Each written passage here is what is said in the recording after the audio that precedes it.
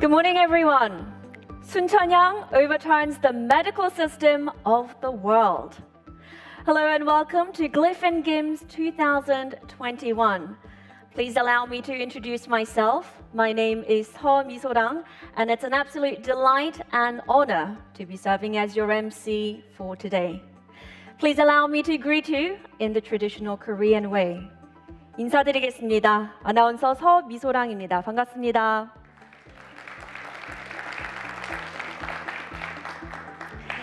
Now, we are here at Suncheonyang University, and I'm sure everyone, both students, faculty, and staff members, as well as visitors, know that Suncheonyang University is very well known for, among other things, its cherry blossoms. I think when you came to the campus this morning, you were able to enjoy the beautiful cherry blossoms. Now, during this time of the year, normally, the Suncheonyang University campus is filled with very happy faces. Students, staff members, faculty, but also members of the public who come here to enjoy the beautiful cherry blossoms, take some pictures. You might have seen young people, young couples taking pictures so that they can upload it to their social media.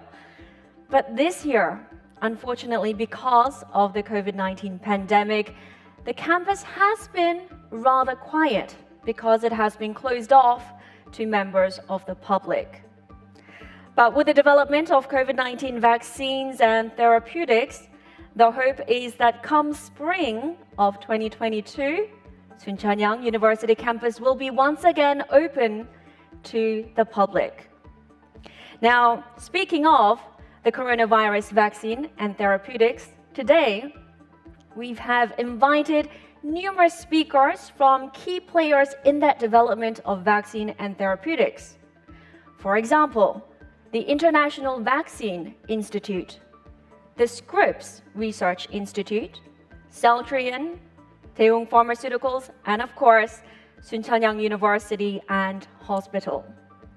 So I think we are all very much looking forward to what those speakers have to say about their updates on their developments for COVID-19 therapeutics.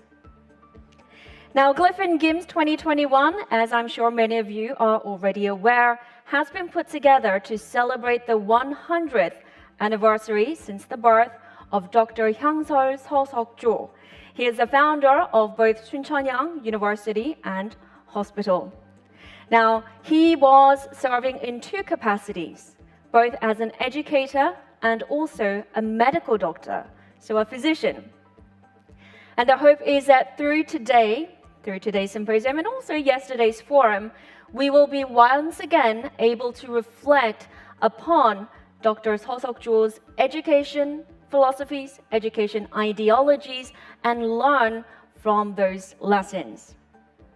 Now, GIMS 2021 is hosted both online and offline. We are joined by many members here at the on-site, but online you can join us through Zoom or YouTube. For the Zoom link, you can visit our official website at www.glifandgims.kr. As you can see, we have so many people joining us through Zoom. We have around 300 people. So everyone, if you could wave your hands at the camera to greet us and to greet each other, that would be very much appreciated. Please greet your hands and wave your hands at the camera. Thank you very much. Finally, I would like to add that all staff members in preparation of GIMS and all throughout today, they have been and will continue to strictly adhere to the government's protocols that come to COVID-19 quarantine measures. So there's no need to worry on that front. Okay, so without further ado, let us commence GIMS 2021. First, the opening ceremony. We have a welcoming address to be delivered by Chairman Seo Kyo-il of the Board of Trustees, the Educational Foundation Dongin Academy. He has a message to welcome everyone, not just in Korea, but to everyone joining us around the world through online Zoom and YouTube. So please join me and let's take a look.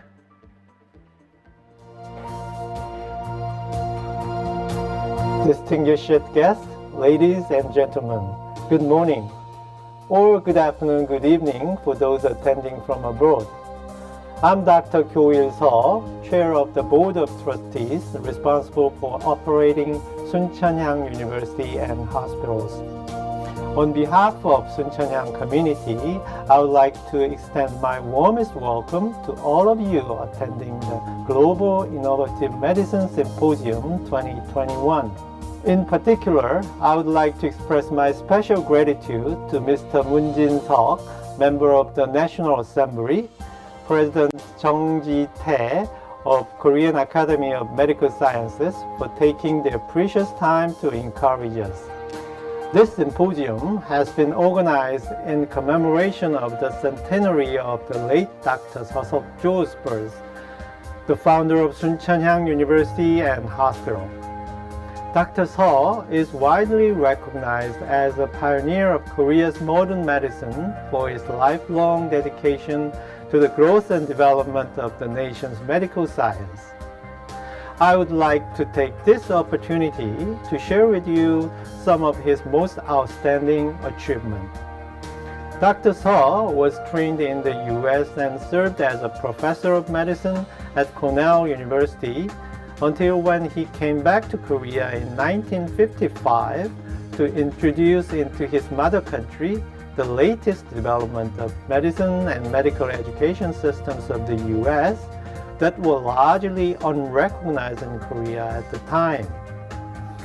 Dr. Seo also brought neurology to Korea, a discipline that remained largely unknown in the nation then and made significant contributions to settling down neurology as an independent medical department in Korea. Most of all, following the founding of Suncheonhyang Hospital Seoul, Dr. Seo established large-scale hospitals and medical colleges, one after another, in the nation's medically underserved areas. This achievement played a pivotal role in reaching out to doctorless villages and promoting balanced regional development in Korea. All of us at Suncheonhyang University Hospitals, operating more than 3,500 beds across the nation, take immense pride in Dr. Seo's philosophy of genuinely caring for the patient and contributing to society. We are devoted to following up on the high-minded commitment made by the late Dr. Seo. We believe that our endeavors to act on the philosophy of the late Dr. Seo earned us noteworthy recognitions. Suncheonhyang Hospital Bucheon proudly ranked number 1 in the patient experience assessment performed on all general hospitals in Korea last year. Furthermore, Suncheonhyang Hospital Cheonan was designated as a National Infectious Disease Center in Korea's central region last year. At this symposium, the story of Mayo Clinic that Dr. Seo set as his role model will be presented. The innovative medical education of Weill Cornell University, where Dr. Seo also served as a professor, will also be delivered. Furthermore, the symposium will allow us to discuss the update of prevention and treatment of COVID-19, the greatest challenge humanity has ever faced in recent years, and we think over medical solutions to effectively overcome novel infectious disease and other possible disasters of the years ahead. I hope that wide-ranging discussions that take place today will provide us with a priceless opportunity to ponder upon a myriad of issues that we face in the healthcare sector. My special thanks go to all the speakers worldwide who join us to share their experiences and insights. I would also like to take this opportunity to extend my warmest gratitude to our staff who put so much effort into hosting this event, and Donga Daily News co-hosting this symposium. Again, thank you all for participating in this beautiful symposium. I hope we can have an opportunity to meet face to face at the next symposium. Thank you.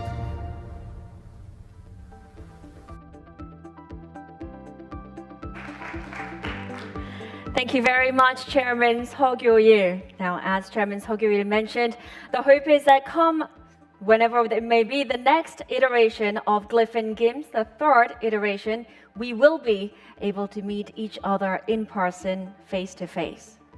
Now, we have a series of congratulatory messages from distinguished guests. The first one will be delivered by lawmaker Moon Jin-seok. So let's take a look.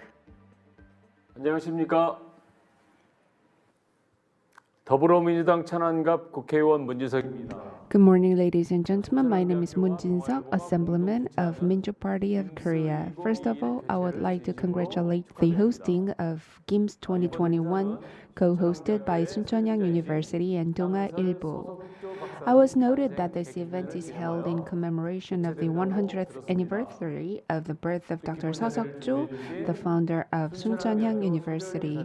I would like to express my sincere gratitude to Chairman Seo Kyo-il and President Kim Soo-moo for holding this meaningful event. And in addition, my special thanks also go to President Chung Ji-tae of Korea Medical Association and other distinguished guests who are with us. COVID-19 has brought many changes into our daily lives. In particular, the advancement of contactless technologies can be cited. And in the field of education, contactless online virtual lectures are massively used, and in the field of medical treatment, telemedicine, and other measures are actively discussed. Keeping pace with these changes, Suncheonyang University and Suncheonyang University Hospital are developing into leading educational and medical institutions by creating a new normal in the post-COVID era. And in particular, Suncheonyang University Cheonan Hospital has been designated as a hospital specialized in infectious diseases in the central region and has established itself as a core medical facility that protects new lives by establishing a regular and quarantine network in the context of a national disaster. We hope that this event will be a meaningful time to discuss future innovative medical systems such as medical education, hospital management, and infectious disease response system in the era of pandemic. I wish you all happiness and health. Thank you.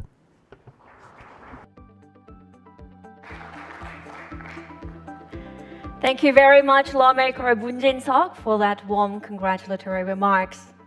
Now we have another congratulatory remark, this time from the president of the Korean Academy of Medical Sciences. Everyone, here is President Chung Ji-tae. 안녕하십니까? Good morning, distinguished guests. I'm president of the Korean Academy of Medical Sciences, representing 189 organizations in Korea. First of all, let me extend my heartwarming congratulations to the hosting of today's event. Suncheonyang University and hospitals are following the philosophy of the late Dr. Seo Seok-jo, and both in name and reality, Suncheonyang University is developing as a prestigious private sector university. Suncheonyang means we uphold the spirit of heaven and care for people. Based on this noble philosophy, human-centered, patient-centered, true medicine is being provided by this university. Neurology was first brought by the late Dr. Seo Seok-jo to Korea, so he made great contributions to the development of Korean medicine. And also, as the first medical corporation, Suncheonyang University was established, and then Suncheonyang University was opened back in 1978. And it really shows and demonstrates the philosophy and commitment of the late Dr. Seo Seok-jo. Since its opening and up until today, over the course of the last 43 years, Suncheonyang University has made great progress. Currently, it has 10 colleges and 70 disciplines and 4 hospitals. So indeed, it's a prestigious and recognized private sector university. With his vision and with his commitment, I think this reality has become into being with your efforts and endeavors. Because of COVID-19, our human race is facing challenges and we are suffering greatly, and we have lost normalcy in our daily lives. But we always have been successfully responding to the ups and downs of our life. And once again, we can successfully respond to this big wave of challenge so that once again we recognize the value of human life. At the GIMS 2021, we believe that those of you working in the global healthcare community, we can share all our opinions and we can share our stories so that we can collectively gather our wisdom and insights to pave the way for a brighter future forward. Thank you very much.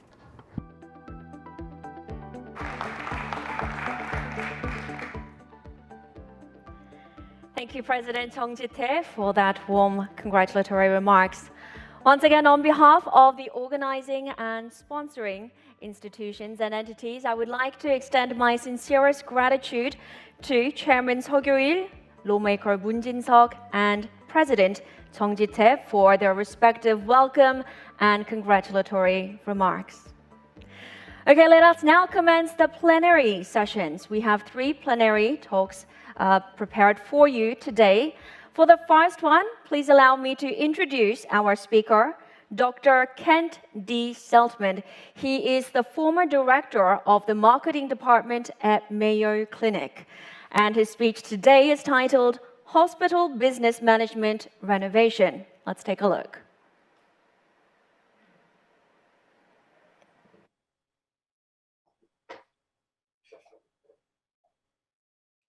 Hello, it's a pleasure to speak to you today about Mayo Clinic, where I worked for the last 16 years of my career as the chairman of the marketing function of Mayo Clinic. In 2009, my co-author Len Berry and I were privileged to have a book published about the management of Mayo Clinic, and I'm pleased to share lessons from that book with you today. Stories are an important part of management at Mayo Clinic. They capture the soul and the spirit of the human beings, the human part of management at Mayo Clinic. We think that they're an important tool that all organizations can use. Too often, reports and communications feature data, statistics, but they don't have a heart and soul. They don't breathe. They don't feel. And Mayo tries to cultivate this human sensitivity of the people who work there. I begin with a story. It's a story we learned about in an interview. We call him Don. He told us, I distinctly remember walking out of my doctor's office. I was in shock. I went to my car, and the first thing I did was I called my wife and I said to her, honey, you're not going to believe this. I have cancer, and we're going to the Mayo Clinic. We asked him about that decision to go to Mayo Clinic, and he said, well, actually, it surprised me a little. I didn't intend to say that when I spoke to her on the phone, but I realized that I needed to give her something to hang on to with hope, because there was no hope in what I heard from my doctor. Dawn in this story is illustrating the Mayo Clinic brand. The Mayo Clinic brand are the impressions of Mayo Clinic that are held in the minds of over 87% of people living in the United States. Don was an educated man. He was 65. He'd been reading newspapers, listening carefully to news on radio and TV for his life, and he had heard many mentions of Mayo Clinic, read about them, about research that was going on there. He also heard about Mayo Clinic from friends, family, colleagues, who talked about the care that was given to specific individual patients. And that kind of learning he had internalized, stored in his mind somewhere with kind of a little tag saying, use in case of an emergency. And when that arrived in his own life, it came to his mind as he was talking to his wife. Mayo Clinic is arguably the most powerful healthcare brand in the world, but it's from a small little city, Rochester, Minnesota, which still today has only 100,000 residents. The story begins with this Englishman, William Worrell Mayo, who came to the United States, went to medical school, which was 6 months at that point in time, when he was still a young man. He ended up in Rochester, Minnesota. The President of the United States appointed him to do physicals on soldiers headed to the Civil War. After the war was over, he and his family remained in Rochester. He raised his children there. His two sons, William on the right, Charles on the left, attended medical school in the 1880s. And then they came home to Rochester to join the family business. They stepped into this business at the first golden age of surgery. Anesthesia had just been developed, so it was possible to safely do long and complex procedures. They established, before the brothers died, a management system that still serves the organization today. And the organization's flagship campus has this building over 2 city blocks that house the primary outpatient practice care for Mayo Clinic in Rochester, Minnesota today. There are also large practices in Scottsdale, Phoenix, Arizona, as well as Jacksonville, Florida.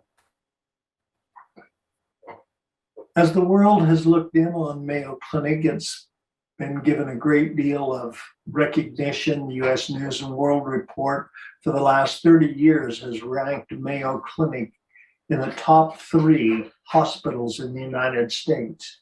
Currently, number 1 for the years 2020, 21. Newsweek magazine has been ranking the world's best hospitals in recent years, and Mayo Clinic is again in 2021 identified as the world's best hospital. And indeed, there are thousands and thousands of patients travel from around the world to Mayo Clinic hospitals every year. I'm going to talk to you today about 3 topics dealing with management renovations that might pertain to your organizations. Many people are interested in knowing what it is that makes Mayo Clinic work, what it is that makes Mayo Clinic special. And the answer to that is in these 3 items that I have listed here. 1, teamwork. It's a very comprehensive cultural and policy-driven way that Mayo Clinic functions. Is established by the founders. I'm also going to talk about patient experience management. It is not something that just happens. It is deliberately and intentionally managed at Mayo, from the earliest touches through the end of patients' episodes of care. And then voluntarism, humanity in action, is also one of the rich and surprising and wonderful things that goes on frequently at Mayo Clinic. The Mayo brothers established the management of Mayo Clinic around a board of governors. It's a team of largely physicians. It's about 12 individuals today, 10 of them being physicians. There are a couple who work in high levels of administration. The president of the hospital, of the medical center, is the chairman. He's called the president of the board of governors. But the president of the board of governors has little independent power. He can bring ideas, he can bring initiatives, and he can guide the board of governors. But the board of governors must come together as a team to decide what the future will be. This concept of teamwork came to the Mayo brothers rather early in their career. Their practice began growing quickly from the outset, and they developed a philosophy of managing patient care, and they also began to hire doctors to work with them and for them. And so their clinic grew. And by 1910, William Mayo articulated the values of Mayo Clinic in this way. The best interest of the patient is the only interest to be considered. That is the primary value of Mayo Clinic. We've rephrased it a little bit into the needs of the patient come first. And that phrase, that concept, is embedded in the minds of the 70,000 employees of Mayo Clinic today. They all understand that's what they're supposed to do. And they, with that knowledge, know that they're empowered to do many things that seem like the right thing to do for patients. But he went on in this statement that he was making to graduating medical students at a commencement. And in order that the sick may have benefit of advancing knowledge, union of forces is necessary. It has become necessary to develop medicine as a cooperative science.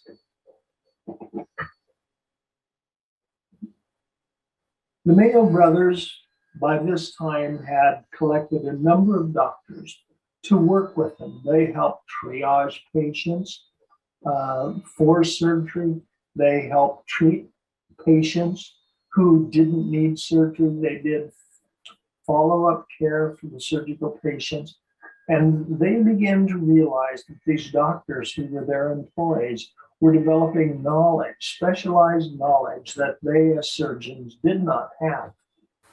And they saw the knowledge of medicine growing so quickly that it was necessary for them to defer to the expertise and the knowledge of their colleagues.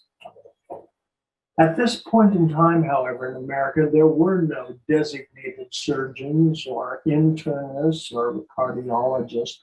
Everyone was working off of a general medicine license. And many doctors felt that they needed to know everything.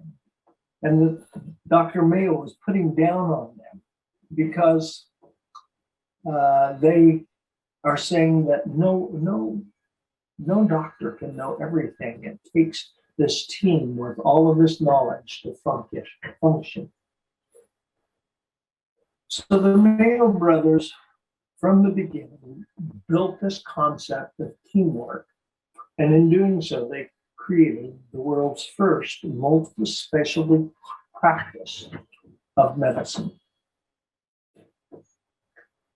Well, what are the features of this and the benefits?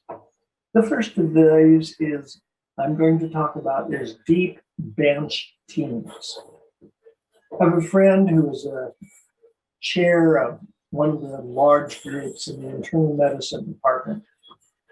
He traveled internationally a lot and did a lot of speaking. And I got this idea from him. He said when he asked audiences, how many of you would be willing to be cared for yourself or for a family member if you had a really serious life-threatening need? would you be willing to have that care at your own hospital? And he said, when I asked this to groups of doctors, I see almost everyone raising their hand. And then I have a follow-up question, he said. How many of you would be willing to receive your care in a life-threatening situation from any appropriate doctor, any doctor on your medical staff? Let me see your hands. And he said there are very few hands go up, most often none. And so he says, that's the difference about Mayo Clinic. Because at Mayo Clinic, all of the doctors would put up their hand and say, I'm willing to trust my medical needs to anyone who's a Mayo Clinic doctor. He goes on to say that one of the most important jobs of a clinical department chair of medicine, chair of cardiology, chair of radiology, is to ensure that every physician in the department is delivering Mayo Clinic quality care. This means doctors who are 35 years old, doctors who are 65 years old. All of them are expected to be able to deliver a Mayo Clinic experience to their patient with their expertise and with their human touches. That's what makes Mayo special. Mayo Clinic has had from 2005 on forward a single medical record. Today it's electronic. And so everything that one Mayo Clinic doctor does is really peer reviewed by other members of the medical staff who will look at the quality of their analysis, the things that they have ordered as tests, the conclusions and recommendations they have. And if they see something that isn't quite appropriate, they can pass word to a department chair and suggest maybe chart reviews or something to ensure that the Mayo Clinic quality is maintained throughout the institution. When a patient comes to Mayo Clinic, the first doctor that they see, the first doctor becomes the captain of their Mayo Clinic team. That doctor will typically do a history and a physical, order number of clinical tests, and probably make 1, 2, or more referrals to other physicians at Mayo Clinic for some specific opinion. That doctor then collects all this information, and at the end of the patient's visit or at the time of the diagnosis, will share that with the patient and the family. So it's a team of people who take care of a patient. And typically this team can be assembled within one day, and within 3 or 4 days on a Mayo Clinic campus, over 80% of the patients can get their evaluations completed and a diagnosis and recommendation decided upon. Also, with regard to teams, Mayo Clinic does not celebrate stars. Mayo Clinic doesn't have star physicians that have their photographs up. Even when someone does something outstanding, there's no picture or press release going to local newspapers. Stars only shine in the context of constellations, groups of stars that work together. Some of them are doctors, some of them are nurses, some of them are therapists, whole host of people who work together to produce the results that Mayo Clinic is known for. So there are no doctors at Mayo Clinic that make 3 or 4 times more than the other people who work in their discipline. In fact, all doctors in any discipline earn the same salary every year. When someone new joins the staff, they're hired at a 25% below the target salary. But each year that they perform successfully, they will move up 5%. And so after 5 years, a new physician who might be then 35 years old will earn the same salary as someone who's 60 or 65. The salaries vary from discipline to discipline, and Mayo Clinic sets those salaries on the basis of survey data obtained by a company, third party, that is able to collect information from various different academic medical centers. In fact, Mayo uses the 10 or so top medical centers in the United States, and then pegs Mayo Clinic salaries at about the 75th or 80th percentile of those, of that large group of their academic peers. At Mayo Clinic, the basis of the salary is on the clinical activities of the doctors and not on their academic achievements or ranks. So full professors, associate professors make the same amount of money as assistant professors because they're all primarily focused on taking care of patients. So that the focus of Mayo Clinic is on patient care. Now, people who have research grants and people who engage in educational activities keep their same clinical salary. Sometimes institutions, researchers have to take a cut in salary, but not at Mayo Clinic. It's your academic clinical discipline is the basis of your salary. Likewise, there are no bonuses available for the number of cases, the number of surgeries you might do, the number of patients you might see. It's flat salary compensation because there's so many ways that doctors contribute to the well-being and the success of Mayo Clinic besides just seeing one patient after another. All physician leaders have term limits. The CEO of the institution has a term limit of around 8 years. Department chairs, 8 to 10 years, or maybe 6 to 10 years.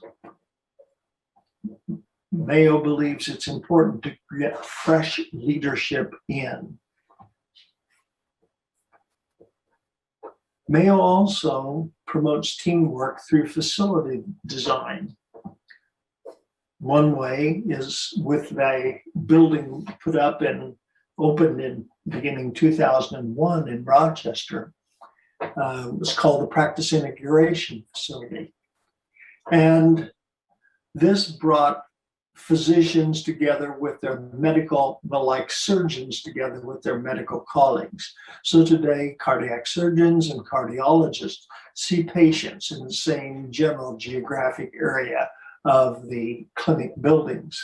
Whereas previously, all of the surgeons from all of their surgical disciplines were in one location, and the medical specialists were in other locations. So it brings these doctors together so they're communicating to one another as they're walking back and forth between patient examination rooms. So all of this very self-conscious work to produce teamwork throughout the institution. It results then in doctors telling us in our research that they are better doctors at Mayo Clinic than they were wherever they had been previously.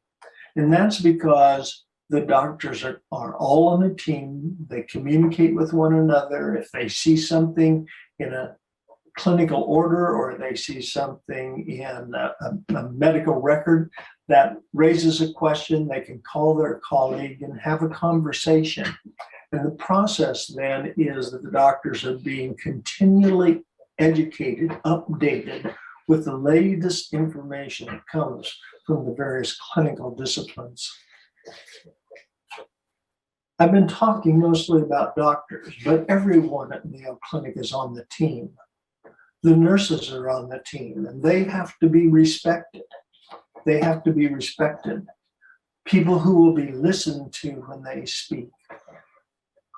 Doctors now recognize that it's very, very important to take very seriously the observations of the very well-educated men and women who are the professional nurses in our organization. But it doesn't stop there. A few years ago, there was an examiner from the Joint Commission, the accrediting organization for hospitals in the United States. She was walking through a Mayo Clinic hospital early in the morning. There was a door open and someone was inside. She stepped in and there was a man cleaning the floor. And she said to him, "Oh, well, what are you doing?" And he said, "I'm saving lives." Do the custodians in your hospitals have the sense that they are on the clinical care team? Or are these people just cleaning floors? Are the custodians your employees? Or are they the employees of some other company that just comes in to clean the floors? At Mayo, everyone works for Mayo Clinic, and they're all involved with this team focused on the needs of the individual patients. Managing the patient experience needs to be a deliberate, conscious, well thought out process. Not just letting it happen doesn't produce great experiences. My co-author developed this service branding model a number of years ago. And the top part of it is what marketing departments are involved with. It's presenting the brand with advertising, brochures, and special events, the kind of thing that marketers do. And they can create awareness, and they can generate news reports and so forth with external brand communications. But in service businesses, as opposed to packaged good businesses, it is the customer's experience with the organization, not what the marketing department says, but what the customer experience is that generates the meaning of the brand and then creates the value or the equity represented by the brand. And so Don, in my opening story, had heard about customer experiences. He had heard about research, and all of that he began putting together in his mind about what Mayo Clinic meant. And the equity, not only in the mind of Don, but in the minds then of millions of other people in America, represent the most valuable asset in the Mayo Clinic brand. The most valuable asset, worth more than all of the property, all of the equipment. It's the reputation is what keeps driving the business of Mayo Clinic. And that's because of the experiences that patients and their family members have at Mayo Clinic. Customers always have an experience when they interact with an organization. It might begin with the computer or with phone call as they're trying to set up with an appointment. And when they come on campus, what about parking? What about the cleanliness of the grounds? What about the halls, the elevators? Are they able to find their way around? All of these bits of information, the things that they're seeing and hearing. They're absorbing that and they're trying to figure out what kind of organization it is. And are they interested in you or are they not interested? Each of these things that people see or hear or sense or smell carries some kind of message. But the absence of clues also carries a message. And the composite of all of the clues, everything that you see and hear and experience, creates the experience that you're going to talk about when you go home. Facilities themselves are full of clues.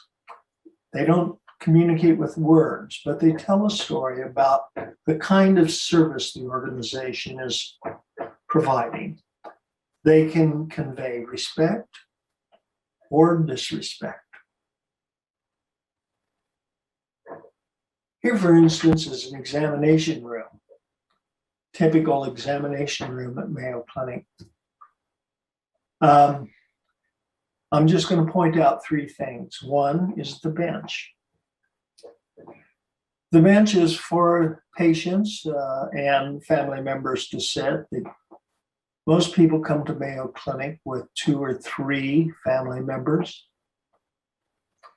There's the examination table and all of the equipment hanging on the wall, but I'm going to focus just on the bench, the stool, and the artwork on the wall at the end of the room. The chair on rollers is for the doctor to use. The expectation is that the family will be there for part of the conversation and might have to step out during a physical exam and then come back in at the end of the visit. The doctor sits in the chair, family members and patients sit on the couch, and the doctor, while seated, has an eye-level to eye-level conversation with the family. When patients are addressed by doctors, doctors get credit for spending more time with them if they're sitting eye level to eye level than they do if they're standing in a white coat as a symbol of authority looking down at people. The chair then has a very specific function to improve communication and give the impression that more time and care is focused on the patient. And finally, the artwork on the wall. All of the examination rooms at Mayo, all of the hospital rooms have a piece of art in them. That picture is the only thing in the room that really isn't specifically about medicine. Well, there's the little stream running through the floor. This isn't a pediatric exam room. But the artwork is a place where someone can focus on something other than medical issues, something other than just their own pain, their own anxiety about their health. Mayo tries to create space for its patients where they can have some privacy, even though there are thousands of patients in the hospital and moving through the halls. This is an example of one of those spaces at a clinic in Rochester. Most of the lobby areas in Mayo Clinic, in its outpatient as well as in its hospitals, have pianos. Anyone passing by is invited with a sign to sit down and play. Sometimes people will sing.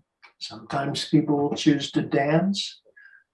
Sometimes the whole group of patients that are gathered there will begin to sing. It's a positive diversion. I had 2 brothers come to Mayo Clinic with terminal cancer diagnoses. And they found this music to be a wonderful, brief rest from the heavy burden that they were carrying about their own health and their own short life expectancy. Here's one that's very personal to me. In the lower right-hand corner, there are a couple of high-back chairs. You can hardly see them. But this is space where my wife and I sat when I was in cancer treatment. It was as if we were all alone looking out at the scene, out at the community. People were walking back of us, but there wasn't a place to congregate. People weren't sitting there, standing there, listening, and we could be together and talk during this trying moment in my life. And now I want to talk about voluntary, humane acts. Leadership can't program these in the same way that you can program the patient experience, the way people are processed, the kinds of things that people are expected to say to them. Because here we're dealing with something voluntary. But an organization must enable, they must support their employees who have humane feelings, who are driven to do something unique and kind for patients. So exceeding customer expectation requires pleasant surprise. So if you're going to get high patient satisfaction scores, there have to be pleasant surprises. One of the things at Mayo Clinic that probably does more than any other is how employees have a sense from walking around in the buildings to know when there are patients or family members who seem a little lost. Maybe they're trying to get back to their hotel. Maybe they're trying to get to their next appointment. And employees often walk up, as I often did, and said, "Can I help you? Can I help you find someplace?" And people are absolutely blown away when this happens. And they go home and they talk about it. So these are those wonderful opportunities that come. In service organizations, the values of the performer of the service influence the value of the service. And Mayo Clinic goes to great effort to try to hire people with human values, people who are nice, people who are kind. Mayo's trained many doctors who are brilliant and are going to be extremely successful and even influential in their fields. But some of these doctors are not invited to join Mayo Clinic because they don't have teamwork values. They want to be stars. They don't want to be nice to people. They want to have power that enables them to be rude. Mayo doesn't hire that kind of people. Mayo uses an interviewing technique with its new employees that gets them to talk about their values so that they can have a sense of the kind of human being. You can teach people knowledge that they don't have, but you can't teach people to be nice. You need to hire nice people. Humane clues can be respectful or disrespectful. And no one wants to be disrespected. And this happens occasionally in healthcare. Disrespectful service is by definition poor service and will result in poor stories circulating in the community about your institution. Respectful service includes respecting customers' presence. That is, looking at them, speaking to them. Patients don't want to have doctors and nurses talk to them as they're walking away. Don't have your back to a patient and still speak. Listen to their voice. Listen. Respect their voice. In the US, on average, doctors interrupt patients 13 seconds into the patient's answer when the doctor says, "What brings you here today?" If the doctors would let them talk and say everything they have to say, it's rarely going to be more than 90 seconds. But they interrupt at 13. And often they don't get a chance to say to the doctor the thing that most concerns them. Respect their voice. Respect their time without running the operations in a way that are timely. Appointments, procedures begin on time so that their time is not wasted waiting in very anxious situations. Respect their privacy. Yes, healthcare invades the privacy of patients, but not unnecessarily. And then protect people's self-esteem. A woman that I talked to told me about bringing her child to the ER at Mayo Clinic 3 times in one day. And the first 2 times she was seen by resident physicians who essentially told her that she was wasting their time. She needed to take the child back home. She felt that they were trying to put her down. She came back a 3rd time, saw a staff emergency room doctor who admitted the child because the child was in fact sick, as the mother knew. I want to use as a final illustration here this little story. It came in an email from the daughter of a patient directed to the chair of the emergency department. She wrote, "I live with my mother, who's 87 years old, has rather severe dementia and is quite hard of hearing. I came home from work one evening to find her lying on the lawn. She'd fallen. She was unable to get up. But I got her up and looked at her. She had a bad bruise on her arm. She had some bleeding. So I got her in the car, took her to the ER where everyone was very polite to her. They spoke loudly enough so she could hear.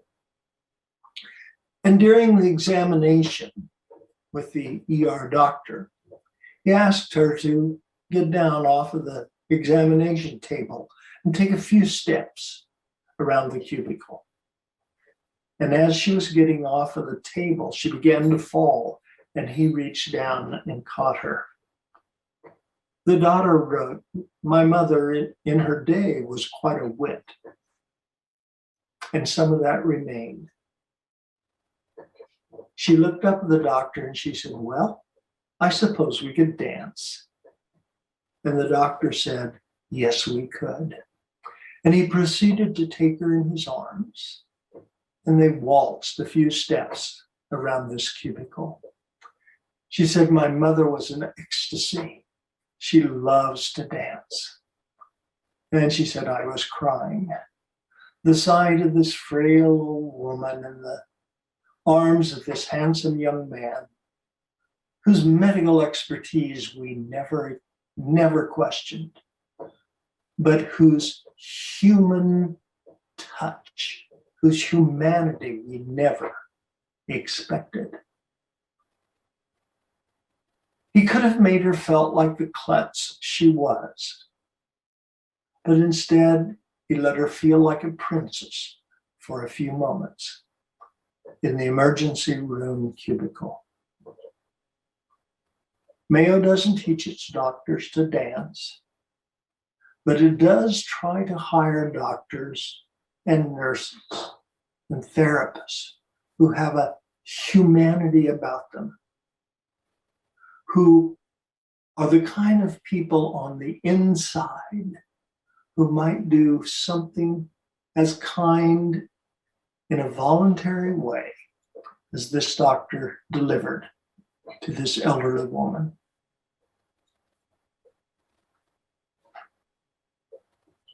Okay, in review, I would recommend that you consider how far you could go in recreating patient-centered teamwork in your hospitals. I know that the kinds of things that Mayo does can be difficult to translate across cultures, but patients are the ones that benefit from teamwork. But employees, doctors at Mayo Clinic love that too. Mayo has a voluntary termination rate among its physicians of less than 3% of them leaving. People who work at Mayo love to work at Mayo. Not everyone wants to be a team player, but there are 70,000 people in the United States who do, who are now working at Mayo. Manage the patient experience deliberately. Put someone in charge, put a team in charge, so that every detail from the first touch to the institution to the very end of each episode of care, so that that's all done in a way that the patients and the family members recognize as being a step above other places that provide a similar type of service. And finally, cultivate, celebrate voluntary, humane acts of your employees. Tell their stories. Tell the stories to your employees so that they will understand what kind of human beings you want to have on display in your workplace. Thank you so much. It's just been a pleasure to speak with you.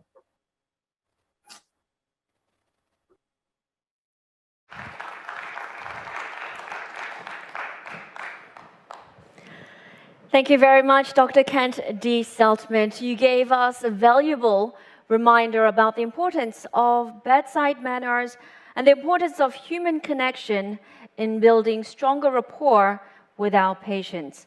Because as the saying goes, back to basics, because the basics are the most important.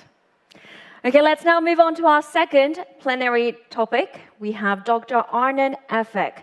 He is the chairman of the Department of Medical Administration at Sheba Medical Center, and his speech is on the topic of prevention of the COVID-19 and Israel vaccine strategy.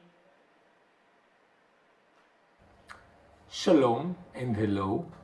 Thank you very much for the invitation to speak at the GIMS Conference 2021, and especially to Professor Kyu Su, the president of Sun Chun Yang University and chair of the GIMS 2021. We will speak today about the COVID-19 response in the vaccination program held in Israel and the Sheba Medical Center in the COVID-19. I'd like to thank my partner, Professor Eyal Leshem, for his help in preparing this presentation.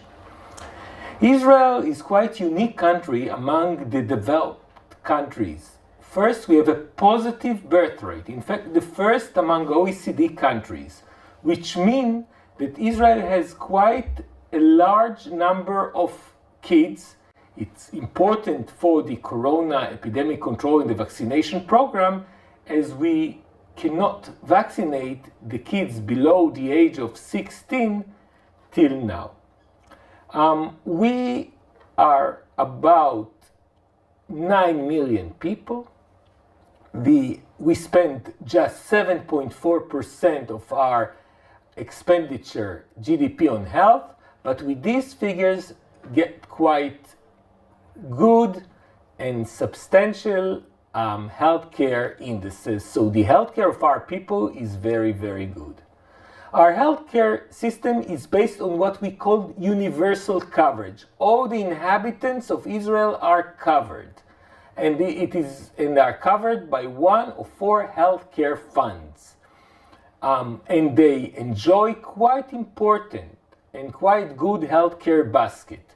And this factor will become very, very important as we speak about the vaccination program, as these healthcare funds are the ones who practically, together with the hospital, carried the fastest and most efficient vaccination programs among OECD countries, and in fact in the entire world. So the Israeli healthcare system is controlled and regulated, of course, by the Ministry of Health and also the Ministry of Finance. We have every person is covered by one of 4 healthcare funds. They are not similar by size, but still they give very substantial and important healthcare coverage to all the people.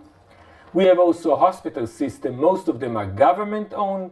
Some of them are owned by the healthcare funds, and there are few which are public hospitals. We have a very small private hospital sector, and it was not part of the vaccination program or the response program to the COVID-19. But what made Israeli healthcare system so important and so attractive to Pfizer and other international vaccine-producing companies is the fact that our healthcare system is interconnected by electronic medical records. So you can enter Sheba Medical Center, put a patient's name or a patient ID number and get all his history from the past and all our entire healthcare system, including his military records, as well as the hospitals, are all connected under one secured system. This system is also very important to keep up privacy. The person's files are seen all the time by his healthcare physician, by his primary healthcare physician in the funds. At the hospital, we see them just around his visit to the outpatient clinic or his hospitalization. We put in all the data, and afterwards, we are not entitled to see it anymore. But this system, once it's all controlled together, enabled us to give all the data to the vaccination manufacturers. And of course, in a secure way, under IRB condition informed, and without disclosing any personal name, because it's not important once we look at the statistical data.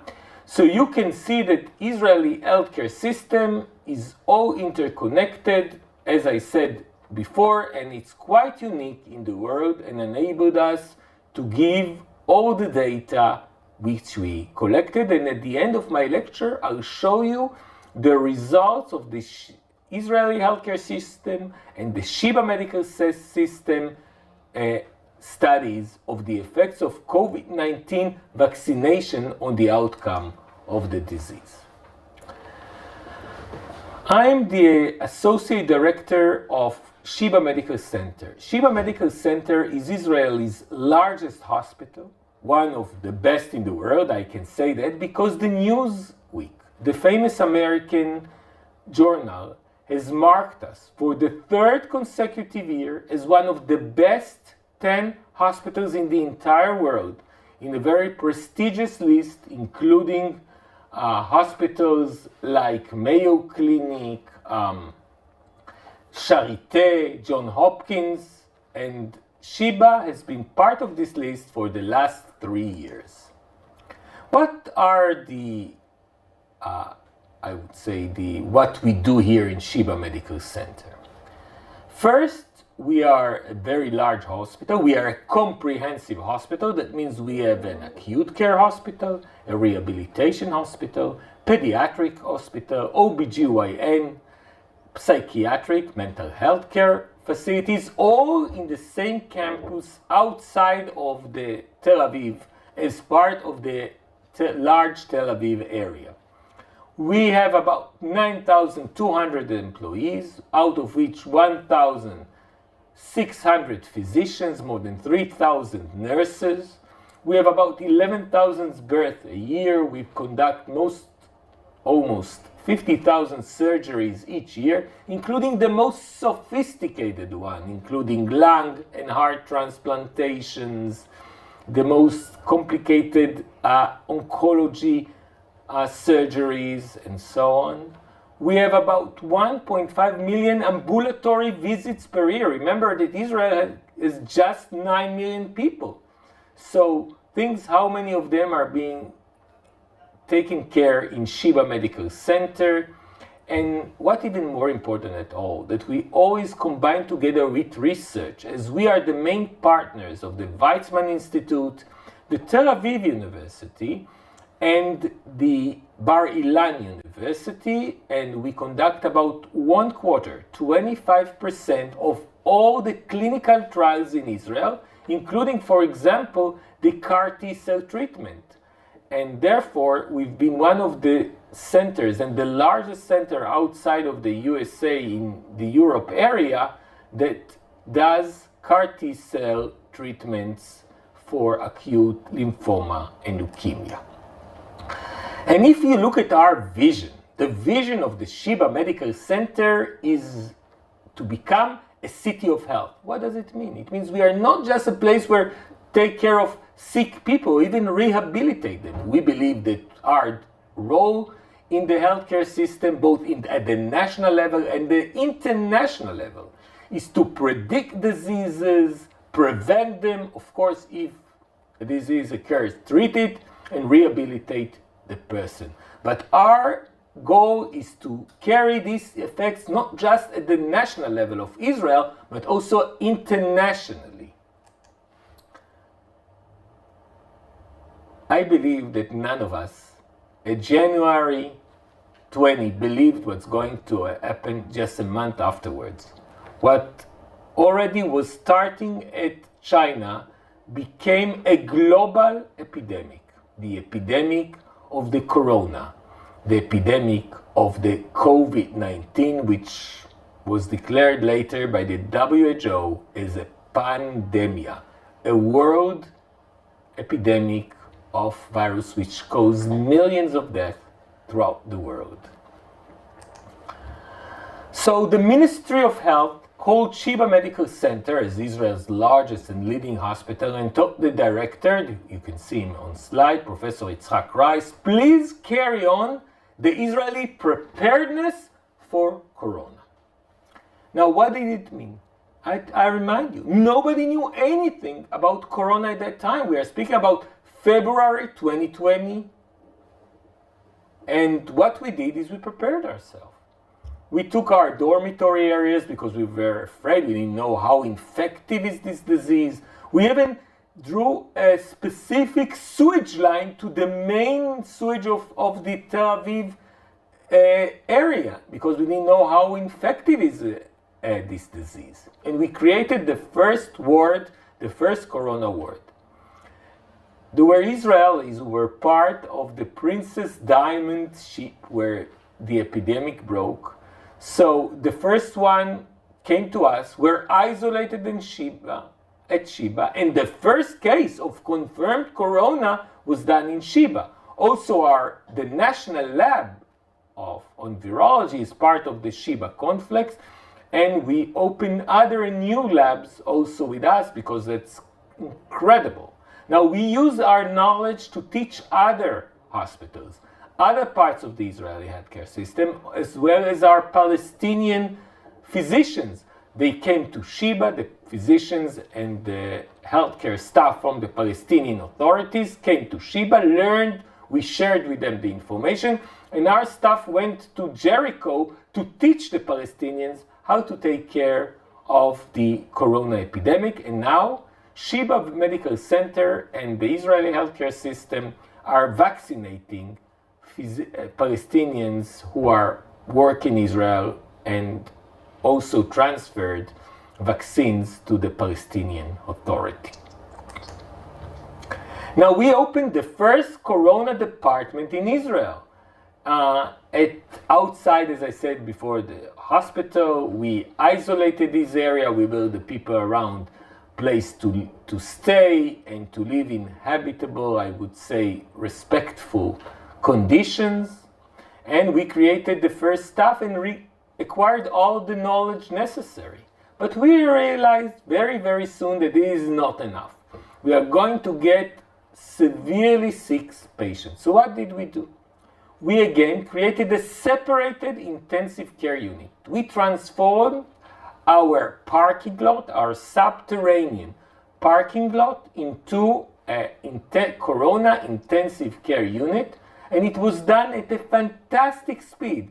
Within 3 to 4 days, we had at Sheba Medical Center more than 90 positions, 90 beds for intensive care unit, and all the equipment necessary to take care of it. Of course, we didn't have enough physicians and nurses, so what we did is we took our medical simulation center, for which Sheba is known, our National Medical Simulation Center, and we instructed physicians, nurses from the surgical wards, from the internal medicine wards, to function at intensive care unit and to protect themselves so none of them will get infected. And I'm very, very happy to tell you that none of our people who work in the intensive care unit was in fact infected.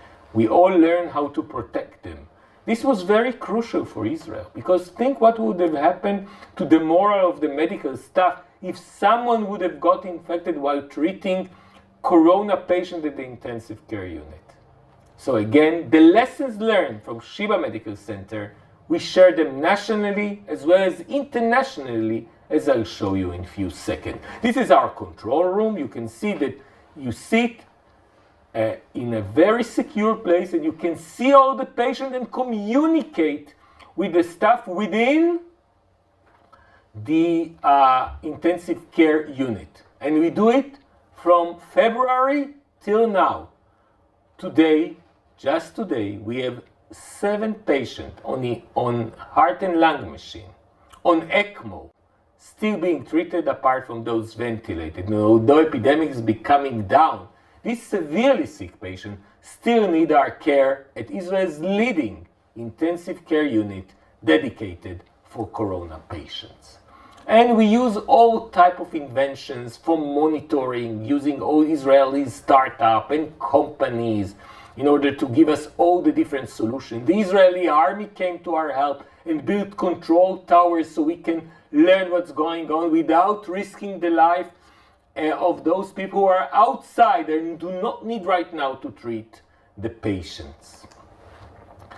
And if you can see what we've been able just at Sheba Medical Center to do with this increased capacity, we had before the corona epidemic 86 intensive care unit beds, and from that time, just after a month or more, we increased the number by 360% up to almost 400 intensive care beds. And the staff, as I told you before, this is the most important part of it. We train the staff, but of course, you need a lot of experience, and with time, as we always rotate the departments of internal medicine and the staff which are there at the intensive care unit for corona, now our staff is well experienced and knows how to treat these patients. But it was not enough. We realized that there are special populations who need our help, need our even national help. And what we did is we opened a dialysis unit dedicated for corona patients.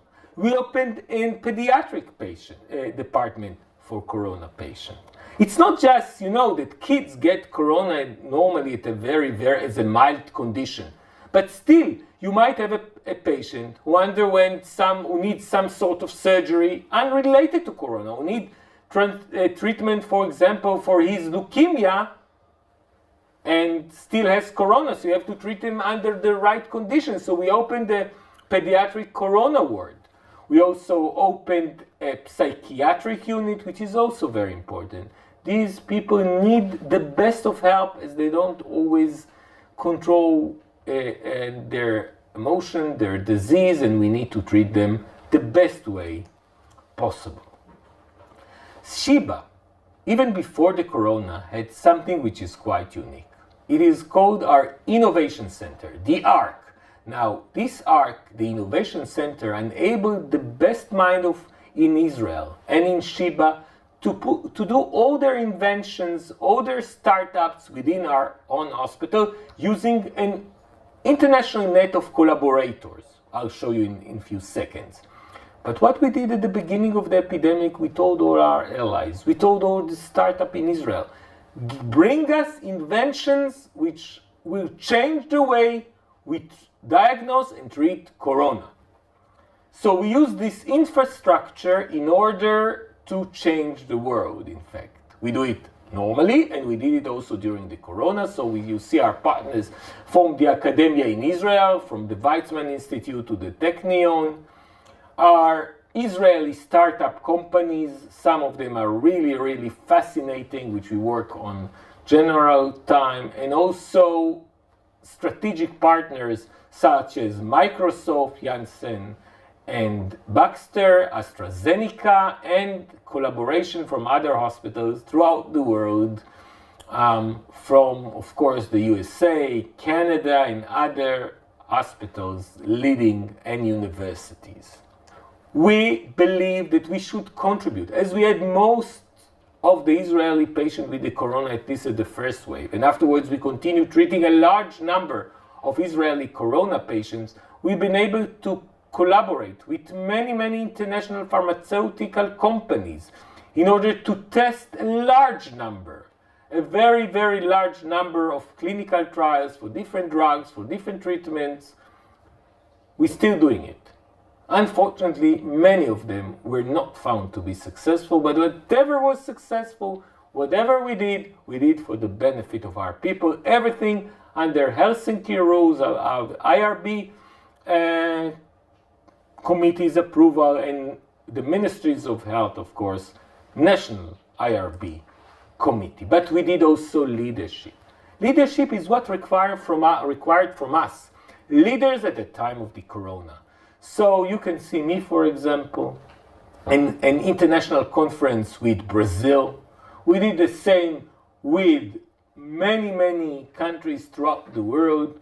We appeared in many newspapers, still now, by the way. We are still continuing to appear in the television, the national as well as the international TV channels and radio channels and written newspaper and on the different sites in the internet, giving the people the right and the scientifically based information. We are fighting the fake news. I'll come back to that later. It's a huge challenge that stands before us all.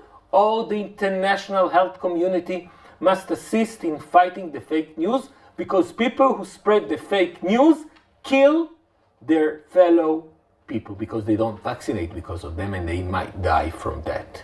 But if you ask me, what's the most moving part? What makes you really, really happy? Or is the team of our people, the spirit of the team, the fact that they volunteered, coming back to the corona in Israel. So I spoke about corona in the world, I spoke about Israel in general and its healthcare system, I spoke also about Sheba Medical Center and its role in the corona. But let's now concentrate on the vaccination program, the one part of my lecture which I would love sharing with you and telling you how things are done. Now it's the time to pass to the most important part of my lecture, the vaccination program held in Israel. So, speaking on the status of the COVID-19 pandemic in Israel at March 2021, what you can see that we have about 800,000 people who were infected, almost 6,000 people who are unfortunately passed from the disease. And Israel has been trying to develop its own vaccines. Here you can see the Biological Institute of Israel's vaccine being delivered to the people at Sheba Medical Center. This is the Prime Minister Netanyahu coming here and meeting the first person to receive the Israeli vaccine as part of the phase 1 trial. Later we figured out that he did not receive the vaccine, he received the placebo, but that didn't matter. Still he participated in the effort of creating an Israeli vaccine. But creating the Israeli vaccine takes time, and we realize it's not going to stop the epidemic as soon as we want it. So Prime Minister Netanyahu and the State of Israel struck a deal with Pfizer. And what we told Pfizer is very simple. Use Israel as a test field for your vaccine. We are able to vaccinate all of Israel in a very, very, very short period of time. Give us all the vaccine and we'll give you back all the data you want to learn. Pfizer said yes, and from that time on, Israel showed the Pfizer company and Alberto Sequeira, his Director General, that the deal they struck with us was not done for nothing. So what we did, why Israel was so successful? Because first we have the right supply chain. As I showed you before, we've been able to support and deliver vaccines who needs to be stored at -70, and Israel was able to do so because we are prepared to emergency, because we know how to handle emergency situation, and because we knew how to spread vaccinations stationed throughout Israel based on the healthcare funds and the hospitals of Israel, including Sheba Medical Center, of course. Second, because we have the right computerized system. You've seen before, we could have collect all the data. Of course, statistical data, epidemiological data. We don't need to know what were the side effects of me while I got the vaccine. It's irrelevant. But the data, accumulated data, is very, very important. And this is the prioritization of our vaccine program. So you can see that in December, we started vaccinating the people above the age of 60, healthcare workers, long-term facility elderly and their staff who works there, people with severe chronic diseases, and already a month and a half afterwards we could move to other risk groups. And in the late of January we could already move to people above the age of 50 and high school students. And by February, which means less than 2 months since we started our vaccination program, we had enough facilities to vaccinate the entire country of Israel at a rate of up to 150,000 vaccines delivered per day, and we could have gone up to 200,000. Think of that, Israel has just 9 million people. Because you've seen the number of kids we have and children, then the potential of vaccination, we believe, is around 6,500,000, and we are almost there. So this is Prime Minister Netanyahu receiving the first vaccine, the first Israeli to be vaccinated here at Sheba Medical Center. And this is the rate of vaccination of Israel. You can see that Israel has been able to administer vaccine doses, is the line on red, much, much faster than any other country in the world. And therefore, now we reached almost 90% of people above the age of 50 who are vaccinated, either the first or both doses of the vaccine, but we are on the way toward that. So we are going to have already more than 90% of the high-risk group and the people above the age of 50. Unprecedented in the world. And here you can see that we are, as I told you before, 89% of these people, but overall speaking, we are 57% of the entire Israeli population, taking down the number of children that cannot be vaccinated right now below the age of 16. You can see that we are moving very, very fast to achieving our goal of vaccinating the majority of the Israeli population. We do not force anyone, so we will not get 100%, but we are working now on the last million people left that we can convince them to take the vaccine. And here you can see in the different graphs, I won't go into details. In blue you see people age over 60, the decrease in the rate of infection, the decrease in the rate of hospitalization, the decrease in every other aspect of the disease due to the fact that we first vaccinated these people.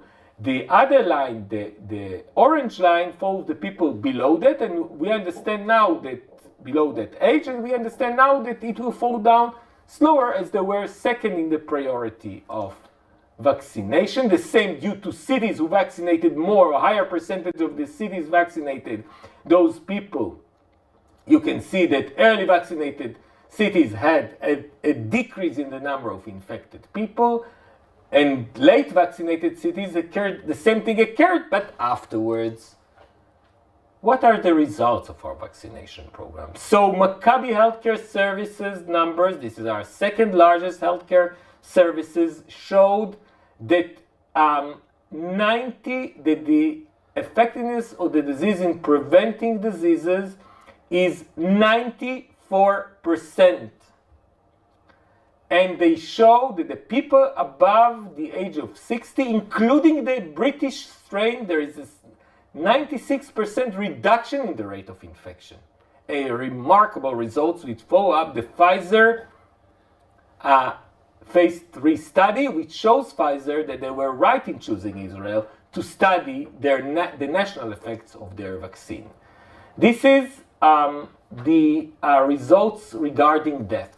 You can see that death, when you study people above the age of 60, something like 740,000 people, 7 days after receiving the dose number 2, just 3 people out of 743,845 people, just 3 of them unfortunately passed away from the corona. And none of the almost 400,000 people between the ages of 16 and 59 died from the disease. And I'm speaking about data after the 7 days from the second vaccine. This is again the result of the Ministry of Health, which shows that the reduction of infections or prevention is something like 96%.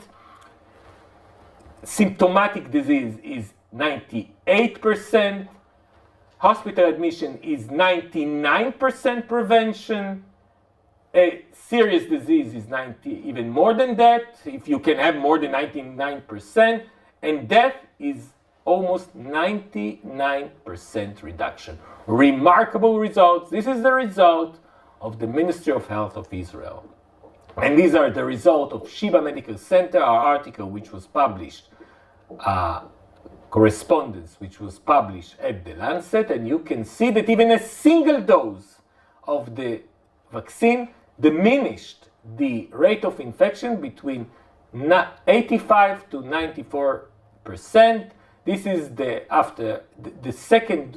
first week after the second dose. We believe that most of its effect is due to the first dose of the vaccine. That's the way that Pfizer showed, but again, you can reach up to 94% reduction. If you take the third from the first dose, the third and the fourth week, together it's something like 85% reduction. And this is the Clalit Healthcare Fund study which was published at the New England Journal of Medicine. And here you can see that again, the rate of infection up to severe disease and symptomatic disease decreased between 92 and 94%.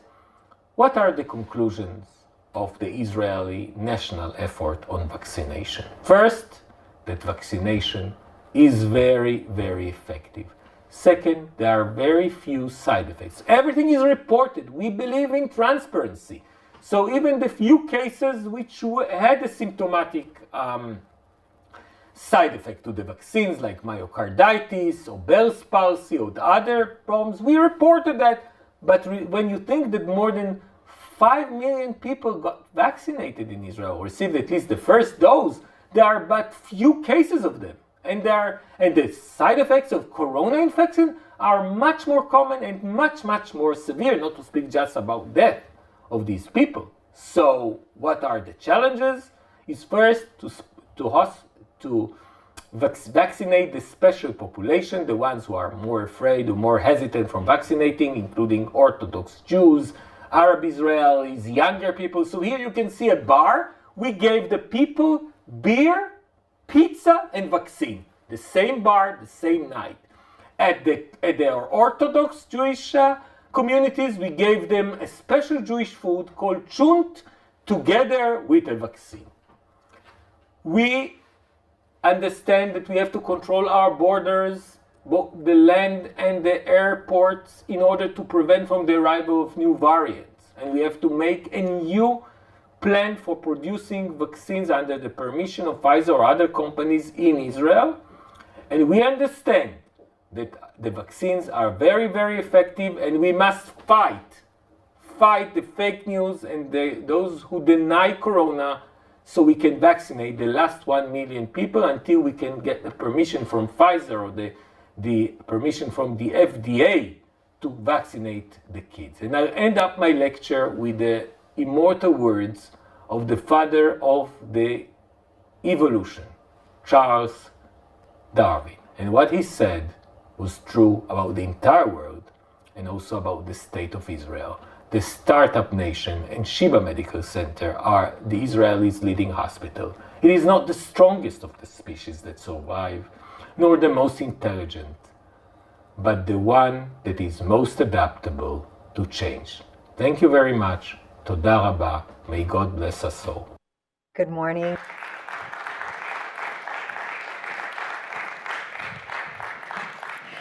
Thank you very much, Dr. Arnon Afek. That was a very interesting presentation. You have enlightened us on the current Israeli vaccine program and also the Sheba Medical Center's role in that program.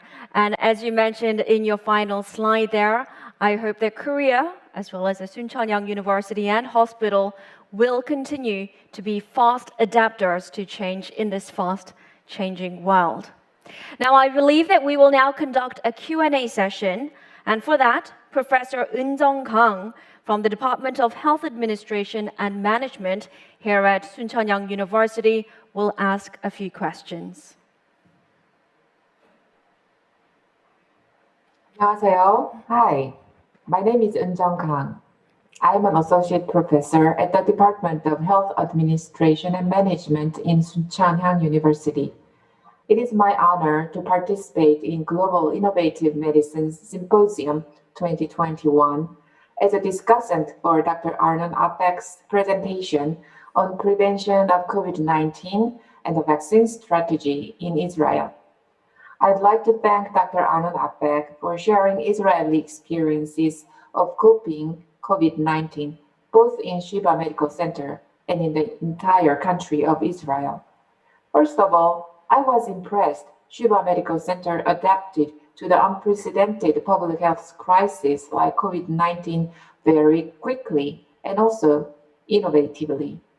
You transformed the parking lot into temporary beds for COVID-19 patients. You also trained physicians in internal medicine on how to respond to COVID-19, as foreseeing the shortage of physicians capable of taking care of COVID-19 cases. You also made separate spaces for COVID-19 in the pediatric ward and psychiatric ward.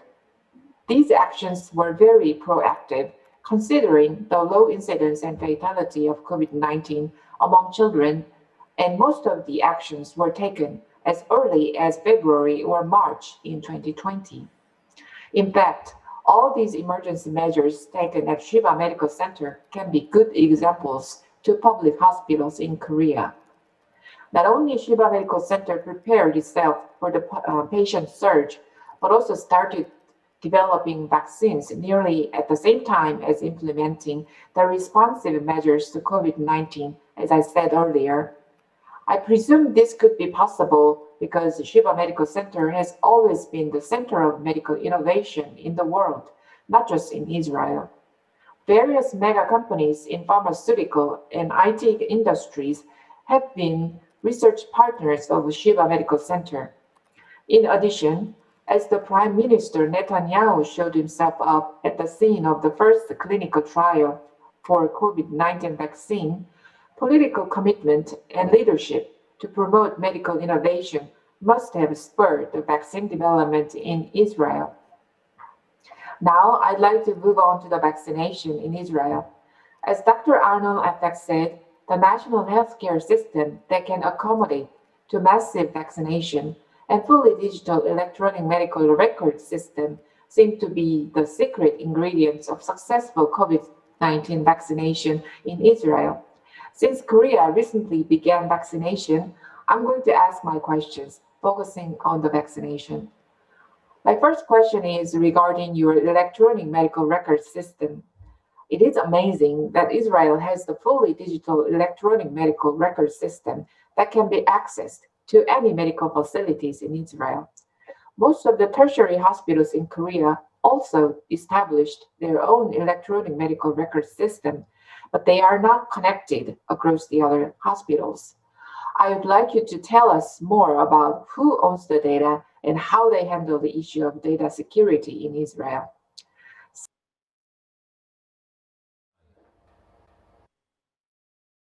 Is owned by the patient himself and only by him. Once he chooses his primary healthcare physician, the primary healthcare physician can see the data all the time as long as he being chosen to treat the specific patient. Once a patient enters the hospitals, we create a virtual data depository that collects the data from all the stations and show it to the hospital, but only for the time he's being hospitalized and 1 month afterwards. Then it disappears and the people in the hospital do not see it until he revisits the hospital, and the data is, as I said before, is being available only to his primary healthcare giver himself.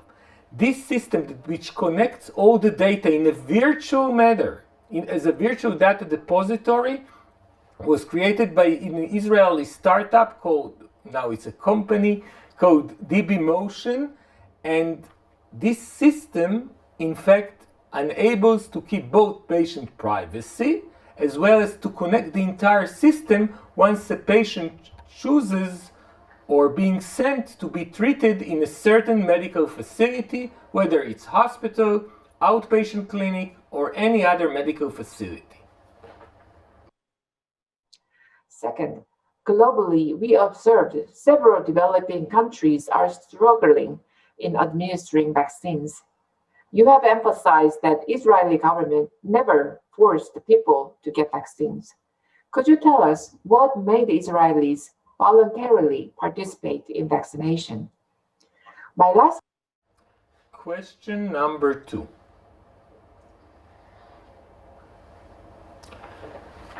The vaccination campaign in Israel has been a joint effort of the Israeli healthcare system, the government of Israel, with collaboration of the citizens of Israel themselves. I believe that the fact that Israelis are used to emergency situations, that know to react collectively when Israel faces such a situation like the corona pandemic, enables us to recruit a lot of Israelis. Still, we must remember that there are quite a number of Israelis, maybe young one, the majority of them are young one, they do not wish to be vaccinated. I believe that in order to convince them, we should continue explaining to the public, but also create benefits for the people who choose to vaccinate and therefore are entitled to what we call the green pass, like traveling abroad, not need to get into quarantine once exposed to corona patients, as well as not give certain benefits for those who choose, for example, not to vaccinate and are being exposed and then are sent to quarantine. We shouldn't pay them. The public services shouldn't pay them for their quarantine period. But anyway, I don't think we should force people to vaccinate because, first, I don't see any situation by which we run after people with the vaccine in the streets. And the second thing is it will create a suspicion. So the people of Israel did vaccinate the majority of, but those who do not need or did not want to get vaccines, we should convince them, create benefits, but not force them. My last question is about fake news.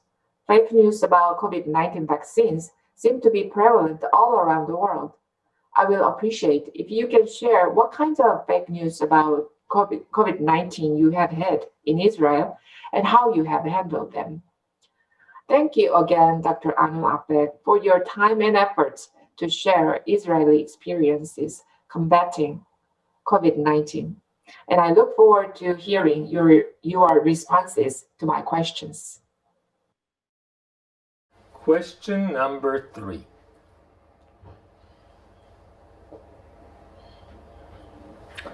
Fake news has been always part of dealing with vaccination. I think that even if you look at the history of vaccination, since the beginning of vaccination against smallpox and the inventions of vaccines, we've always been facing fake news. And people are trying to frighten other people because those who give or they deliver the fake news have no responsibility. So even if they make people not take vaccines, they are not responsible for the damage they caused them. Now in Israel we had, I would say, the same type of fake news the entire world had to face, which is the question of fertility. Some people decided, or I would say frighten others that it would hurt their fertility, although there is no medical evidence. People have been speaking about large number of side effects, although the side effects of being sick with corona itself is much, much worse. And I would say the most,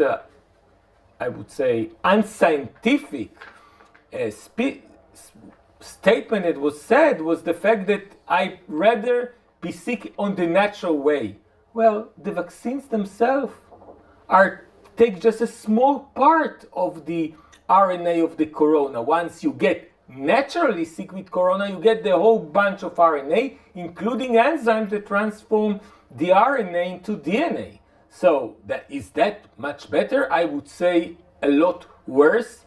And therefore, what we should be doing against fake news is unrelentlessly use all the best scientific minds and the physicians in Israel or entire world and try to convince the public and tell them the truth. I always tell the truth.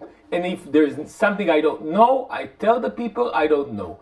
The second issue is, of course, transparency. Even when there are side effects to the corona vaccine, we always tell the public about them. We never deny them. But again, I tell you, the side effects of the corona itself is much, much worse.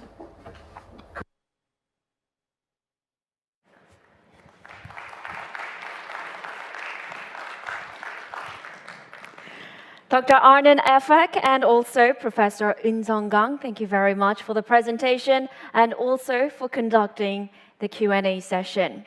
Now we are going to adjourn for a break. We have a short 5-minute break and I will see you back here at 11:25 p.m. Thank you very much.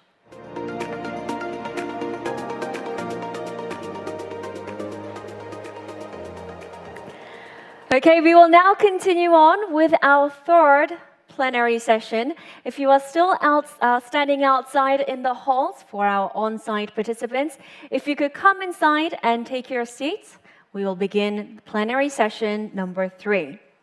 Now, the speaker for the plenary session number 3 is Dr. Yoon Kang. She is a Senior Associate Dean of Medical Education at Weill Cornell Medical College. And her talk is on the topic COVID-19, Reimagining Medical Education. Now, throughout this session, afterwards, we are going to conduct a Q&A session. So throughout this presentation, if you have any questions regarding the presentation, please feel free to write your questions up in the chat function of the Zoom application, and we will address them in the Q&A section. So without further ado, here is our third plenary presentation. Good morning, good afternoon, good evening, depending on what time zone you're in. My name is Yoon Kang. I am the Senior Associate Dean for Education at Weill Cornell Medical College in New York City. And I'm going to talk to you today about COVID-19 and how we're reimagining medical education. As part of this talk, I'll be talking about 3 different overall themes.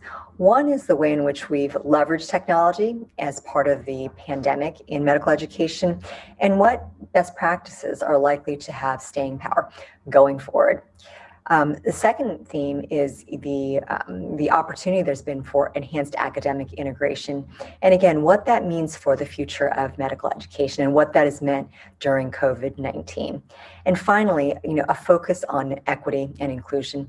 This is something that I think is, certainly an emphasis in the United States, but it's a worldwide theme as we think about the COVID-19 pandemic and the distribution, the distribution of the different practices and outcomes related to COVID-19. So with that, I've said COVID-19 multiple times. At this point, I think we need to start with sort of, discussing COVID-19. And I'd like to sort of talk a little bit about where we were as a medical center, with COVID-19, last year. So here's, a slide that showcases the daily confirmed new cases for the 10 most affected, countries. And this is, in March, April, May, of last year. And you can see sort of where the United States, was. This is when we were truly hitting, our first, surge. And here's another slide, that showcases for you the distribution across the United States at that time point in terms of COVID. And New York City was an epicenter within an epicenter, at that point.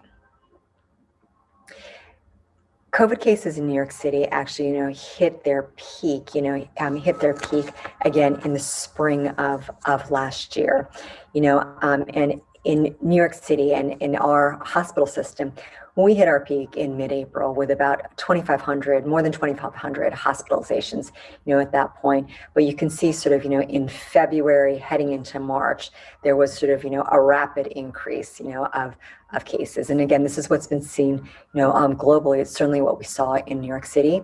There was a rapid increase, in cases, at that time, and the decrease, was not quite as steep because many of those hospitalizations were patients who needed to be in the intensive care unit with fairly long, stays.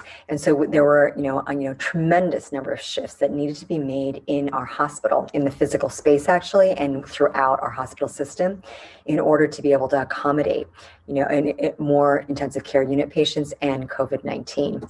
And this is just an example of one of the adjustments that needed to be made. This is an operating room that needed to be converted into intensive care unit space.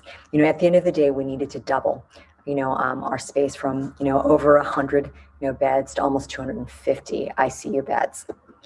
Different spaces had to be reconfigured, again, to, accommodate different needs and frankly to allow for assessment of COVID-19 patients in a way that was safe for the other populations of patients that we had in the hospital. On one side of the slide, you can see sort of a tent that was, and it's an emergency room tent that was, configured outside of the emergency room for a rapid evaluation of potential COVID-19 patients in the ER setting. And then, the other, picture is a fever clinic actually that was, established in order to, again, evaluate patients with fever, who, could be separated from other patients, in order to, again, separate this population of potential COVID-19 patients from the rest of our hospitalized population. So again, the surge, from a medical education, standpoint, I'm going to bring us back to that, I promise. The surge, was really, really hitting New York City and our medical center in March of 2020. And so New York City at that point was on lockdown. No one was to leave, essentially their apartments, other than for essential needs. There was, a cessation of elective surgery. At the hospital, all non-clinical staff was remote, which included our medical education, staff and our student support staff. PPE was, becoming, a sort of a challenge, as with the rapidly, rising cases. And again, this was not just a phenomena in New York. This was a sort of a global phenomenon. But again, as an epicenter within an epicenter, we really felt this actually in February and March, where PPE was, in tight supply. I've talked to you about ICU capacity that needed to be rapidly, built, in order to serve an increasing number of patients with COVID-19. And then in tandem with that, there needed to be redeployment of clinical faculty and residents to staff these ICUs in newly configured teams. And in total, almost 400 staff were redeployed to, again, accommodate these evolving needs, at the height of the pandemic. And in medical education, we needed to establish fairly rapidly, guiding principles. The first principle you can see, it was ensuring that there was an emphasis, clearly in the context of a pandemic, on public health and clinical care priorities, across all the missions of, our medical center. And every medical center, this had to be priority 1, 2, 3, and 4. And certainly the safety, of our faculty, staff, students, and patients, was, again, part of this priority. As the education dean and as the medical education team, we needed to ensure that there was a commitment to ongoing delivery of academic content in standard graduation, timelines. Again, an MD is not a terminal, degree. So taking a long lens view of what the disruption of COVID-19, potential disruption of COVID-19 on curricular, timelines was not insignificant. We wanted to ensure that we hit these graduation timelines so that there wasn't sort of a challenge with trained healthcare personnel, 2 or 3 years, down the road. We needed to be committed to ongoing academic and non-academic support, student engagement, and their success.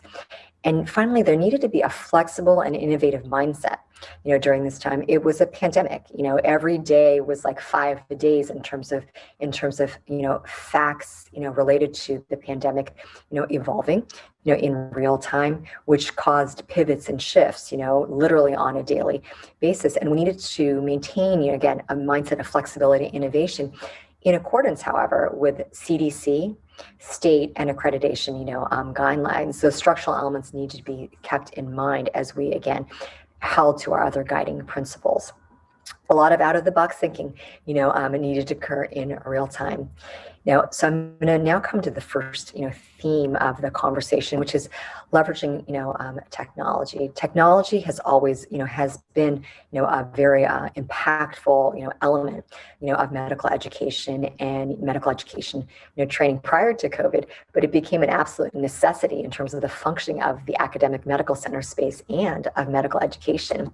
So here we have a curriculum, map, which sort of outlines our curricular program for the MD degree. I just wanted to show this so you again could see sort of where we were, where we were at the height of the pandemic. So our curriculum is a 4-year curriculum. We have an 18-month, foundational science focused curriculum where there still is, however, clinical care context and patient care context and patient care facing experiences. That happens in the first 18 months. And then after that, the focus is on rotations through different clinical specialties, in addition to advanced clinical skills, training once students to establish their real areas of interest clinically, and an areas of concentration, phase, which is 6 months of time for research, for dedicated exploration of an area of interest, with a scholarly construct. And so that's our overall curriculum as seen in this slide. And so that all had to pivot, immediately. In March, as I said, we went to remote staffing and we had to go to a fully remote curriculum across all 4 years. So this obviously had to be mapped out, at that time point across all 4 years. And for anything that could, everything had to be done, everything had to be done, remotely. And then we already began our contingency planning, frankly, for what really couldn't be done, remotely going forward, and that we would need to, construct a model to allow for some in-person components. 2, major examples of that would be elements of clinical skills training, physical exam training. There is a limit to what can be taught, and learned remotely. So that's an explicit area that we were already in the remote setting contingency planning for, for going forward. Anatomy is another area where, again, there is a There is a component that can be taught, very fluidly, virtually, but there is a hands-on component to our anatomy curriculum that we needed to think about how we're going to deliver going forward. So this was what was sort of happening, in context of the February, March lockdown in New York City, and the evolving pandemic. And for, anatomy, for instance, there had to be rapid development of teaching materials because this, again, is typically, traditionally taught, in person. And so there was a pivot to a remote teaching format with interactive lectures, which were delivered via Zoom, virtual dissections in small groups, and then clinical case correlations in addition to these virtual dissections. And for the remote anatomy curriculum, new teaching resources absolutely needed to be developed. There were dissection videos that were developed in real time, frankly, by anatomy, faculty, and it was customized to suit the needs of our curriculum. And then there was a dissection manual that delivered on an iBook, platform, that was again used in this new remote setting. In terms of the curriculum, I gave you sort of the the big picture, the more granular plan for our curriculum. I just wanted to talk for a minute about sort of the central organizing, principles. Obviously, there's the scientific basis of medicine. There's physicianship, which is service, learning, but there's obviously, patient care, and the time that the pandemic was, surging, patient care was sort of going to be an incredible, challenge. And again, in terms of, maintaining our guiding principles, primarily of, allowing for development of clinical skills and academic progression in a completely remote environment, and it got to, a point in March, that even our accrediting, body, recognized the fact that there needed to be a pause in-person, training in the actual patient care space. And we actually made, a very, challenging, decision in the height of, our surge, again, with diminishing PPE availability, and frankly, sort of, instability of the clinical care environment from the standpoint, of education. It was not, no longer the clinical care space in February or March, was not a sustainable or effective learning environment as teams were being reconfigured, as different spaces were being reconfigured. There just wasn't sort of, suitability or sustainability for students to be part, of that space. And so for our class of 2022, students, they needed to sort of have a clinical curriculum in-person pause. And we pivoted quickly to sort of remote, clinical experience that, again, would allow for that skills development and allow for academic progression. And at that time, this is March, April, in the actual, clinical setting, I've already mentioned surgeries. All elective surgeries were, off the table, but most surgeries, were not occurring. In-person visits, in March, that's the gray bar, declined as you look at sort of March to April, and telemedicine and video visits surged. And this is sort of where we turned our lens in terms of allowing for students ongoing progression of skills and of academic progress. And luckily, this was sort of, this is a bit of leveraging our own strength. We're very, fortunate that we had already recognized, telemedicine as an area, of need for our medical education programming, because it's actually sort of a growth area within the healthcare delivery system.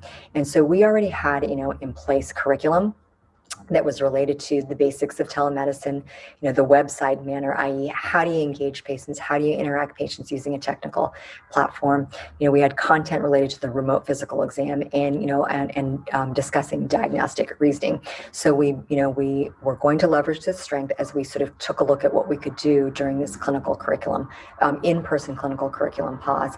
And, there had to be rapid training in electronic health record systems, at unprecedented speed, 2 full classes, of students, were trained.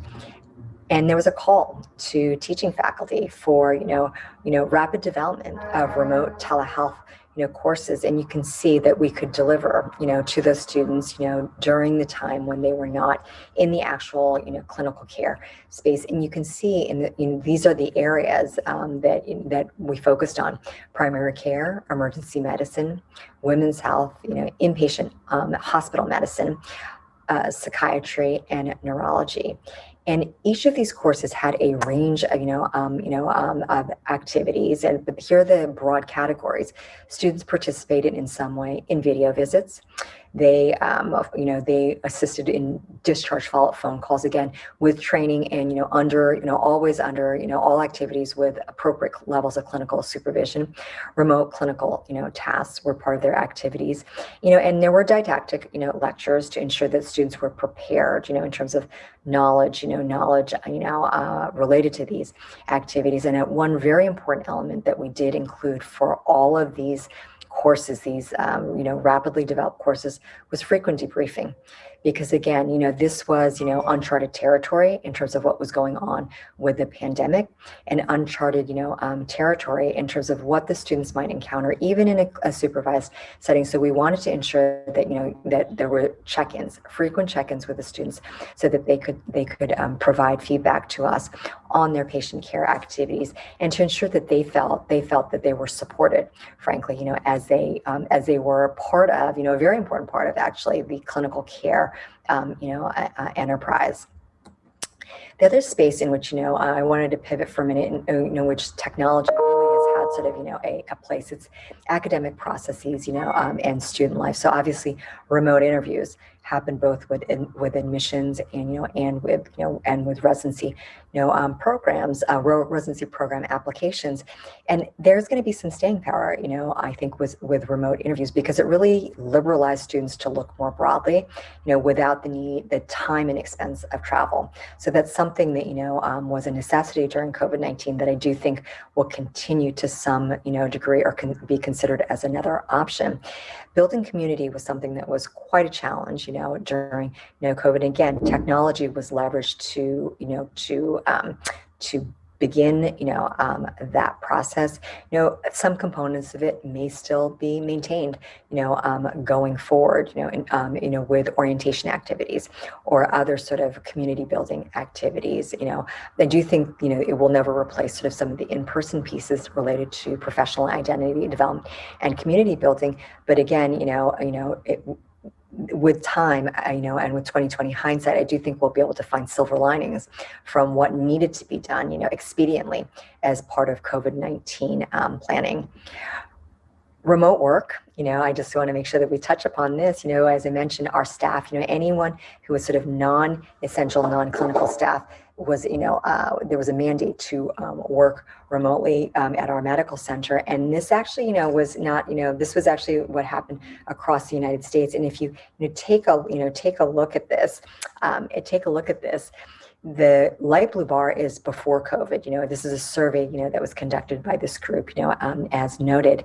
Before COVID, there was far less remote work just overall in the United States than there, is now. And certainly at Weill Cornell and medical education, you can see sort of, again, the light bar is before COVID-19. The black is, at the height of COVID-19, and the gray is, is now.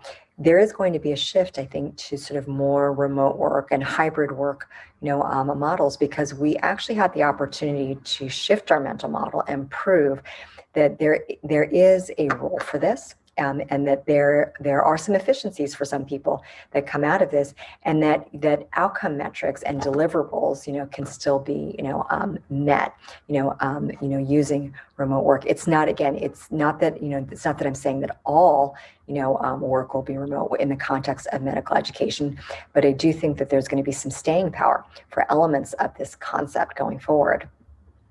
Academic integration, another, big thematic element, to discuss in the context of COVID-19 and the future of medical education. We saw a lot of integration that had to happen, in real time, and this is what happens, in the time of crisis.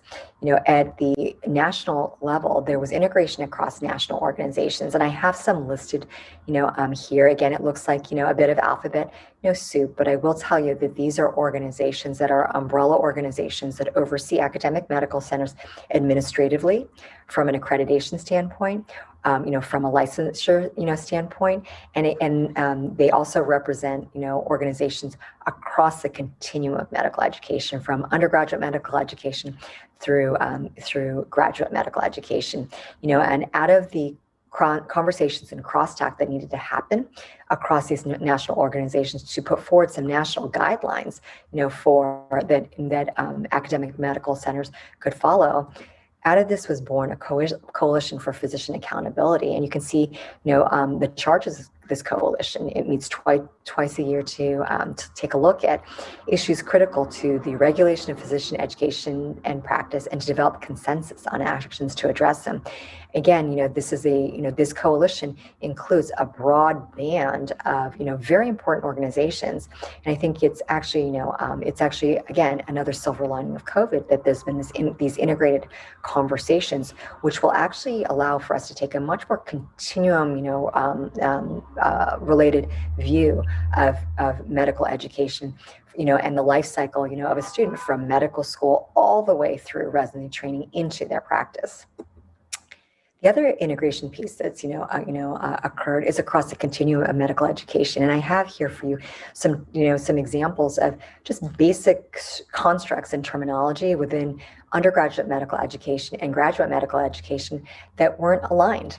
So in undergraduate medical education, we have entrustable professional activities, and we have objective structured clinical examinations that are used to evaluate the progression of student clinical skills. On the graduate medical education side, there are milestones and clinical competency committees that, again, evaluate the progress of residents, in a different construct, frankly, than the way that we view this in undergraduate medical education.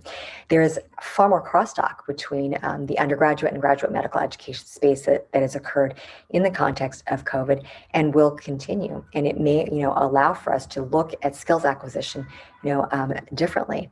Again, here's the Dreyfus model of skills acquisition. And if you, think about it, it takes students from novice to advanced beginners to those who are competent, in certain clinical, in certain domains related to our profession.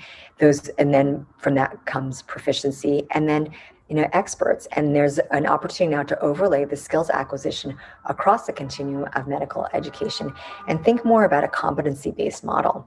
I think this is what's going to need to happen, because there has been, frankly, some level of disruption to the traditional clinical skills, development, training and assessment for the class of 2020, all the way through the class of 2024. At our institution, the class of 2024, the first year students, their fall semester was remote. So we've adjusted their in-person clinical, training. They're now here in the spring, semester, but that's just a very specific example of a level of disruption at one institution that's happened across multiple institutions. And so, I think that, again, we're going to need to take a more competency-based approach and look at training across the UME to GME continuum. At the institutional level, there's certainly been, increased, integration. While Cornell has a tripartite mission, as do many medical, centers, and there's been, a lot more integration across missions because of COVID. There was a need to have daily, team meetings across the clinical research and education space, and certainly for the education, space, this was important, because ultimately the learning environment for our students, is really, driven by the clinical and research missions, aside from, frankly, the classroom space that is within the edifice of, the medical school, itself. The drivers for the learning environment are the other missions. So this crosstalk is critical.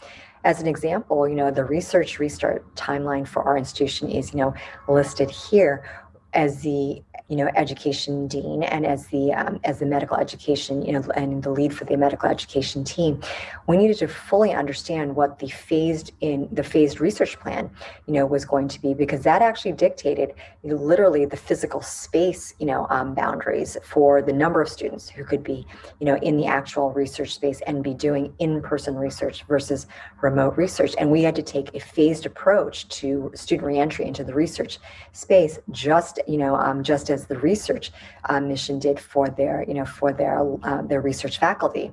Certainly in the clinical care space, there are a lot of new normals that I've already articulated related to telehealth, reconfiguration of teams, and all of these drive the way that we need to think about our educating our students and our curriculum and how we structure and format the curriculum.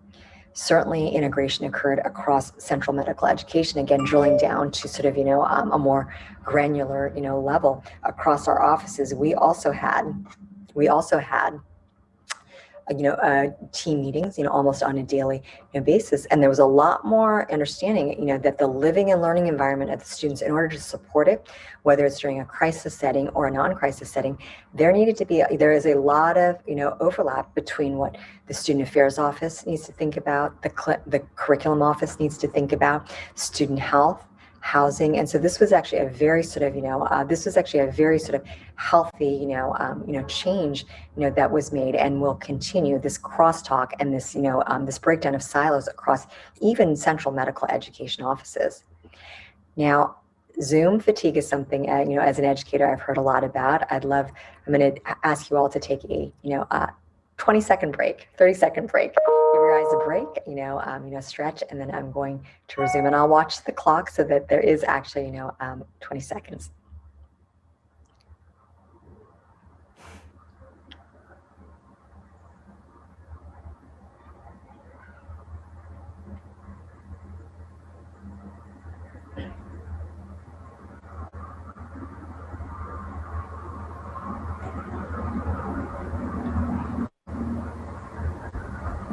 So for the final segment, of this discussion, I just wanted to touch on equity and inclusion. I don't think this is something that can be ignored. Frankly, certainly in the United States, I think worldwide, there's been a syndemic. There's, COVID-19, the pandemic has highlighted the disparity of healthcare outcomes, access, and want, a vaccine. And on the other side, of this syndemic is racism and social injustice. Certainly in the United States is something that, that has been highlighted in, during the pandemic. And it's not something that, we can ignore, because truly sort of, certainly, as physicians and as educators, we're obligated to ensure that we understand how we can provide the most, how we sort of promote the most equitable health outcomes for all the patients that we serve. Certainly, there's been a lot of student activism, here, and I think likely sort of some of your medical centers and worldwide. And here at Weill Cornell, we've focused on some strategic areas of medical education and launched, this has been a strength, of our institution, but we've launched more specific equity and inclusion, work groups to address some of the key areas that, that are beyond conversation pieces in medical education. Here is sort of, a reason why I think we need to think about this. If you look at the diversification of the US population, for example, versus the healthcare workforce, there's a disconnect. And so that, this is an opportunity to think about this, again, in order to promote the most optimal health outcomes for all the patients we serve. And just to give you an example of what Weill Cornell, has done as we think about diversification of the healthcare workforce, there's a debt-free initiative. All medical students with financial need, they have no debt up to the cost of attendance, which includes not just tuition, but housing, study materials, health insurance. And that's a game changer in terms of allowing students to, who may not have thought about medical school, to think about medical school, right? It's leveling the playing field and, increasing the initial phase of the pipeline of real talent into medicine. And we've looked at the preliminary impact of this, and here's a comparison of our applicants and matriculants. And the comparison is really applicants from 2016 to 2019, and then to 2020.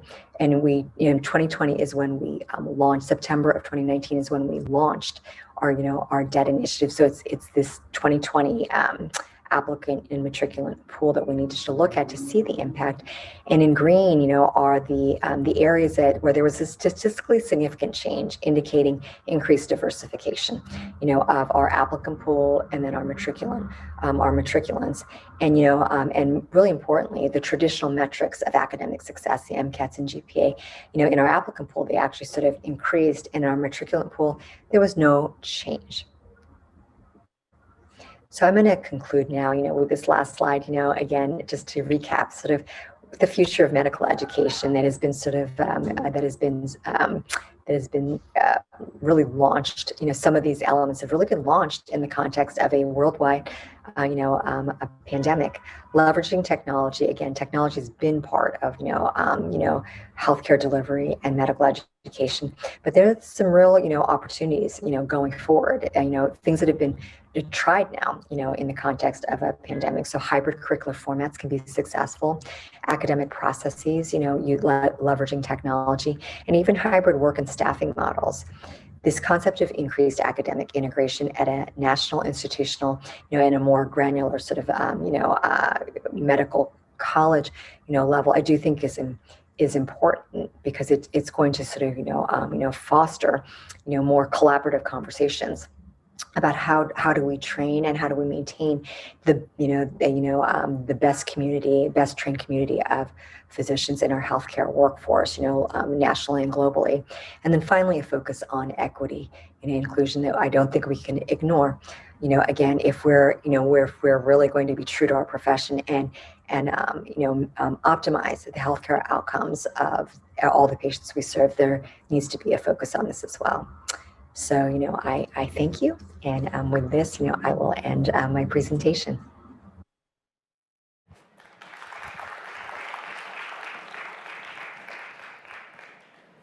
Thank you very much, Dr. Yoon Kang, for that great presentation. It was very informative, but because it was so interesting, we have so many questions for you to learn more about what you can say and to pick your brain so that we can get a bit more insight. So we have fielded questions from the Zoom chat, and now I'm going to read some of them. So we have a question from, let me have a look. I'll go to the Zoom application.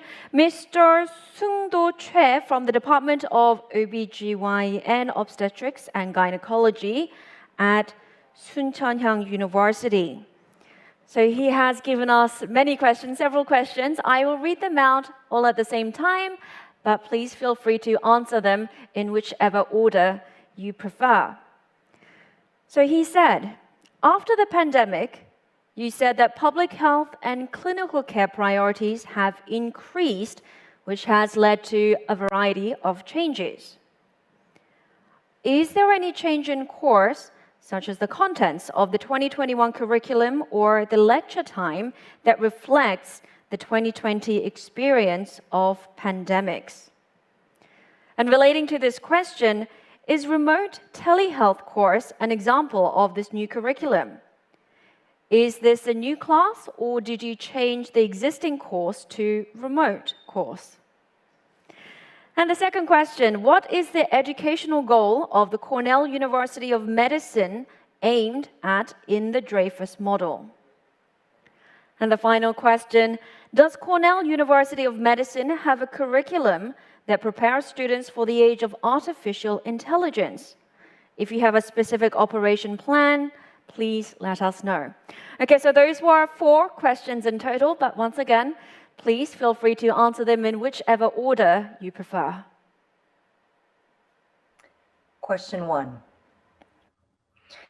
So the pandemic has, really put a focus on public health and clinical care priorities at every nationally and and globally, and at our institution as well. In terms of curricular changes that we are implementing,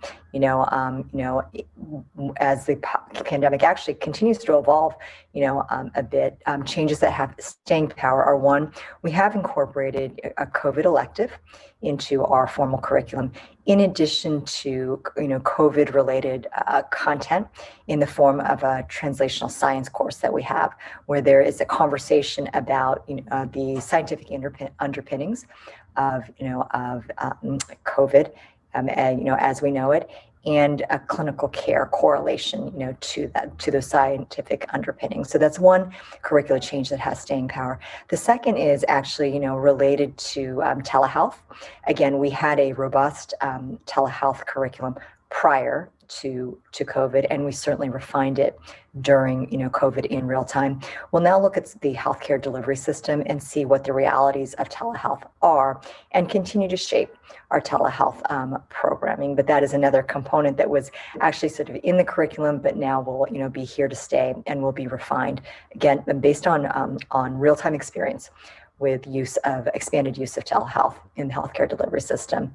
The third, element of our curriculum that is going to change to some degree, based on our experience with COVID, is related to community service and service learning. We've always had a lot of community service that our students participate in, and some of it is in the form of service learning. And right now, there's a real-time opportunity for them to be part of vaccination efforts. And so that's another really important part of the curriculum that is, again, it's evolving right now, and elements of it will remain in place. Question 2. So the Dreyfus model outlines the progression, of skill, and the progression, of a professional, and in this case, a physician, novice to expert. And we plan on, utilizing that model as we move toward a competency-based framework for clinical skills teaching and assessment. So again, there's better alignment of the UME and the GME. So again, the undergraduate medical education and graduate medical education space nationally, and certainly, here at Cornell, that's taking place. And as we've experienced disruptions in the quote unquote normal clinical curriculum, it's given us an opportunity actually to the training, the clinical skills training and assessment longitudinally from the moment students get into medical school through residency training. And the Dreyfus model is going to be the framework, as we think about competencies that are necessary and competencies that are necessary, and a way to label them as students move through our curriculum. Question 3.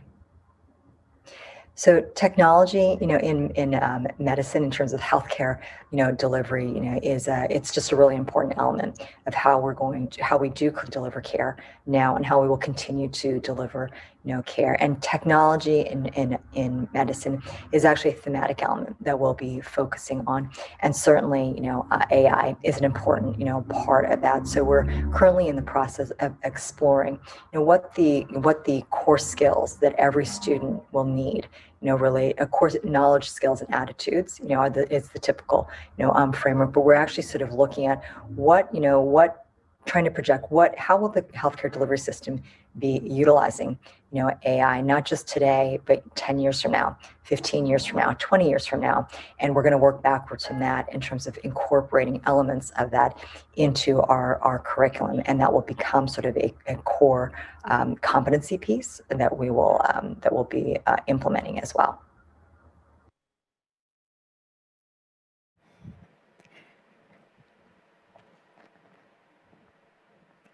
Okay, so Dr. Yoon Kang, thank you for answering those questions. And we didn't have time to address all of your questions. We could only address the questions raised by Mr. Seung-do Choi. But thank you, Mr. Seung-do Choi, for asking those interesting questions. So now we have wrapped up all 3 plenary sessions for this morning. We are now going to adjourn for a break and come back at 1 p.m. for further talks. Now, for our on-site participants, we are now going to take some commemorative photographs. So if you could please all come to the front of the stage, that would be great. 네, 현장 참가자분들과 함께 이제 기념 사진 촬영 시간을 갖도록 하겠습니다. 그래서 지금 참가해 주신 모든 분들께서는 한 분도 빠짐없이 지금 무대 위로 올라와 주시기 바랍니다. 고맙습니다.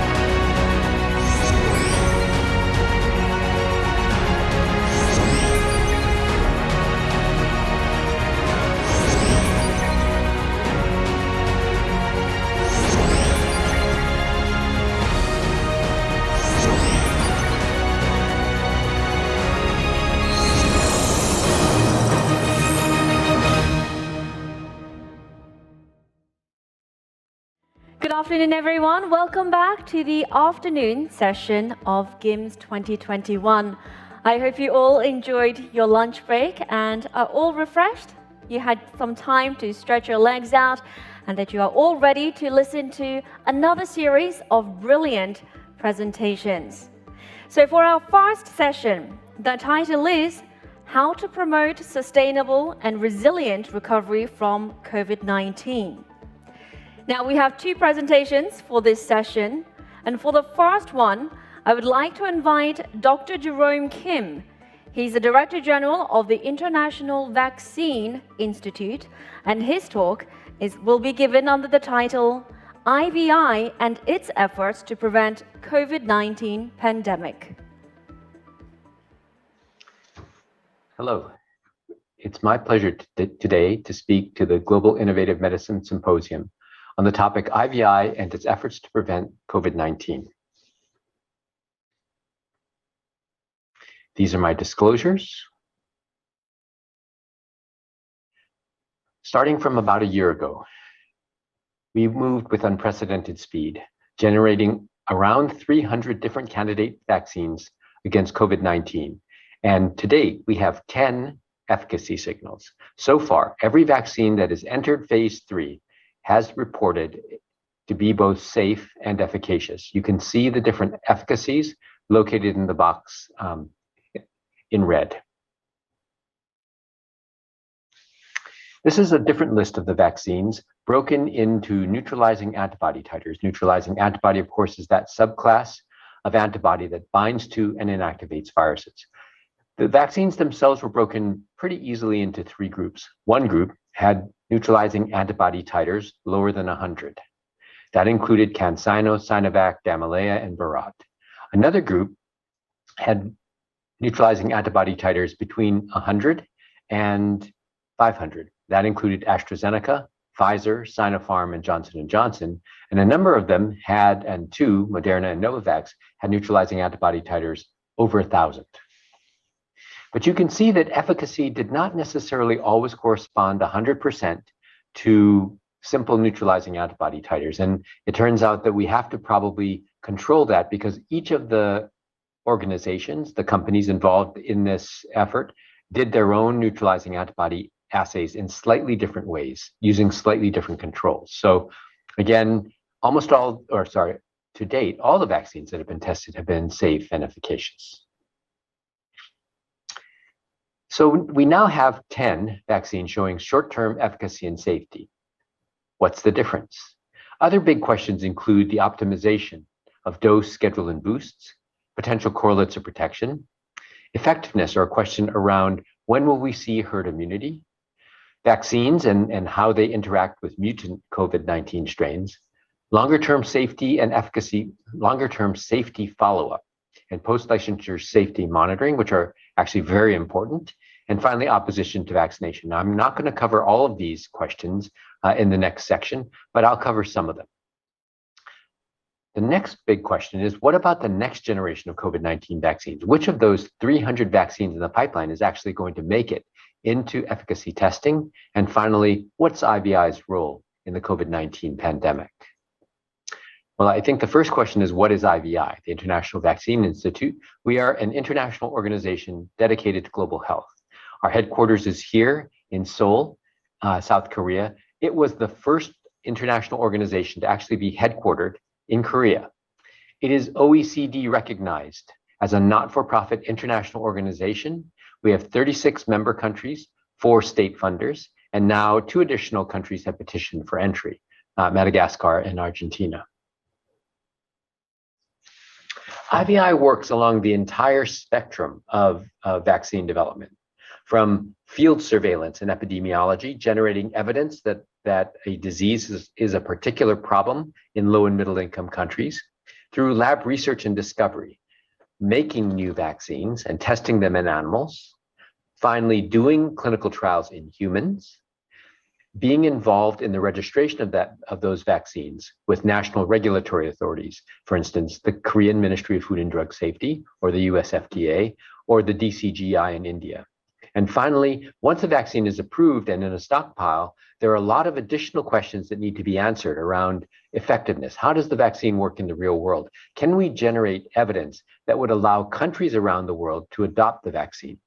In this, IVI differs a little bit, actually differs significantly from the main funders of global health research in vaccines. CEPI, the Coalition for Epidemic Preparedness Innovations, which funds new vaccine development around outbreak diseases. UNITAID and the Global Fund, which fund late-stage research in HIV, TB, and malaria. And Gavi, the Global Alliance for Vaccines, which purchases vaccines and distributes them around the world to countries that meet a certain threshold of income. This is IVI's pipeline. And in this sense, IVI looks like a biotech, a vaccine biotech. So you can see where IVI's vaccines developed in the IVI's laboratory in blue are being developed. New cholera conjugate vaccine, a Shigella vaccine, a tuberculosis vaccine, a low-cost hepatitis A vaccine, and others. In yellow are shown vaccines where IVI is assisting other companies in vaccine development. So for instance, for MERS-CoV, a DNA vaccine with gene 1, with chikungunya, a whole inactivated vaccine against the chikungunya virus, with schistosomiasis, an early stage phase 1 trial with a small company in the United States called PAI. In addition, IVI works in a later stage in phase 3, proving that vaccines are safe and efficacious, like the IVI typhoid conjugate vaccine made currently by SK Bioscience and also by the Indonesian company Biopharma. A number of IVI vaccines are actually beyond licensure and are being tested in phase 4 studies or in effectiveness studies. This would include the Bharat typhoid conjugate vaccine, a GSK vaccine against cervical cancer, and a hepatitis E vaccine from a Chinese company named Innovax. So we can work along the entire vaccine value chain in order to accelerate vaccine development, particularly for unincentivized diseases, those diseases that are particular problems in low and middle income countries where no high-income country vaccine manufacturer would normally be engaged in vaccine development. In addition, IVI, as you might expect, has been engaged in COVID-19 vaccine research. So in preclinical with Genexin, Sumagen, Celid, and others, in clinical with Inovio, and in phase 3 with a Chinese company named Clover. IVI is also analyzing the laboratory samples from 2 human clinical trials of different COVID-19 vaccines made by Korean manufacturers, including Genexin and Celid. This is a quick summary of the COVID-19 vaccine research and development being conducted by IVI.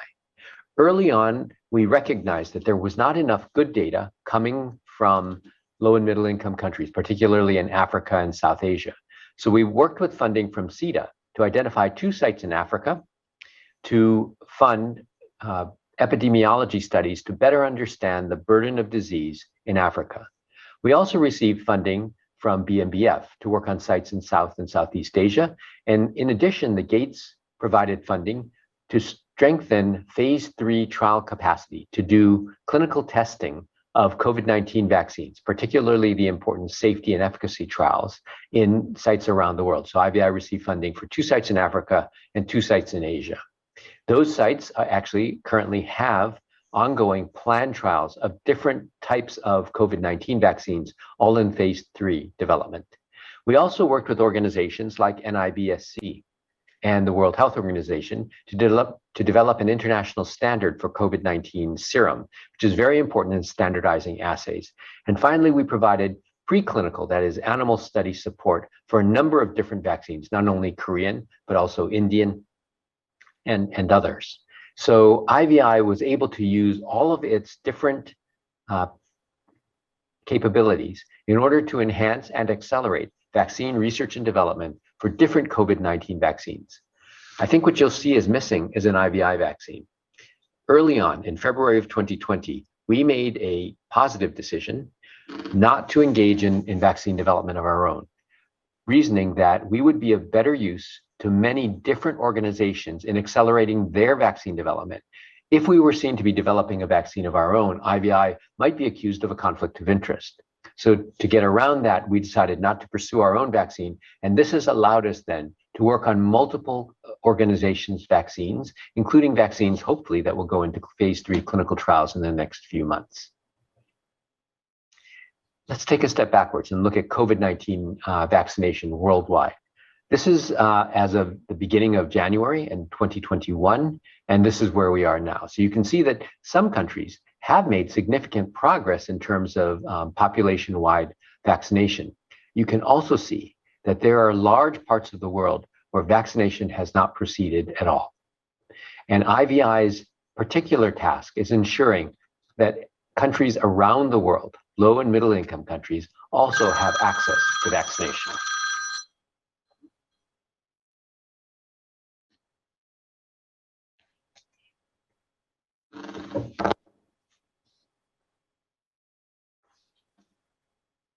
Another question that is often asked is, are there meaningful differences in the vaccines?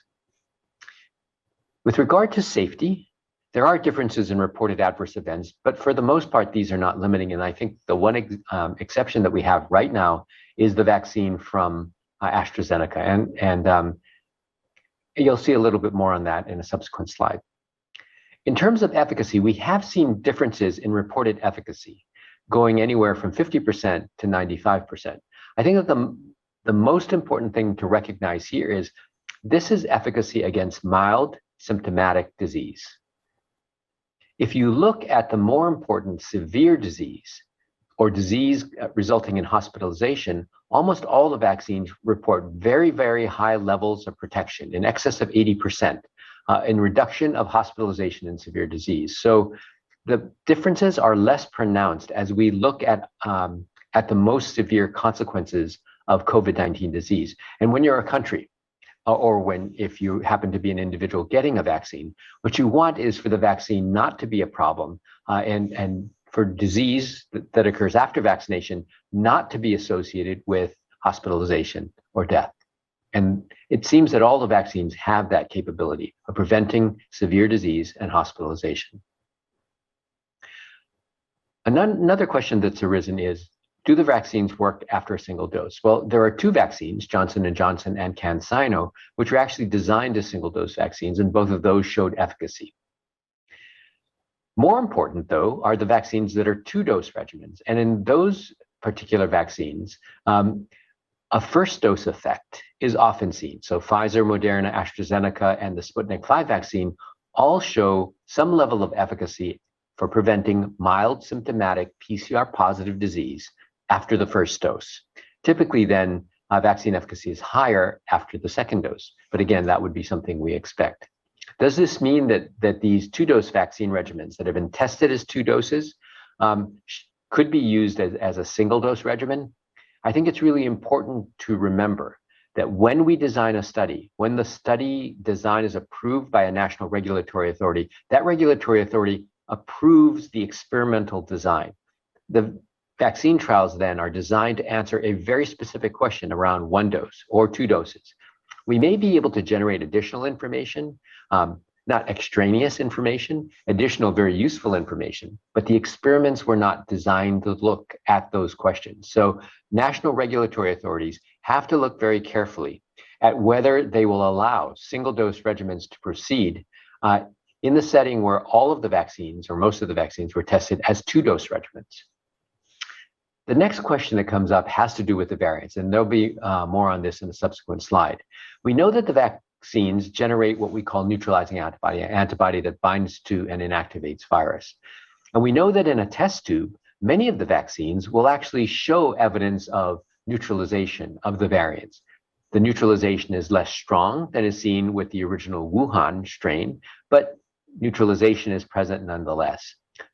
Two of the vaccines from Johnson & Johnson, a single-dose vaccine, and Novavax, which is a two-dose vaccine, have shown efficacy against the South African variant, probably the more serious of the two principal variants, the other one being the Brazilian variant. All of the vaccines appear to work against the variant from the UK, B.1.1.1.7, if you use the nomenclature currently being used. Another question, and a very important one, is When can we take off the masks? So we can't really answer that question yet, and why? We know that the vaccines reduce symptomatic disease. What we don't know is whether the vaccines actually prevent infection. And by extension, then, if they prevent infection, do they prevent transmission? So we don't really have data on that. We do have some information from Pfizer and from AstraZeneca that there is a decrease in asymptomatic PCR positive disease. In other words, in infection. So there is some data that the vaccines do prevent infection. Do they prevent transmission? Possibly, but again, we don't have direct data to address that from the trials that were done to date. Can we improve upon the current vaccines? So how do we do the following? How do the following? Safety and adverse events, efficacy against mutants, schedules and booster dosing, and cost and ease of use look and impact current and future COVID-19 vaccines. With regard to safety, this is something that has come up in the last several weeks, and in particular has been focused on the vaccine from AstraZeneca. There was a report out of Europe that the AstraZeneca vaccine was associated very rarely with blood clots, and unusual blood clots in the brain, which is again is fairly unusual. These occurrences were about 1 in a million doses administered. Again, this may change as additional information is collected. The World Health Organization and the European Medicines Agency both have said that given the current risk of COVID-19 outbreaks in Europe, that the vaccines are safe to use, that the risk of severe disease or death from COVID exceeds the risk of blood clots from the AstraZeneca vaccine. Even with that, and even with a potential mechanism for the vaccine to induce these blood clots, the agencies have continued to say that the vaccine appears to be safe and efficacious. I know that a number of Koreans, around 700,000 Koreans, have received COVID-19 vaccines, primarily the AstraZeneca vaccine. What I've done here is show the data from phase 3 trials. Now, phase 3 trial data is very important because unlike the real world where you get your vaccine and if you have a severe complication, you may end up calling back to the doctor or to the hospital that gave you the vaccine. In phase 3 trials, nurses, study nurses, actually are very, very careful in eliciting adverse events from volunteers. So if a volunteer volunteers for a trial, they not only get their vaccine, but 30 minutes after the vaccination, the nurse queries them about side effects. And then they receive a card that they fill out on their own, a diary card. So nowadays, a diary card is electronic, and they capture every time they don't feel right. And often then the nurses will follow that up with additional calls just to make sure that people are doing all right. And what you can see is that headache appears to be a very common side effect for multiple vaccines. So up to 50% of people may have mild to moderate headache. Other things like myalgia seem to be more prevalent with the Moderna, Pfizer, and AstraZeneca vaccines. Fever and fatigue, again, a little more common with Moderna and Pfizer, but again, this is mild to moderate fever. Oops. How do the vaccines work against SARS-CoV-2 variants of concern? These are in vitro data, that is test tube data from the different vaccines, looking to see whether people who are given the Pfizer or Moderna vaccines continue to neutralize, generate proteins that inactivate the South African and British UK variants of the vaccine. And in fact, they do at somewhat lower titers than they did originally, but still presumably at sufficiently high titers to work against these viruses. More importantly, there are actual clinical data that the Johnson & Johnson and Novavax vaccines work against the South African strain. And actually, I showed that on a previous slide.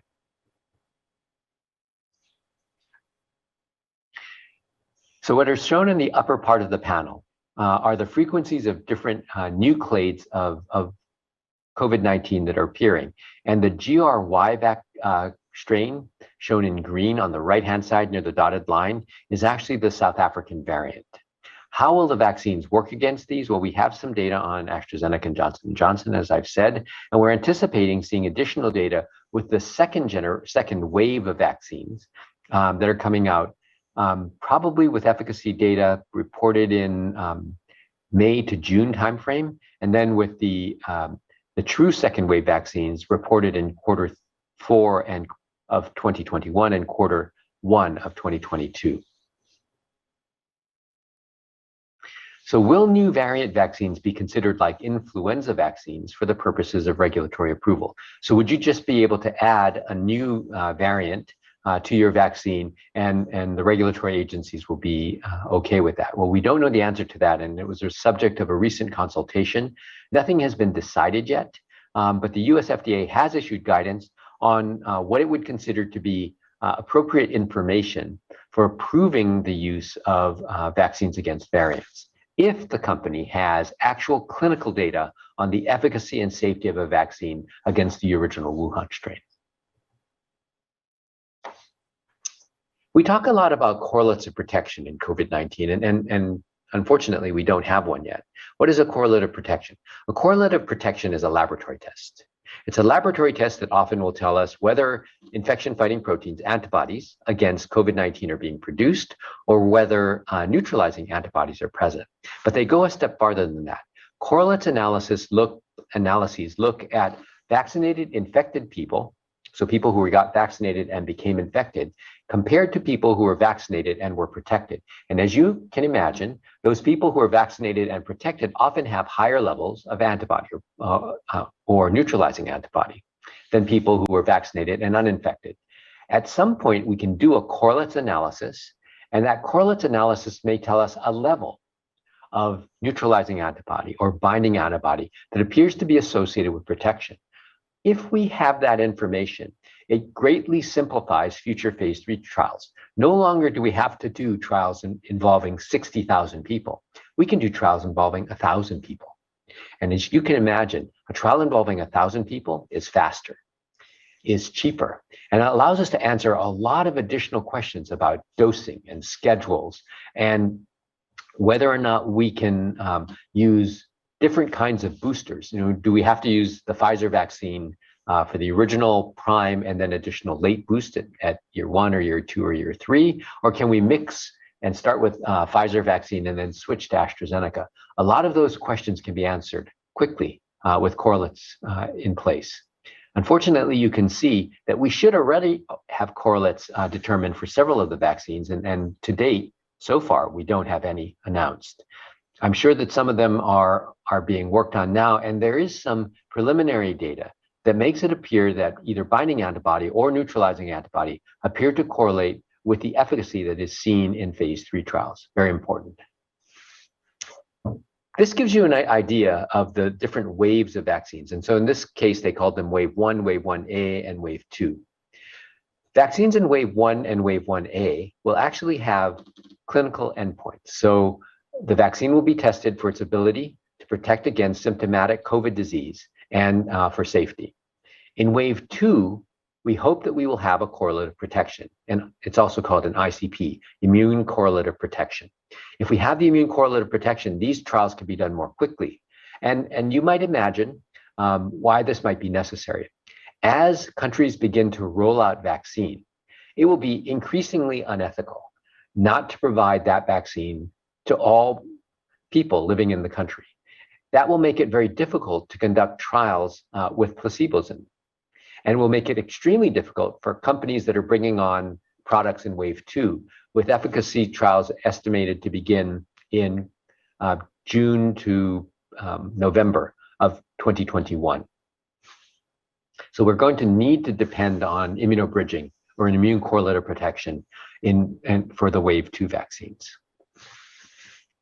I've been talking about the need to optimize schedule dose and the potential need for boosting. And I think that people are probably wondering, well, why? We know that the Pfizer vaccine works at 21 days, 2 doses, 21 days apart. The Moderna, 2 doses, 28 days apart. AstraZeneca, well, we're not really sure. In the American trial, it seemed to have 76% efficacy against mild to moderate disease with 2 full doses 1 month apart.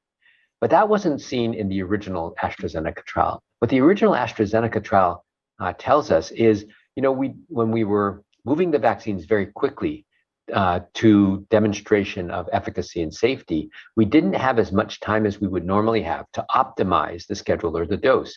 And what you can see here, and it'll be circled in red, is that subjects who accidentally got a lower dose initially, so we call it the LD, low dose, followed at least a month later by a full dose, an SD, standard dose, they had efficacy of 90%. Whereas those people in these trials that had 2 full doses had an efficacy of 62%. Now, why would that be? Actually, there is a potential reason. We're not sure if this is the correct reason, but sometimes the lower prime, the lower first dose, sometimes generates stronger immune responses when you give a later boost. The other thing that they found was, and that's shown in the bottom panel, that as they move the dose out, so I said, volunteers in these trials got a dose at least a month apart. Part of the reason was, and again, this was not by design. So if you're a regulatory agency, you're thinking, well, they didn't do it on purpose. They didn't do it the way they said they were going to do it, but they added a second dose. And sometimes the people got it a month apart, a month after the original dose, but often, particularly in the beginning, some people got the dose at month 2 or month 2.5 or month 3. And what they found was very interesting. Vaccine efficacy appeared to increase as the interval was spaced out. So at an interval of 12 weeks, they saw efficacy of 80%, whereas at an interval of less than 6 weeks, they saw efficacy under 60%. Again, getting to the idea that a half dose might be better, a longer interval between doses might be better. Again, getting to the idea that for AstraZeneca, it could be a good thing that we are looking at other doses, because these other schedules may actually save vaccine or increase the efficacy of the vaccine that we have now.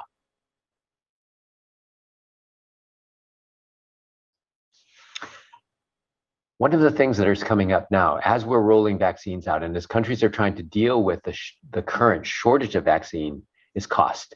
And this looks like a very confusing slide, but this is actually from the UNICEF website, and it tells you what different countries are paying for different vaccines. So in blue, you can see AstraZeneca, and I just highlighted 2 of them. Sri Lanka and South Africa are getting the AstraZeneca vaccine for about $5 a dose. Other countries, like the European Union countries, are paying less. They're paying about $2 a dose. On the private market in Bangladesh, you can pay around $20 a dose. So again, it differs from country to country. Some vaccines, like the vaccine from Sinopharm, Beijing Institute of Biological Products, CNBG in green, have a vaccine that is currently being sold for around $18 to $20 a dose, but in some countries as high as $40 a dose. And it depends, because I've only highlighted one of the vaccines there. You can see to the African Union, it would be $40 a dose. So how is vaccine pricing being determined, and why are countries that can least afford it, like countries in the African Union, being charged $40 a dose? The Gamaleya vaccine, here you can see being sold to the African Union for $10 a dose, a more reasonable cost. But the wide variation in prices makes purchasing much more difficult and may lead to unfortunate effects where the unfortunate impact for different countries. A country that is getting a vaccine for a lower price may not get that vaccine may get that vaccine only with significant delays. A country that is paying more may insist on vaccine delivery earlier. It would be much better. It would provide better access and better equity for vaccine use if there were a standard price for each vaccine that reflected the vaccine's cost of goods, actual cost of goods. Typically with vaccines, there's a lag, unfortunately. So I use rotavirus vaccine as an example all the time. Rotavirus vaccine was introduced, approved in the United States in 2006. By 2009, rotavirus diarrhea had nearly disappeared in the United States. In 2009, the World Health Organization approved rotavirus vaccine and recommended it. In 2021, 60% of children around the world do not receive 3 doses of rotavirus vaccine. If that kind of delay, if a 12-year delay occurs with COVID-19 vaccines, we are going to be living with this problem and new variants of concern for a long, long time. So to get around that, COVAX was suggested. COVAX is 189 countries led by CEPI, Gavi, and the World Health Organization that will purchase 2 billion doses, roughly 20% of demand, for each of the countries participating. Now, this is important. Why? For the first time, we're getting near concurrent access to an innovative vaccine technology in high-income countries as well as in low and middle-income countries. Is it perfect? No. Is it being given out by priority to the countries that need it the most first? No. It's the initial, the first phase of COVAX. They're providing vaccine, roughly 20% of vaccine, to all countries around the world, regardless of need. In the second round, hopefully that is the round beyond 2021, vaccine may be provided on the basis of need, and that may be much more important. Within COVAX, 92 countries will have access to no cost or very, very low cost vaccines through the COVAX AMC mechanism. Again, a very important point. And not only the poorest countries are eligible. So again, Korea has joined COVAX and Korea is supporting this mechanism that will provide some access to all countries around the world.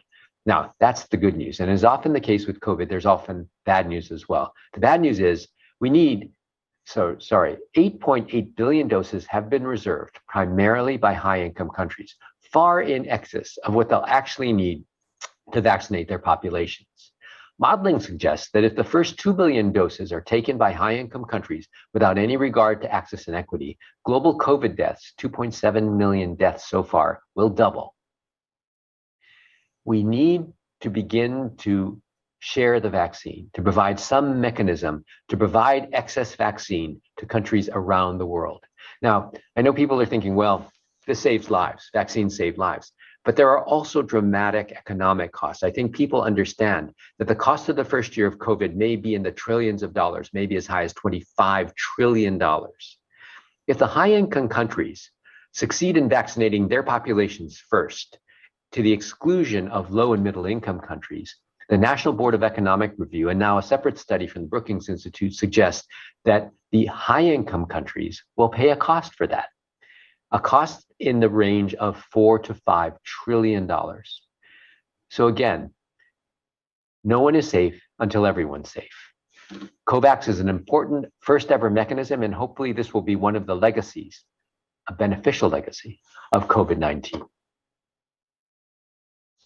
So thank you very much for the opportunity to speak today, and I hope to answer questions in the following session.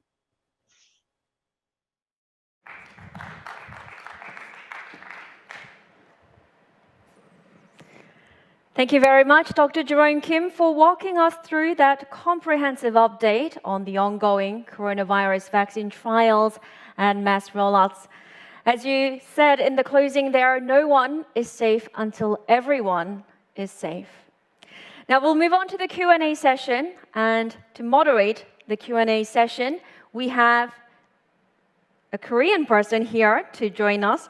So we have Deputy Director Hyun-woo Kim. He is from the Medical Device Safety Bureau of the Korean Ministry of Food and Drug Safety. So, Mr. Hyun-woo Kim, the floor is yours. Thank you for your presentation. It is very, very valuable information for me, especially in this pandemic era. Also, I really appreciate the Suncheonhyang University staffs for preparing this special session. My name is Hyun-woo Kim from Korea MFDS. I actually working in a medical device area, not related with the vaccine much.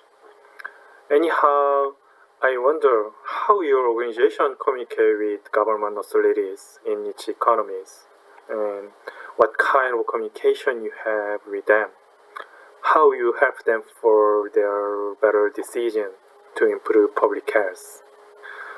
And I have one more question as one of general people, not from government side. There are many considerations for vaccine about safety and efficacy. I think these considerations were from lack of enough information. Do you have any comments right now for the people or any plan for future? With the government and governmental authorities in several ways. First, when we are conducting clinical trials, either vaccines primarily for export or vaccines for use in Korea, IVI establishes contact with the Ministry of Food and Drug Safety and conducts discussions with the Ministry of Food and Drug Safety, sometimes in advance of clinical trials, which is required under the normal good clinical practices regulations. IVI behaves as a sponsor in some of these clinical trials and as an executor of the clinical trials in others, and each role has a slightly different relationship to governmental authorities. IVI also communicates with governmental authorities by participation on Korean government committees. For instance, a committee advising the government on COVID vaccines, or a committee advising the government on the use of particular or recommendation of particular vaccines. Vaccine safety and efficacy is paramount. Unlike drugs, which are given to make people well, vaccines are given to healthy people to keep them healthy. So we have to make sure that the vaccines, particularly vaccines for COVID-19, are safe. We do this in several ways. Clinical trials are designed to bring people back time and time again and to ask them directly whether they've suffered any ill consequences from different vaccines. And globally, over 200,000 people have participated in trials of COVID-19 vaccines. So that for the period of observation in the study, there's a very large amount of very important information collected on side effects from the different vaccines. Once a vaccine starts to be used, however, governments themselves collect information on whether or not people are suffering adverse consequences from vaccination. And again, this is a very important thing. The higher income countries like Korea or the United States or the countries in Europe actually have large databases which they compile and submit to international authorities so that we have very, very large safety databases available. The same is applying to COVID vaccines. In fact, it's happening now and is being used to evaluate this question around the AstraZeneca vaccine. So if you review the very long document that the European Medicines Agency has prepared on COVID-19 vaccine safety, you can see the different considerations that the agency went through as it looked at this question of blood clots and the potential causes of the blood clots and what has to be done in order to change the warning labels that are put on the vaccines or in the product inserts, and what information has to go out to the people who provide the shots. With regard to efficacy, the vaccines have different reported efficacy for the prevention of mild disease. So for instance, the AstraZeneca vaccine was 60% if you gave a full dose followed at least a month later by a second full dose. If you gave a half dose followed at least a month later by a full dose, you had an efficacy of 90%. If you happened to get the AstraZeneca vaccine in the United States and you got 2 full doses, you had an efficacy of 76%. And that's very different, it seems, from the efficacy of the Pfizer vaccine, 95%. And so how do we make sense of this? I think that the important thing to remember is what we want the vaccines to do is to prevent severe disease that leads to hospitalization and death. And all the vaccines appear to do that pretty well. And not only that, but appear to do that for the mutant viruses, the variants of concern. So that for the important question of if you take this vaccine, even if you get infected, will you get sick? The answer appears to be the vaccines are very effective at preventing the severest form of disease. And I like to put it in an analogy. If you imagine COVID-19 infection to be a tiger, it's best to avoid the tiger altogether. And vaccines do help you do that. But if you do happen to become infected, instead of the COVID tiger putting 14% of people in the hospital and killing 2% of them, almost no one goes into the hospital after vaccination. So you converted the tiger into an alley cat. It's still not a good thing, to get COVID-19 infection, but the presence of vaccination and vaccine-induced protective responses allows the body to fight off the infection more successfully.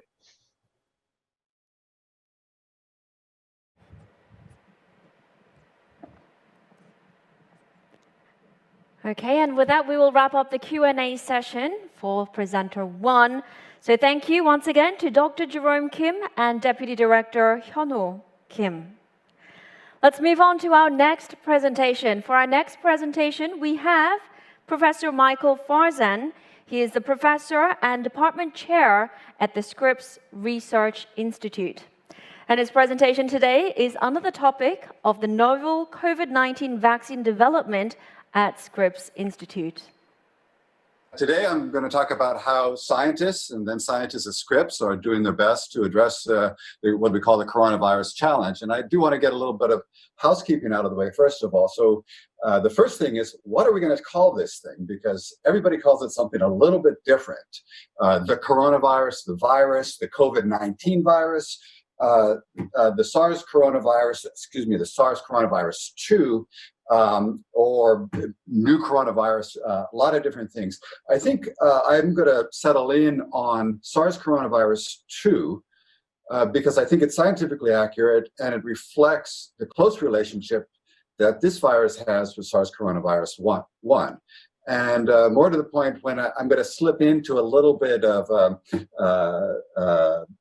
jargon or nickname and refer to it as SARS-1 and SARS-2. So if I'm saying SARS-2, I'm talking about the new coronavirus, the big coronavirus that we're dealing with right now. So now let's look at the tools that we have at our disposal. Okay, so we have, I think everybody is aware, we have drugs, remdesivir and chloroquine. There's a number of other drugs. Biologics, you may not be as familiar with the term, but this would be proteins that you would inject. So on Jamie's list, we looked at the word Humira. That's an antibody that people with rheumatoid arthritis inject into themselves. These are very powerful, and there's other kinds of engineered biologics that are somewhat antibody-like that I'm going to talk about in a second. We also have, of course, vaccines, and there's 80 now vaccines being propelled forward, and they vary in a huge number of different ways. And then finally, we have convalescent sera, meaning that an individual who got sick, who is now better, their blood, their sera can be infused into somebody else who's quite sick, and that will work therapeutically. But that gives us a lot to talk about in this short talk, and I hope to leave some time for questions, which I think can be most interesting. Now, the good news is that I'm helped a lot because Arnab Chatterjee is going to be talking about drugs in the next talk, and he's both going to be talking about this amazing library that Scripps has, this Reframe library of 14,000 compounds that have already been shown to be safe in humans. And I'm sure he's going to be talking about the full array of drugs that are available, and people are discussing whether it's the Gilead drug remdesivir or chloroquine or any other hot topics there. So that makes my life kind of simple because all of the rest of the things that are on this list have a common element, and that common element is the antibody. And I'm showing you here a very simple version of an antibody. You can see that it's kind of got two chains. It's a dimer of a dimer. So it's got this heavy chain and this light chain. And in these blue colors, I'm representing the place where it would bind the virus or would bind any pathogen. And so all of these other agents that I'd like to talk about all come down to the activity of antibodies. So that leads us, let me first, before I move on to a slightly more sophisticated model of an antibody.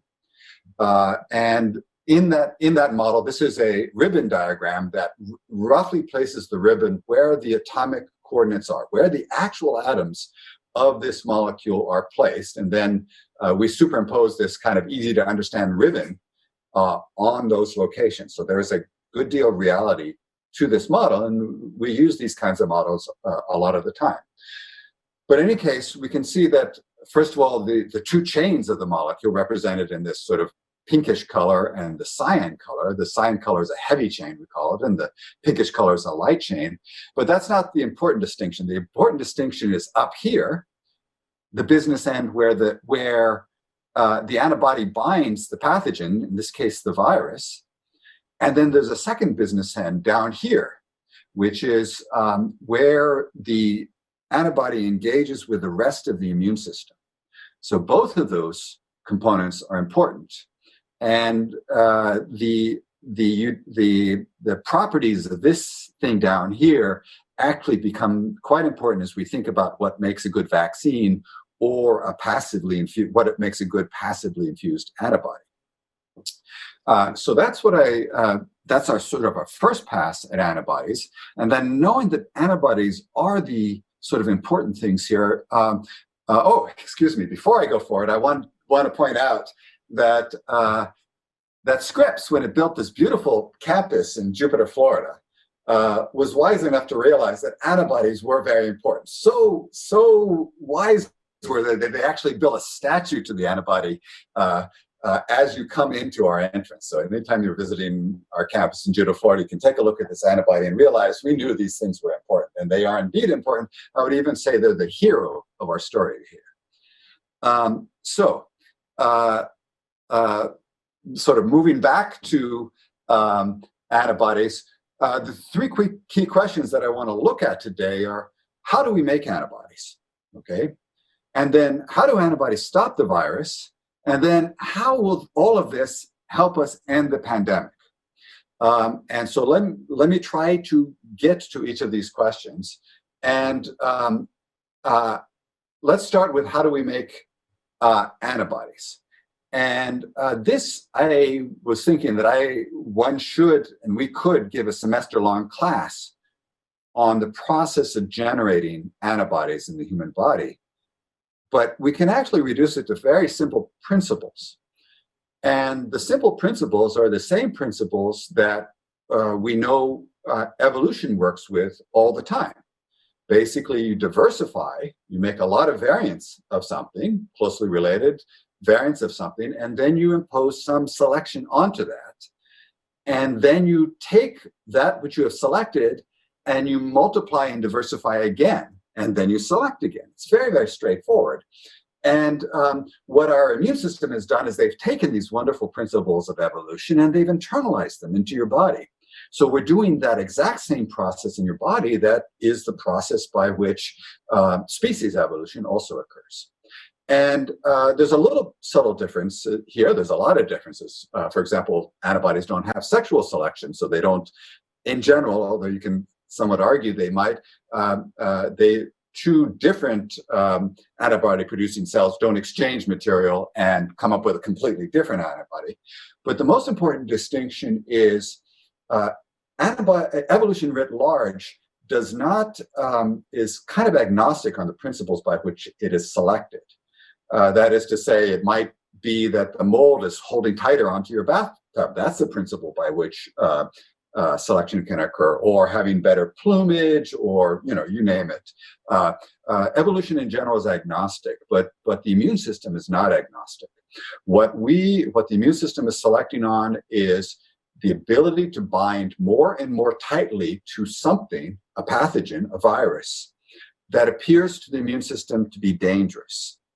And that word dangerous is actually quite important because many people view the immune system as something that distinguishes self from non-self. That's true. But the immune system also needs clue that a particular thing is going to be dangerous. And there's a lot of clues. And those clues are things that people who manufacture vaccines also try to emulate.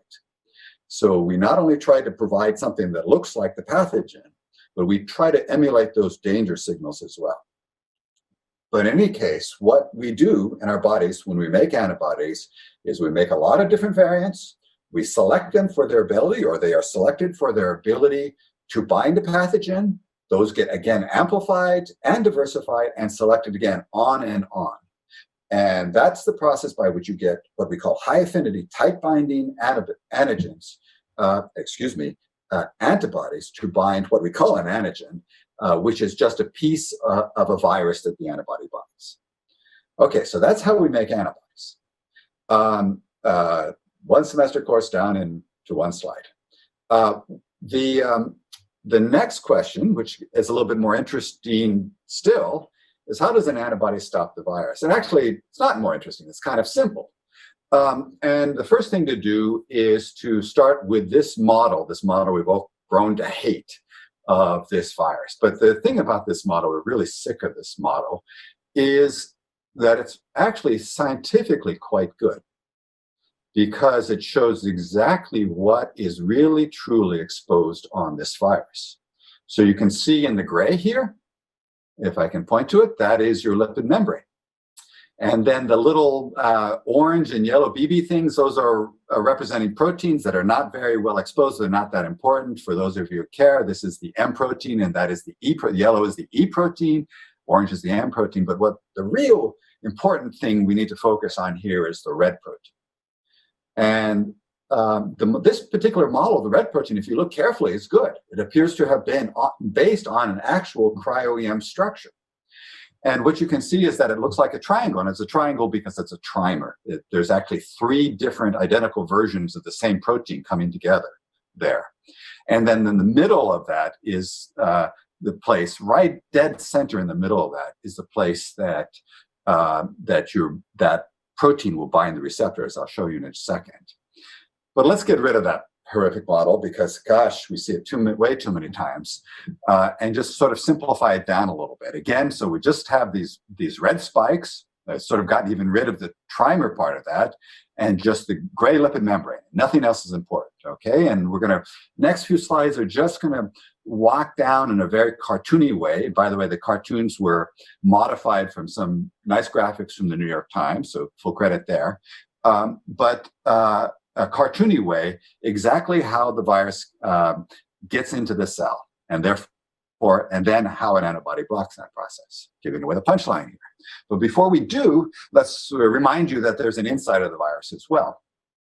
And so again, you can see the red spikes, the most important part, these yellow and orange proteins, not so important for our purpose. What remains important is the RNA in the middle. That's important in part because a good deal of our testing is associated with recognition of that RNA.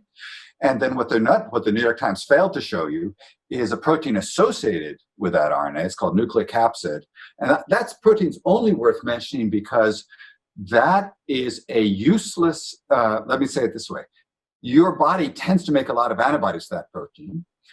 These are useless antibodies, but they're an important component of the serological testing that's going on. So the internal protein called nucleocapsid associated with RNA is a bad antigen, but it is being used to detect whether people are seropositive, meaning whether they've seen the virus or not, whether their immune system has seen the virus or not. So that's the virus as we can see it. Now we're going to get to the question of how do antibodies stop the virus?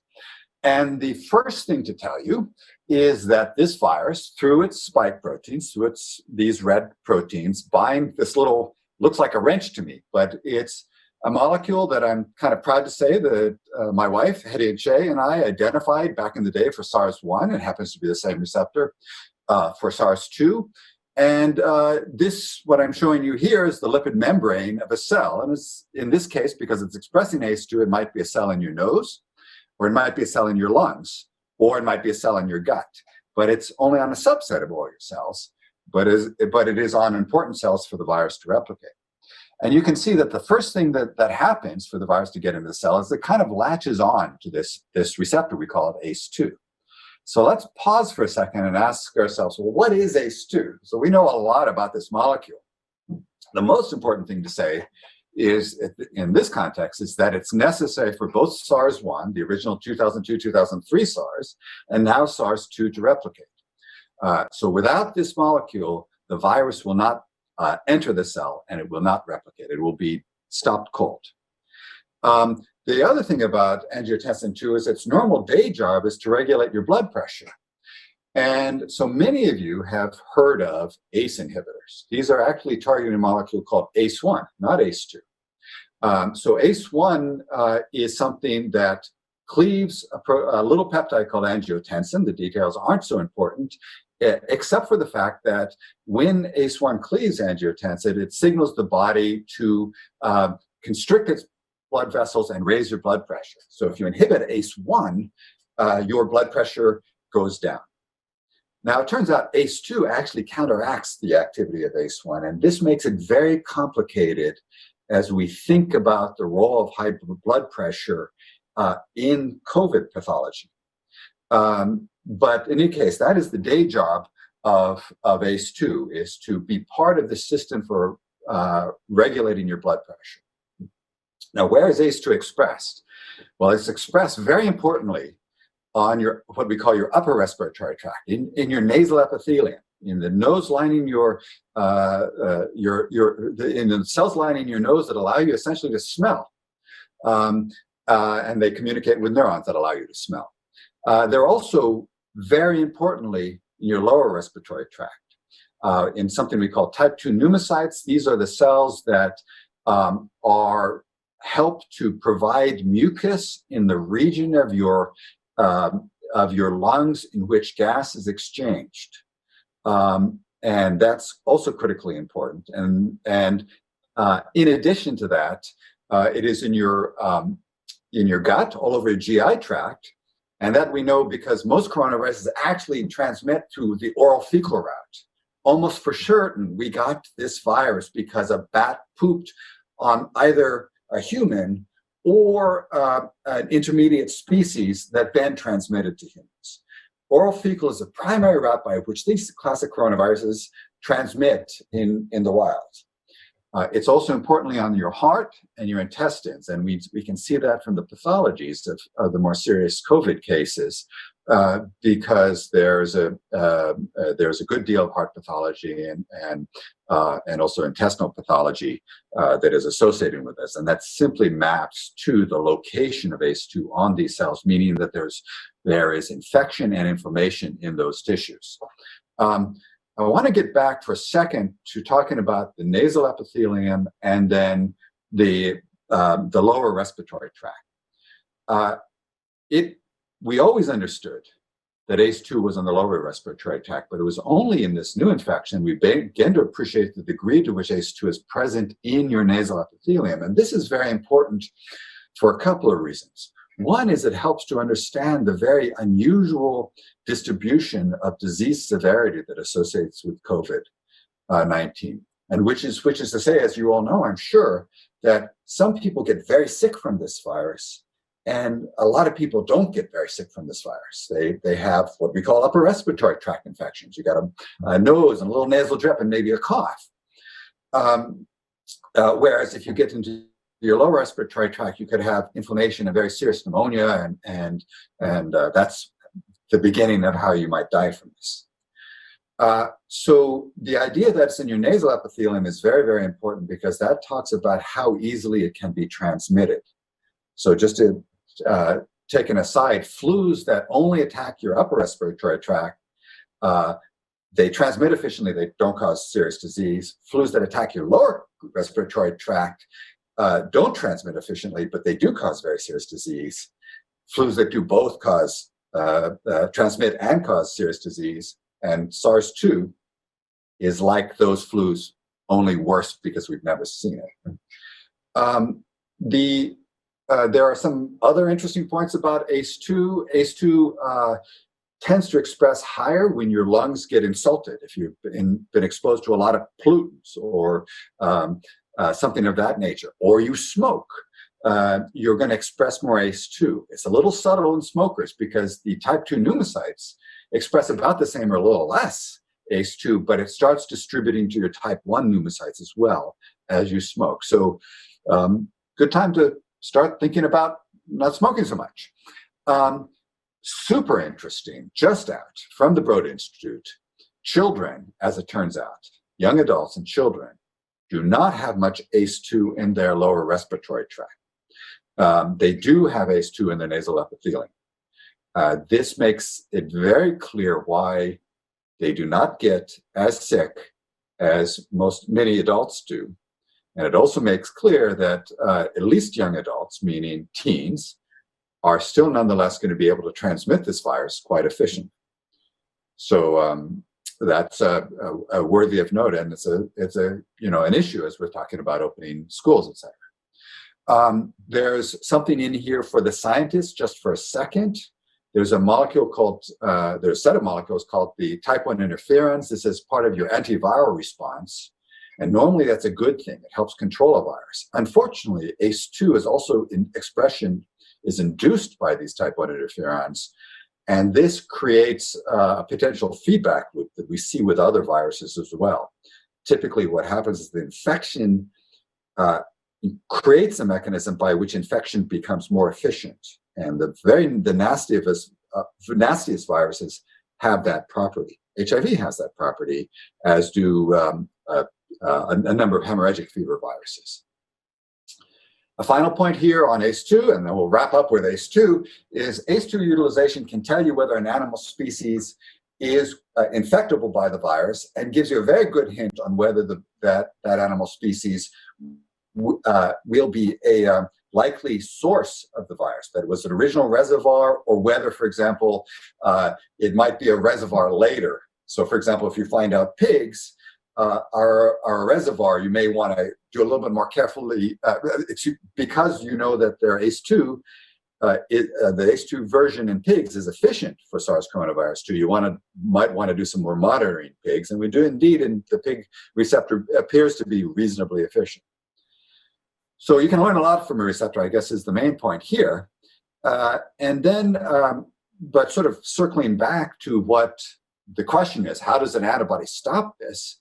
Well, let's talk a little bit more about the interaction between the virus and the receptor. So again, we've got this red spike interacting with these greenish wrenches that I'm labeling here ACE2.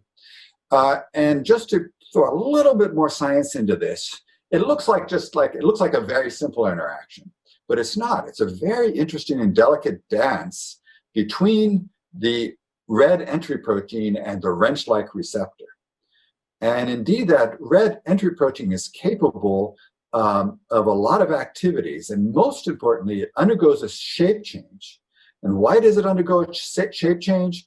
That shape change provides energy for an otherwise energetically unfavorable event. And that energetically unfavorable event is the merging of the viral membrane with the cell membrane. They're both negatively charged. They don't want to be together. So you need to get energy to overcome that barrier. So you need that red spike protein, and you need a signal in the form of that wrench-like ACE2. And so ultimately, the events that follow is the membranes of the virus and the cell merge, and that gives the viral genetic material access to the cell, or we would say the cell cytoplasm, where the RNA of the virus is delivered, and that immediately initiates two events. It initiates one event, which is the formation of new viral proteins, and it initiates the formation or generation of new viral RNAs, and then those go on to assemble to make a whole new virus. So you stop it at the beginning, and you can stop the whole replication process. There's one other important point.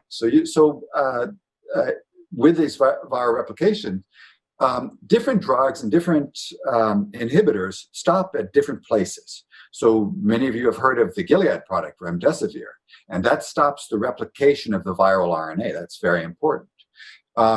Stopping the entry process is especially useful because compounds that do that never have to enter the cells.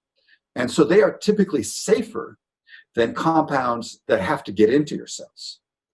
And so that's important if you want to start thinking about inhibitors being used prophylactically. And that's the basis of what I'm going to get to later, the point that antibodies will be very, very useful in protecting people from infection, as well as treating an ongoing infection.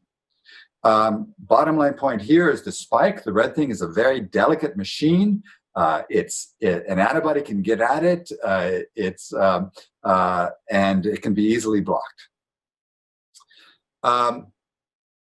Okay, so now a little bit more subtlety on the issue of antibodies. So we already discussed if your immune system sees a pathogen or a vaccine, it's going to start making the antibodies by that selection and diversification method I mentioned.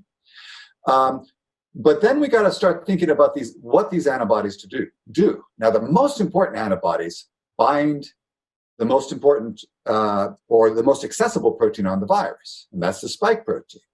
And when it does so, and it blocks the activity of the spike protein, we call that neutralization.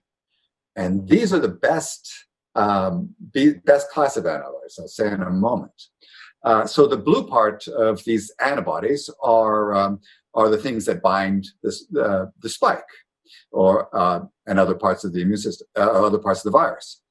But there's another part of the antibody that I mentioned. These are, fancy word, effector function, things that recruit the effector function. And these effector functions recruit cells to clear the virus or to kill infected cells. So you can actually have an antibody that is not neutralizing. I mean, it doesn't really stop the virus from doing anything, but it's still helpful to you.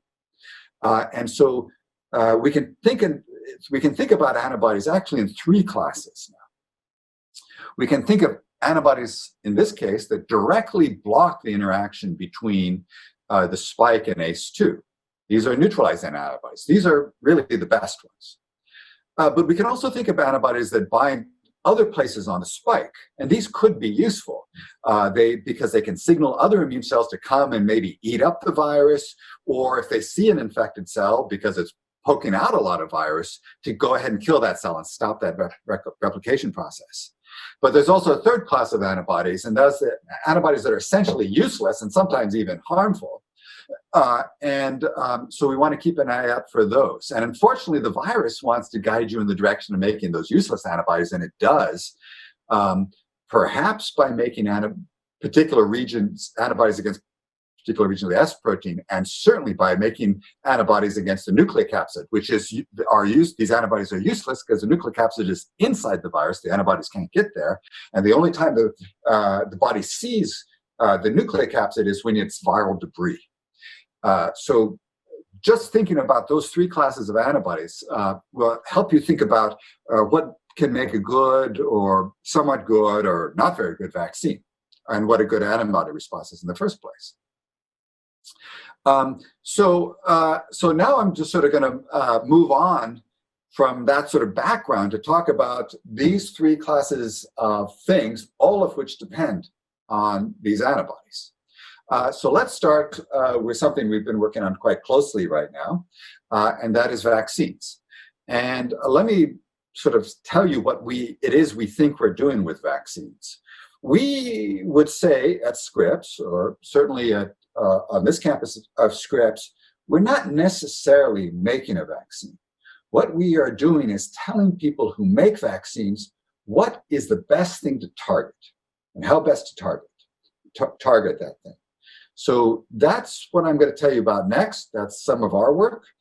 And we, as a consequence of that work, we have an opinion on that. So let me start again from this up here in the corner here, this horrific but scientifically accurate model of the virus, and move you over to an actual real electron microscope image of the virus. You can still see these spikes, these what are called coronal for crown, surrounding these viruses.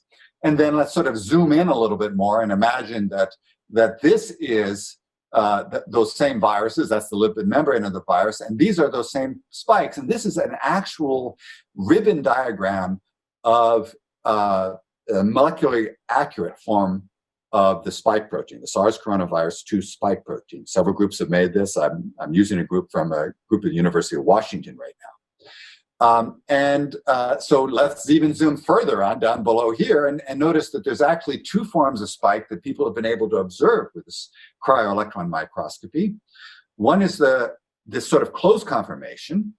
And the way you know these close conformation is this red region and this orange region and this yellow region. They're all in the same orientation. Now, these are actually the same piece of the protein from different, what we would say, monomers. So this, as I mentioned, is a trimer, and these are each a component of one of what we would say protomers or monomers of this trimer. So I've, in this case, labeled one is red, one is orange, one is yellow. They're all the same, except for the idea that in some structures, we also see that these things pop out. And they pop out because they are getting ready to engage the receptor.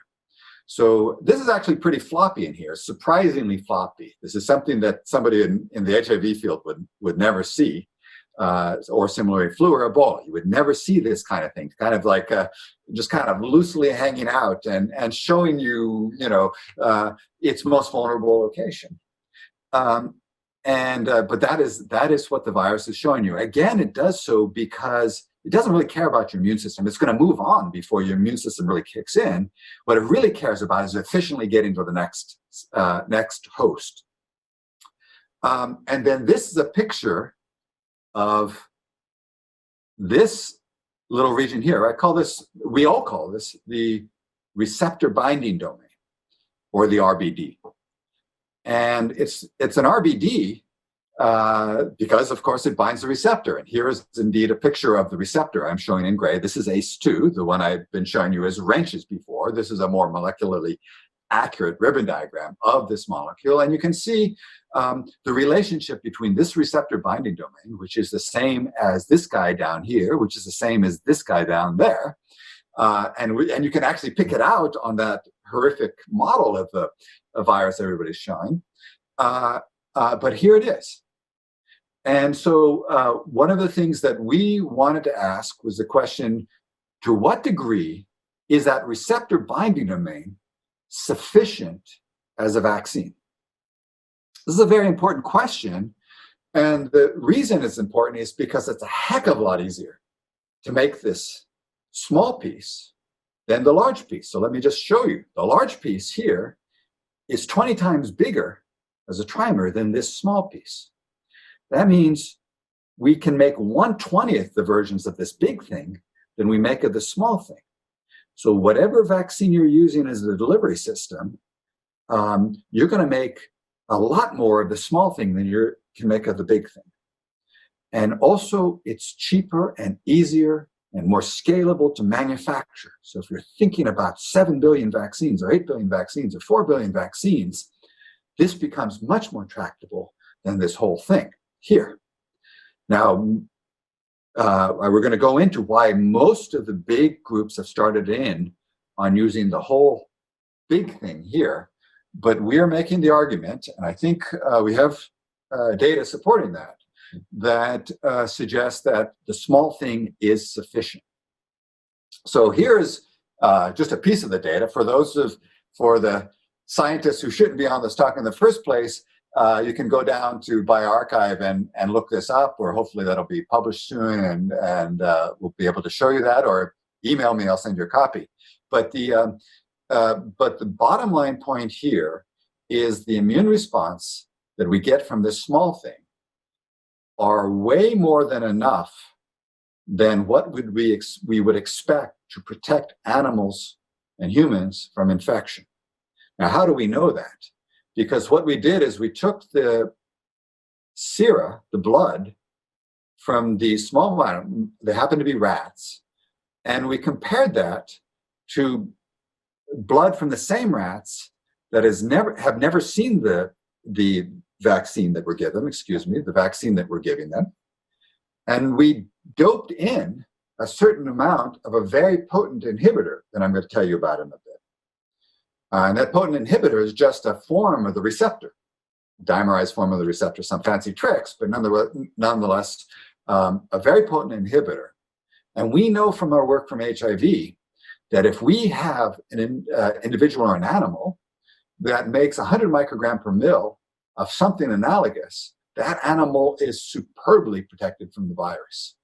And so the immune responses that we're able to raise here live somewhere between that 100 microgram per mil level, sorry about the numbers and the units here, but just somewhere between a lot and a whole lot of a very good inhibitor. So the bottom line point here is this piece of the spike protein, that piece of the red thing you've been staring at all along, is sufficient as a vaccine, and it's a lot easier to make. And for your aficionados out there, we were able to show that this does not have one of the risks that might be associated with a vaccine that combines neutralizing and not non-neutralizing antibodies. So remember, this is the primary neutralizing epitope. And so this particular vaccine, with some great work coming out of Hetty and Che's lab,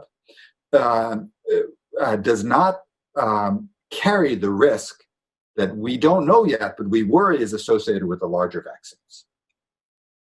So that's my agenda, and the thing that we think is true, and I think that our strongest case is the ease with which this particular thing can be produced if you're thinking about making this in scale, as we are. So that said, a lot of people are pursuing the alternative route, and I want to be a little bit careful and fair to the alternative perspective here.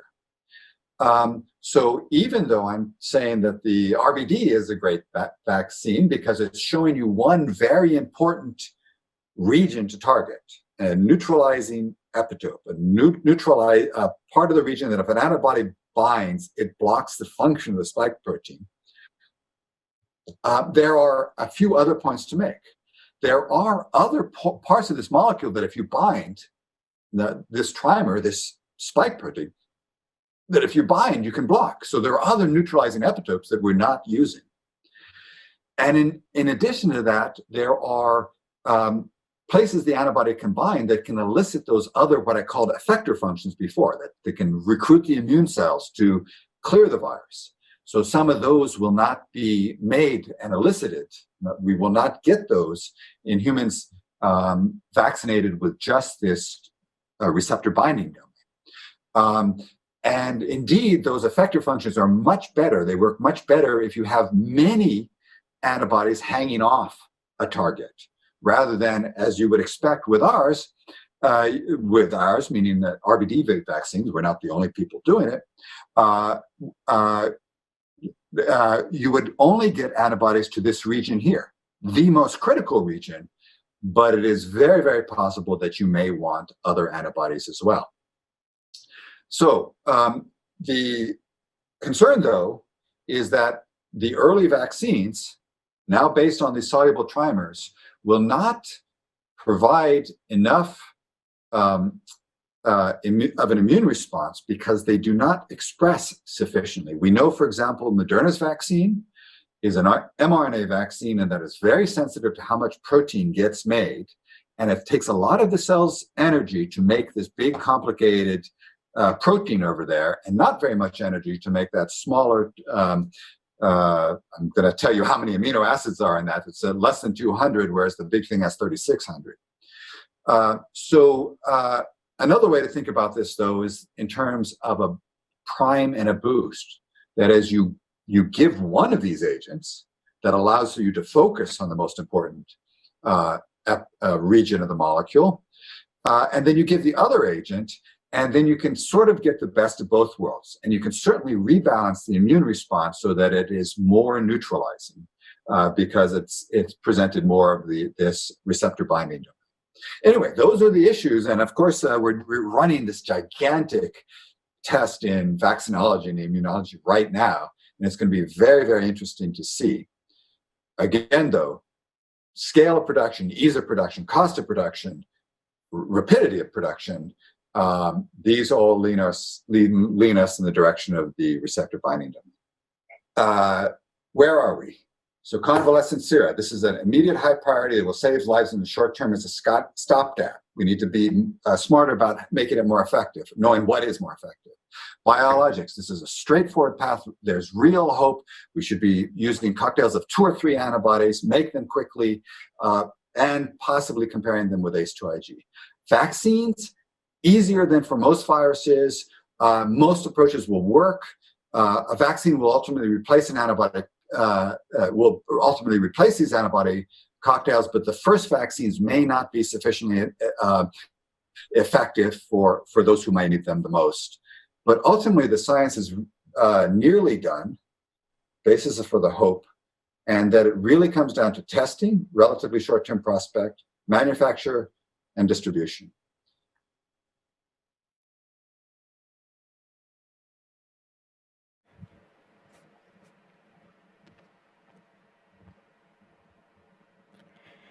Thank you very much, Professor Michael Farzan, for that interesting presentation and for walking us through the development of vaccine and other therapeutic modalities for COVID-19. Okay, we are now going to adjourn for another break. It is now 2:20, so we'll take a 10-minute break and come back to resume session number 2 at 2:30 p.m. We'll see you then. Okay, we will now continue on with session 2 of this afternoon's talks. Now, session 2 of today's thematic discussions is titled COVID-19 Therapeutics by Leading Pharmaceutical Companies. We have 2 presenters lined up for this session, and they will talk about their respective companies' research and what they are doing in terms of COVID-19 therapeutics. And for the first speaker, we have Mr. Sung-hyun Kim. He is the head of Clinical Planning Department at Celltrion, and his talk is titled COVID-19 Treatments Part 1. So, Mr. Kim, hello. 네, 안녕하세요. 저는 Good afternoon. I am in charge of planning clinical trials and also arranging clinical trial outcomes. My name is Kim Sang-hyun. It's my great pleasure to join this great symposium to disclose and share our clinical trial outcomes. I'd like to thank Soonchunhyang University staff for organizing this event. And then let me begin my presentation, which is about our COVID-19 therapeutic agent.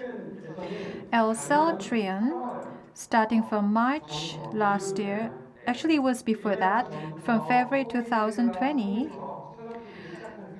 and when COVID-19 started to get serious in Korea, we have been developing neutralizing antibodies.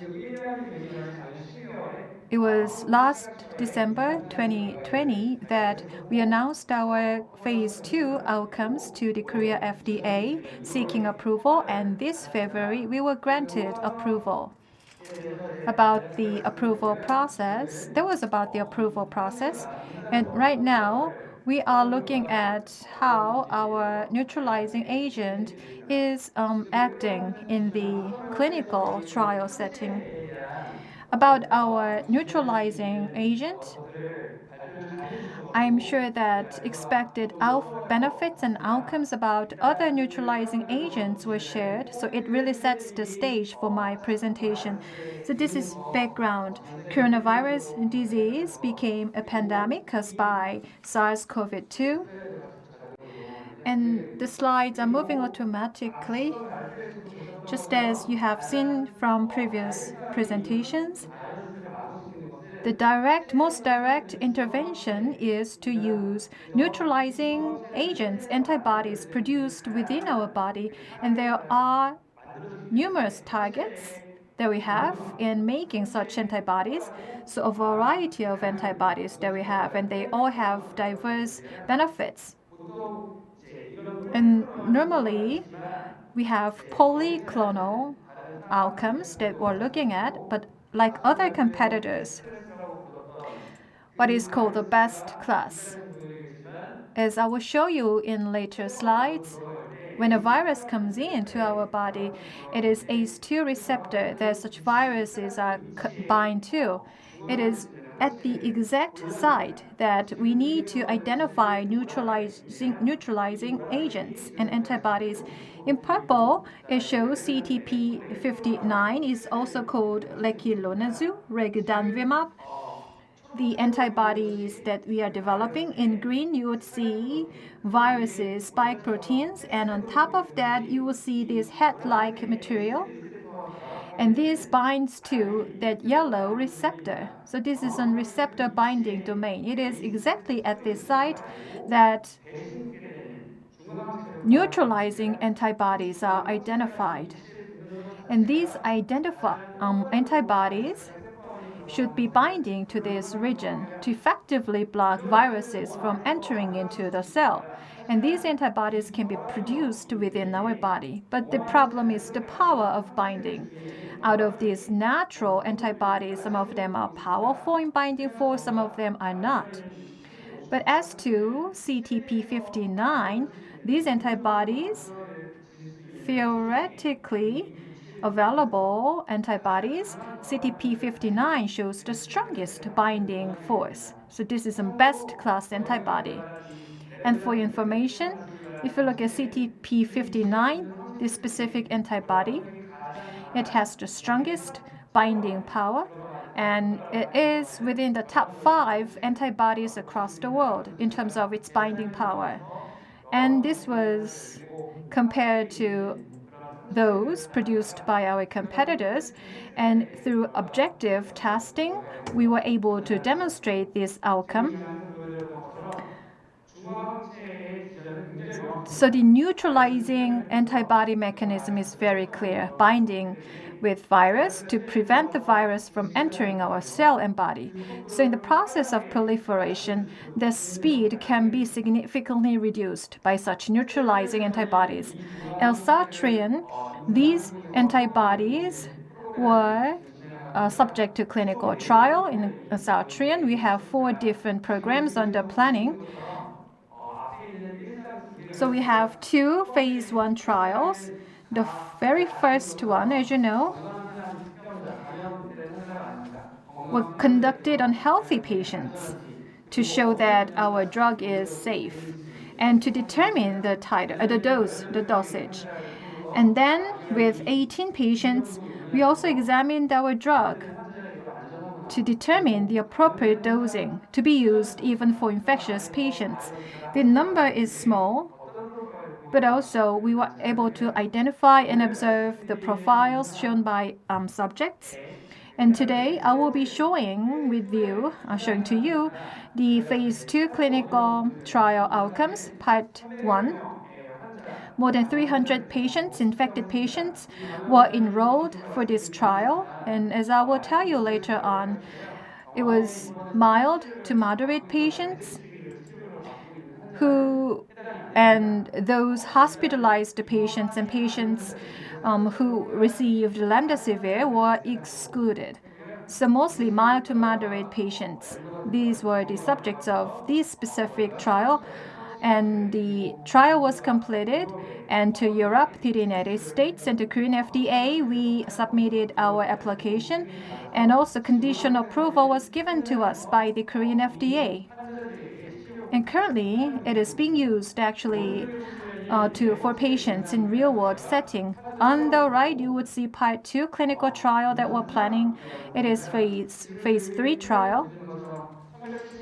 And it's going to be tested on more than 1,200 patients according to our design. But normally 10 to 15% more patients can be enrolled. So I think it's going to be more than 1,300 patients to be enrolled for this specific trial. And for your information, our phase 3 trial was following the conditional approval by the Korean FDA. Patient enrollment began.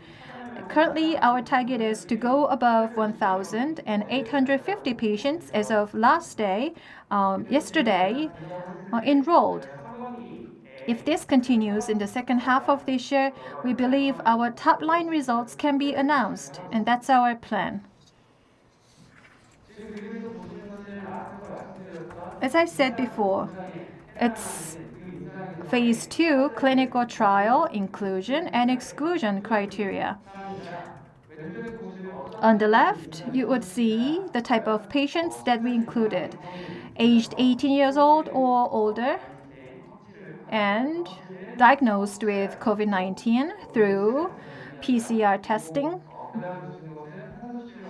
And they did not require oxygen treatment. And as to pneumonia, symptoms were okay, but if symptoms were severe, these patients were not able to enroll. As I said, if it is severe pneumonia, then it requires oxygen treatment.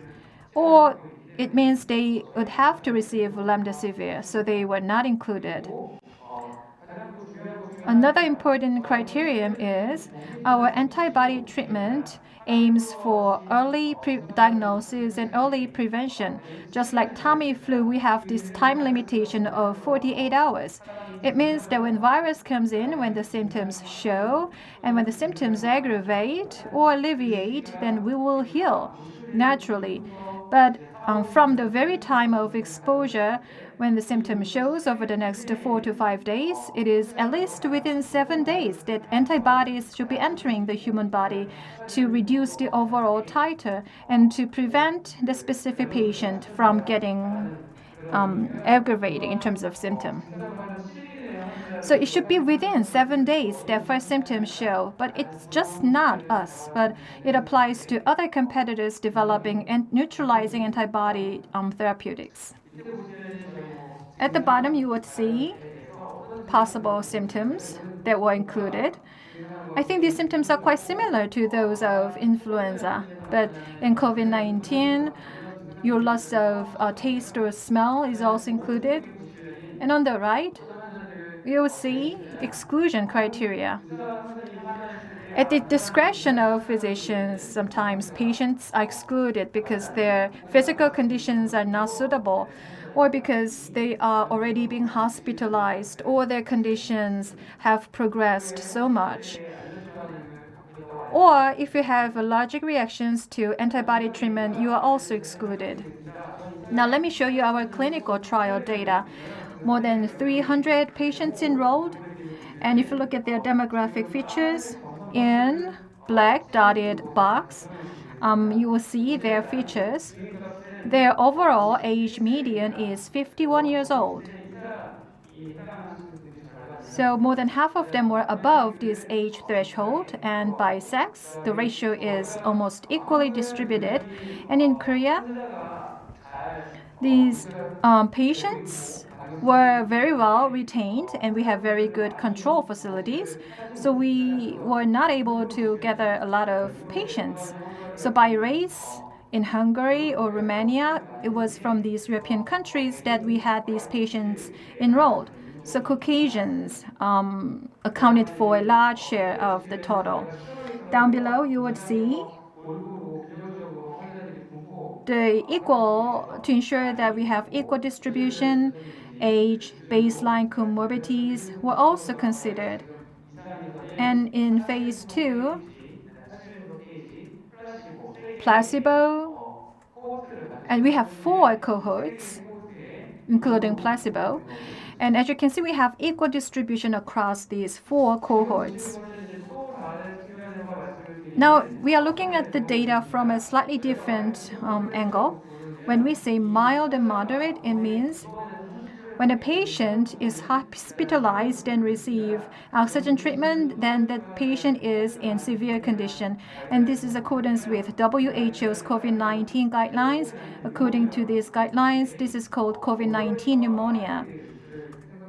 So when you think of mild and moderate means a patient is diagnosed with pneumonia. So this is maybe the simplest criteria that we determine a patient's condition. For all patients enrolling in our trials, X-ray or CT exams were used to confirm their status. And for those whose pneumonia symptoms were confirmed, they are called moderate. So between 40 to 60% with pneumonia symptoms, they outnumber those who do not have these symptoms. So you will see the share of those over 50 years old. It's not simply 50 or 60. For example, over 60 and moderate, over 50 and moderate. So those with pneumonia symptoms. Specifically for those patients over 50 and with pneumonia, they account for 40% of the total. At the bottom, you will see day 1. It means day 1 of administering the study drug. Then we would measure virus concentration on average. On a log 10 unit, it's around 6. So at the hospital, if it is at this level, then it is quite high.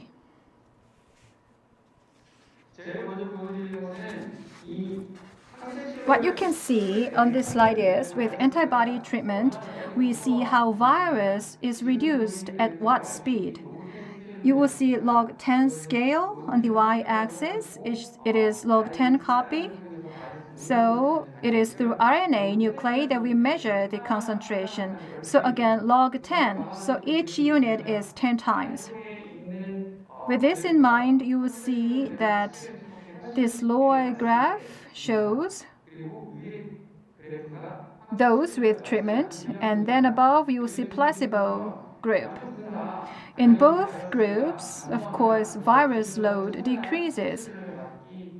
So before day 1, and compared to day 1, you will see how fast it decreases. And at day 7, almost to 1,500 times reduction is witnessed in control group. But in placebo group, the reduction is around 200. So it is between 7 to 8 times fold that we have differences in terms of recovery speed and time.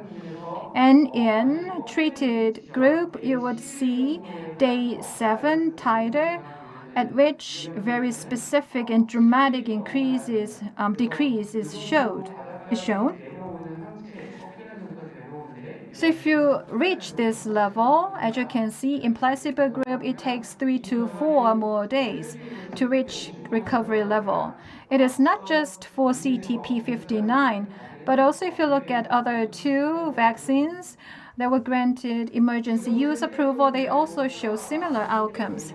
A lot of numbers are shown here, but I showed you previously that we were able to see how fast virus load decreases in terms of volume. And in dotted blue boxes, you would see pooled CTP59.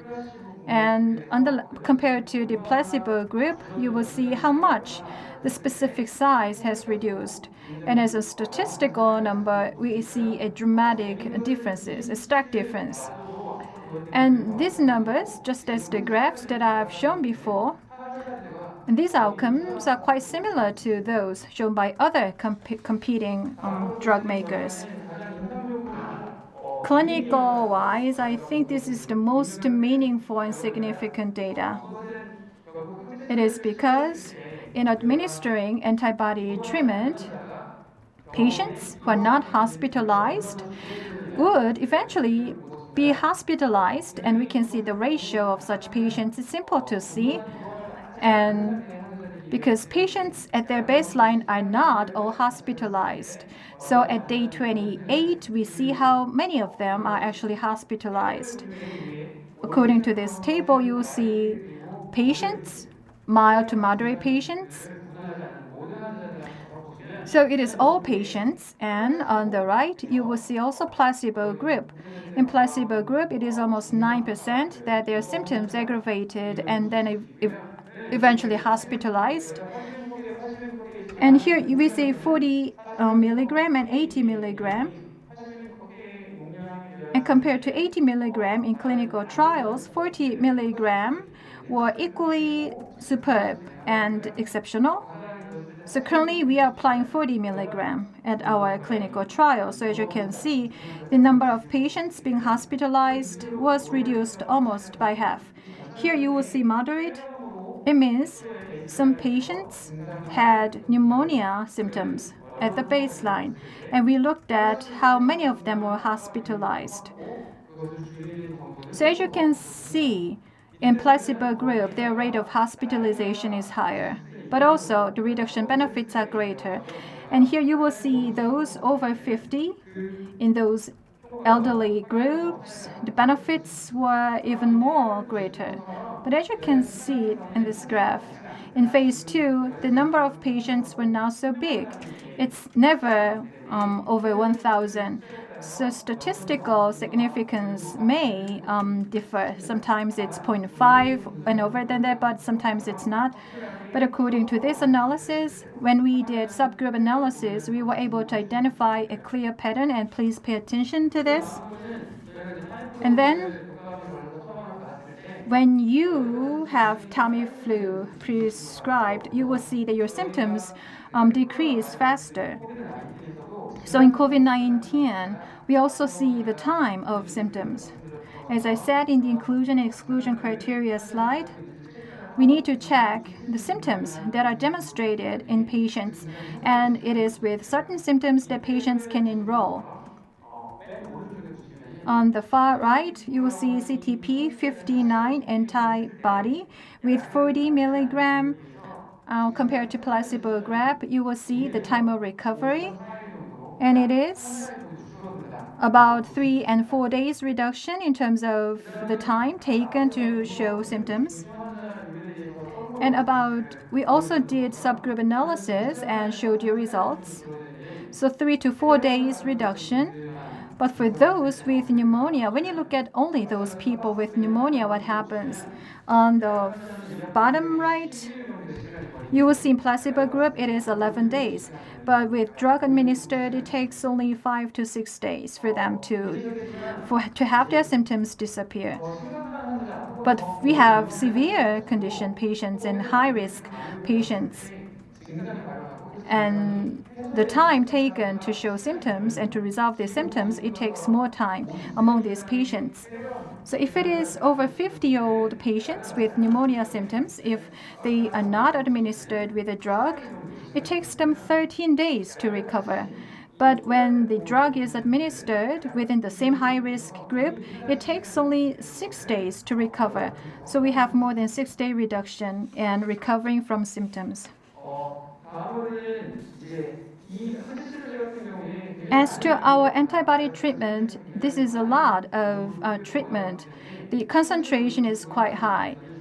So to neutralize, sometimes it is needed that we use monoclonal. We go beyond the monoclonal antibody concentration about 10 to 15 times higher than the normal concentration that is normally used in other anti-cancer treatments. So is it really safe? It's a critical question. It is because for those with chronic conditions or cancer, in terms of safety and efficacy, we really need to calculate risk to benefit ratio. As in COVID-19, the vaccine should be administered to all the people, even healthy people. So we need to ensure that healthy people do not suffer adverse events, even severe adverse events. And this is a critical question for us as a company. And just like other neutralizing antibody drug companies, CTP59 is very safe. It's because serious adverse events were not reported, and even those not so serious adverse reports, the outcome was quite similar to that of the placebo group. And this is an IV formulation. It means that during the process of administration, sometimes acute responses are reported. You may get fever, you may have shortness of breath. And we had 3 patients who reported such symptoms, and 2 of them belonged to the placebo group. But all 3 of them immediately recovered, so that was rather mild IV-induced reactions that they showed. So far, 850 people participated in this trial, getting our drug, and after the conditional approval granted in Korea, more than 700 actual patients across Korea are being treated and have been treated with our study drug. My conclusion is, excluding placebo group patients, already 1,200 patients were administered with our study drug. During this process, no noticeable adverse events have been reported so far.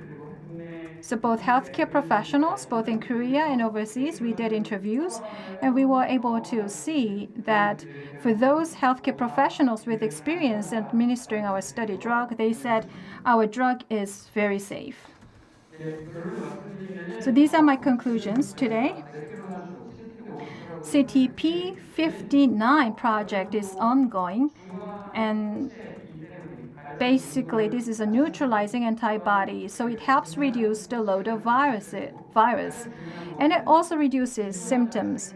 Most importantly, it reduces the rate of patients with severe conditions.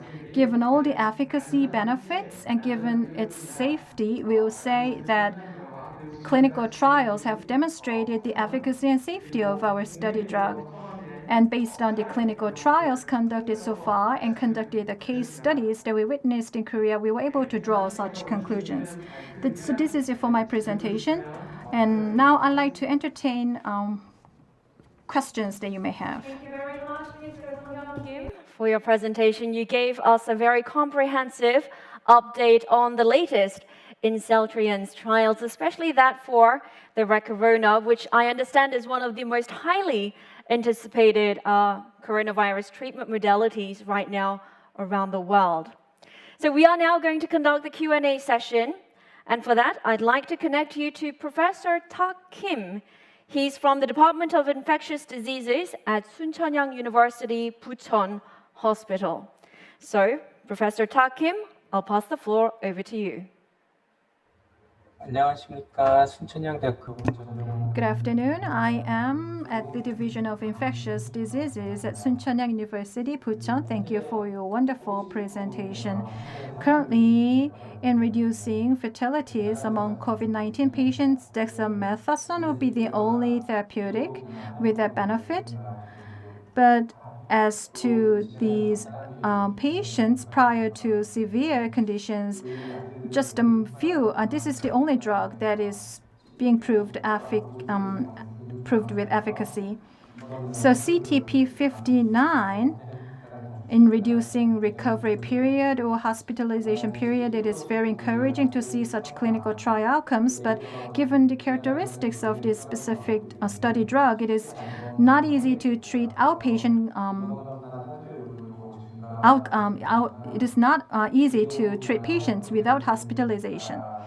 So I think that hospitalization or oxygen treatment and how much this drug can reduce the ratio of patients requiring advanced treatment, I really wonder what that number would be. So I wonder if any analysis was done concerning this aspect. Another question is, as the vaccination program rolls out, we would have less patients, and clinical trial phase 3 would find it difficult to have patients enrolled. So when would be the end point of your phase 3 clinical trial? Thank you very much. Thank you for your great questions. And as to the second question, I think I have already answered your second question. The vaccination program is going on actively across the world, and we are conducting a global level clinical trial. So it is true that the speed of patient enrollment will be impacted by the ongoing vaccination programs. But in Europe, the vaccination program is not equally active across European countries. We have more than 50 sites across the world through which we are recruiting patients. So there are countries or regions with very high ratio of COVID-19 patients. So still enrollment is going on actively. As I said during my presentation, in the first half of this year, we believe we can recruit when we can reach the target of patient recruitment. So no big disruption is expected as to patient recruitment. Your first question is really critical, and in conducting clinical trials, this is one of the most frequently asked questions. So more than 300 patients were collected, and combined, when placebo and control groups are combined, no one died, luckily. And out of severe patients, only one patient required ICU treatment or ventilator treatment. And in phase 3, of course, we will be continuing with our observations, and then I can tell you concrete outcomes. We do not hope to see this, but with an increasing number of patients, some of them would develop severe conditions or even die. But as you told us, at hospital, as you're treating severe condition patients, you may wonder and you may expect a treatment for those in severe conditions. Neutralizing antibody treatment is for early diagnosis and early intervention. And as I told you, after 11 days without treatment, the very low virus titer is observed even among those patients. So at this level, virus load is not that high, but still some patients are developing severe symptoms. We actually witnessed such patients. For those patients, I think that such antibodies that directly interact with viruses will not be that much effective. We did not specifically did our clinical trials on this, but when we look at our competitors developing antibody treatments, they did large-scale clinical trials for that type of patients. For patients requiring remdesivir or in more severe conditions, no meaningful outcomes were produced out of these patients. But in Korea, not just clinical trials, but a treatment purpose approval can be granted to us, or sometimes we are asked to provide specific drugs. This happens when we have patients whose immune system has weakened so much, for example, because of anti-cancer treatment. And then sometimes virus load does not decline even after 3 or 4 months. It is for those patients that we can use our antibody treatment and see that their virus load declines very abruptly. But in general, antibody treatment in treating COVID-19 patients would be primarily for very early diagnosis and early prevention within 7 days after the onset of symptoms. And this is demonstrated through multiple clinical trials.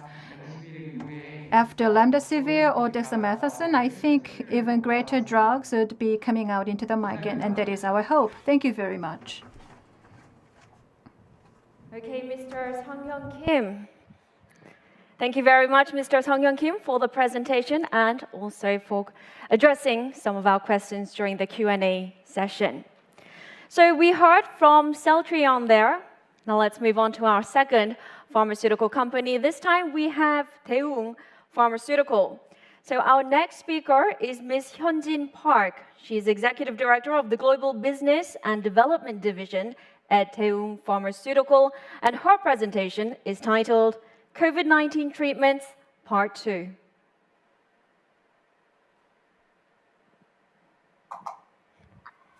Hello, I'm Hyunjin Park from Daewoo Pharmaceutical. I'm pleased to take this opportunity to announce Daewoo Pharmaceutical's clinical strategy for developing COVID-19 treatment drugs. These here are the 3 COVID-19 treatment products that Daewoo has been developing. Hoistat, that is chemostat, nicotinamide injection, DWRX 2003, stem cell IV injection. In this presentation, I will mainly introduce Hoistat. This is a figure of how COVID-19 develops and how the drug we are developing work in each step. As is known, the antiviral effect in the early stage is very important, and the anti-inflammatory effect is more important as COVID-19 progresses. We are developing treatment options that can be applied to all stages, and today I will focus on chemostat tablet, Hoistat.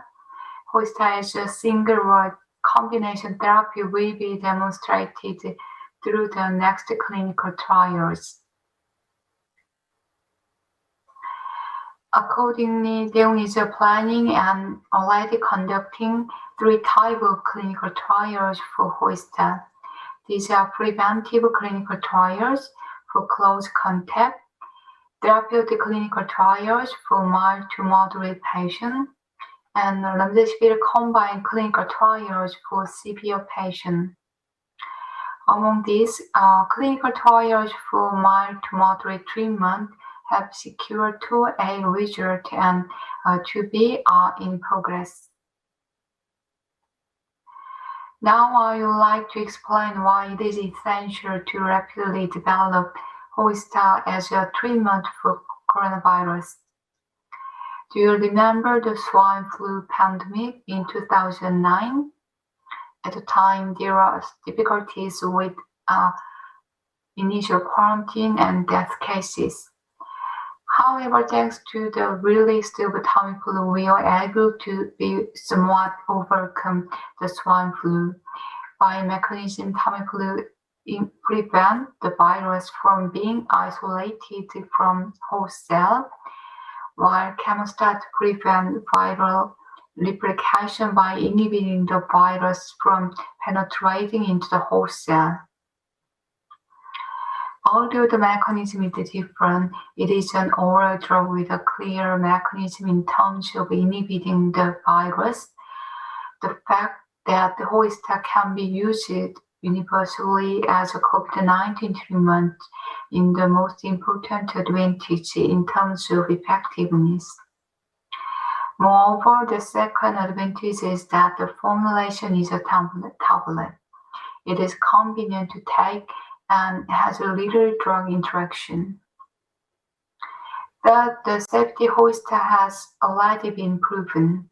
Therefore, phase 2 trial to explore the effectiveness of treatment can be immediately initiated as soon as the result obtained.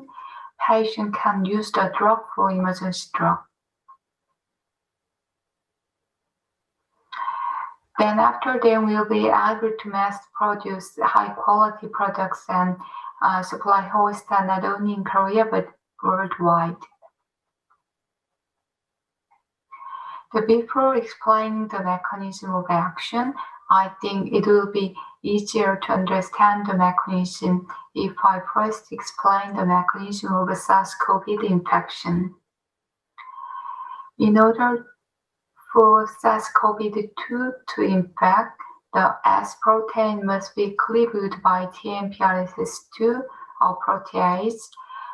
It then develops the ability to bind to ACE2 and infect it into the cell. Hoista prevent cleavage of S protein by inhibiting the activity of TMPRSS2, the first step in SARS-CoV-2 infection. Accordingly, it ultimately inhibits the cellular infection of SARS-CoV-2. This mechanism of action of Hoista has been applied to all coronaviruses with the same infection stage, and in vitro experiments have demonstrated the inhibitory effect of infection in all of the coronaviruses, MERS, SARS-CoV, SARS-CoV-2.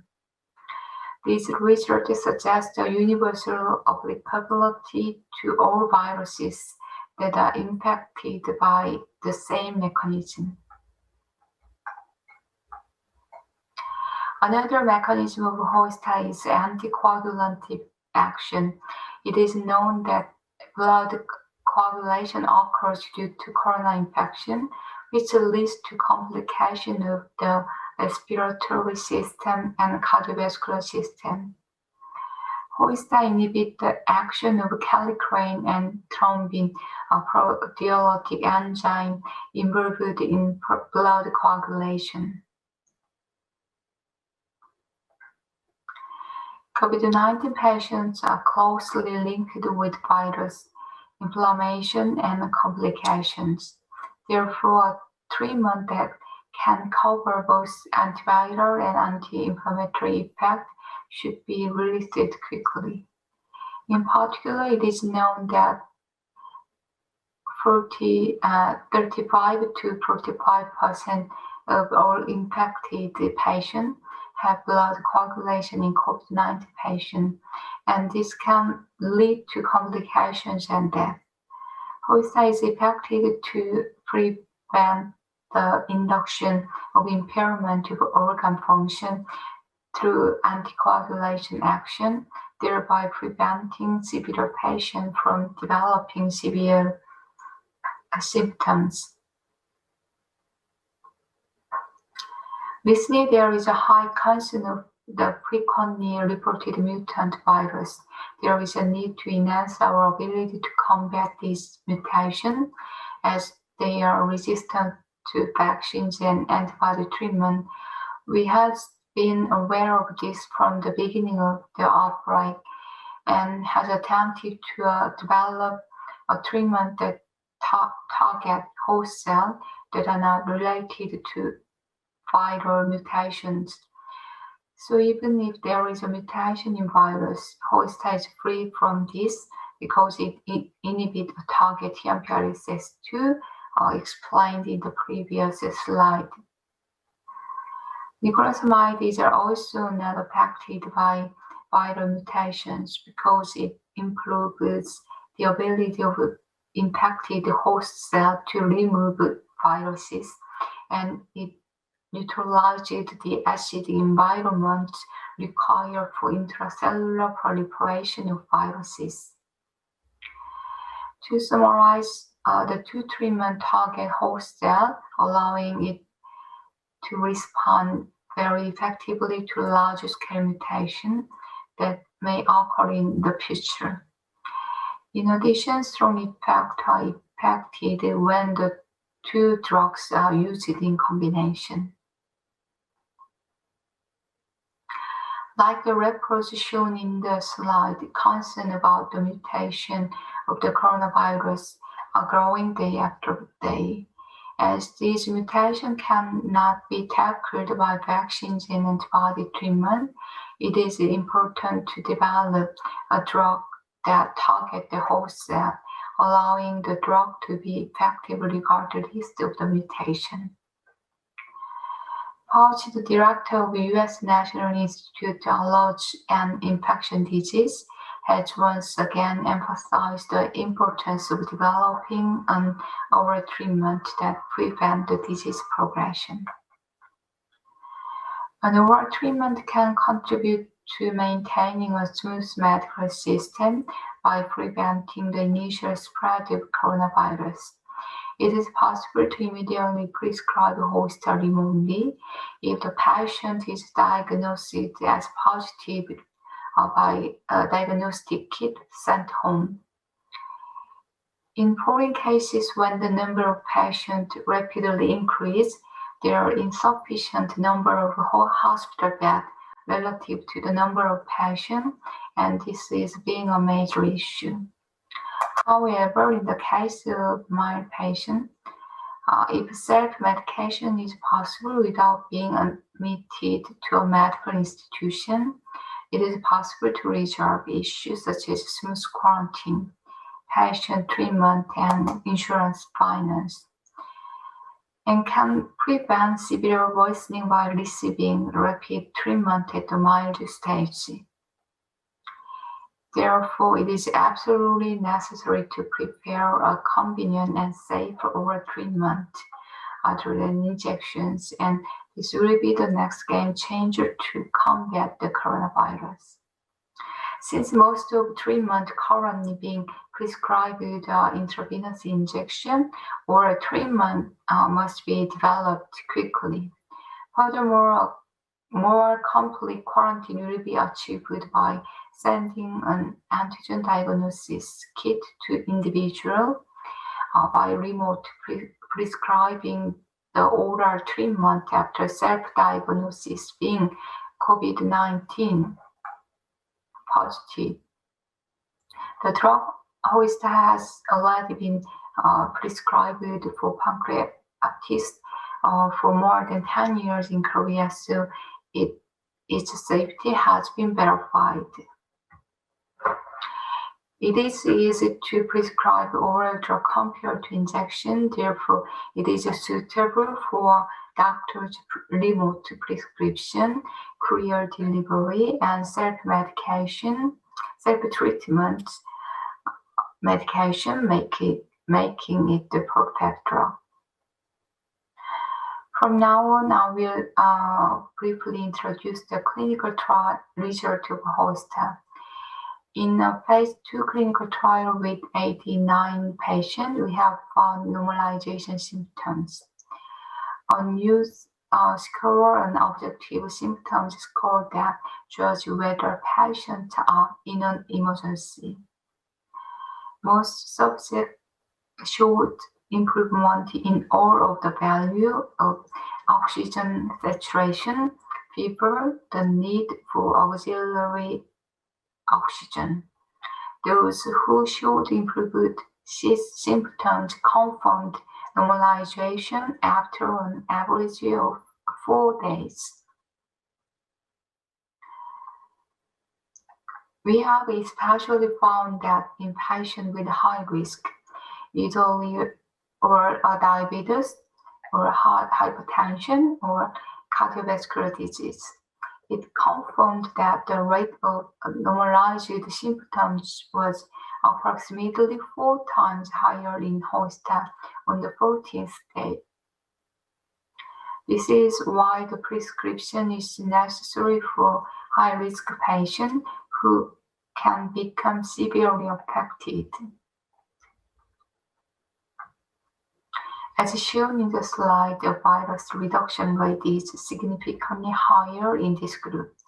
It can be predicted that the improvement of preceding symptoms is due to the rapid reduction of the virus. Finally, patients actually get severely worse when inflammation in the body is not controlled. However, after analyzing the data used for actual COVID-19 patients with hosta, it was confirmed that hosta decreases the CRP value, which is the most sensitive inflammation indicator. In conclusion, we are able to confirm the possibility of preventing worsening of the patient's symptoms. So far, I have explained about hosta, and from now on, I will briefly explain about nicotinamide injection, DWRX 2003. The pharmacological mechanism of nicotinamide is to help the host cell remove the virus by itself by inhibiting the protein called SKP2 in the infected host cell.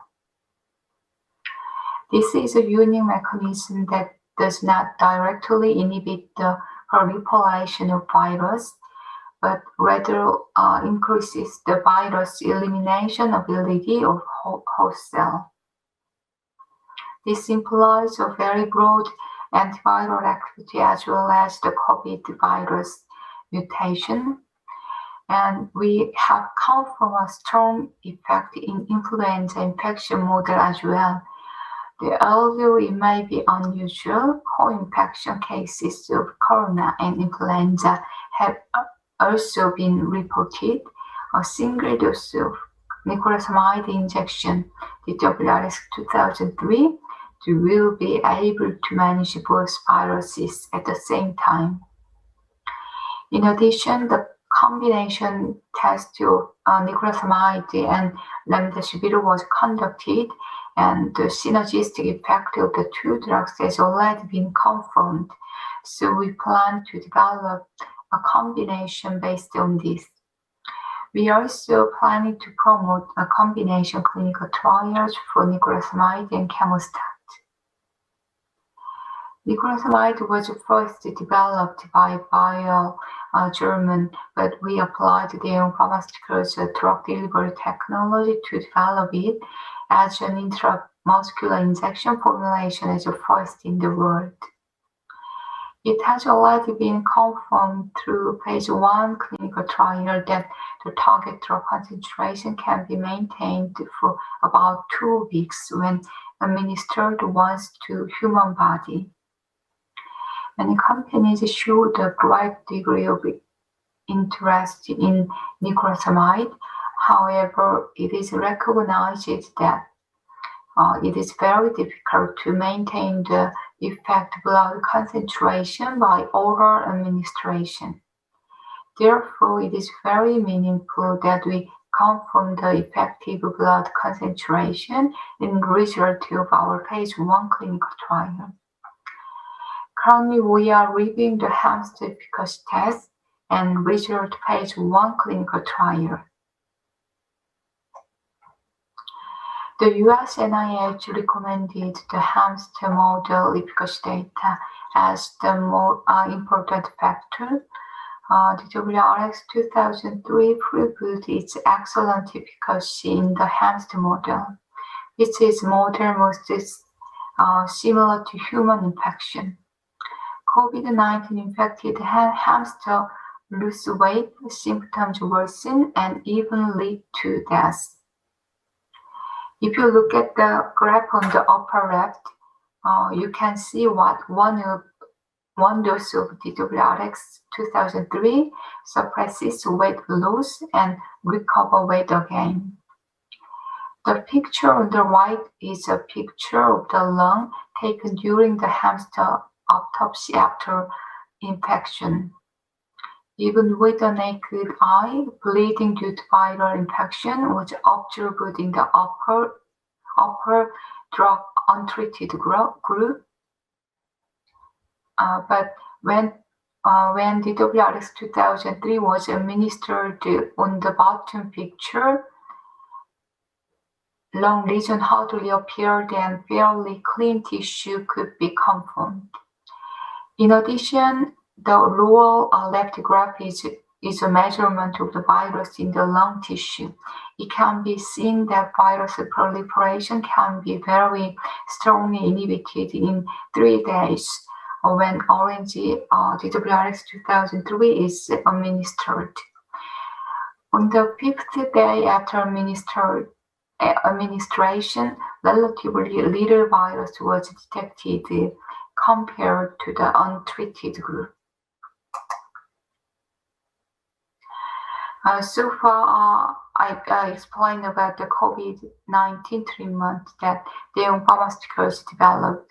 I look forward to rapid end of COVID-19 with the app for all of us, and the establishment of therapeutic agent and medical system capable of responding to the coming pandemic at this opportunity. Thank you for listening so far.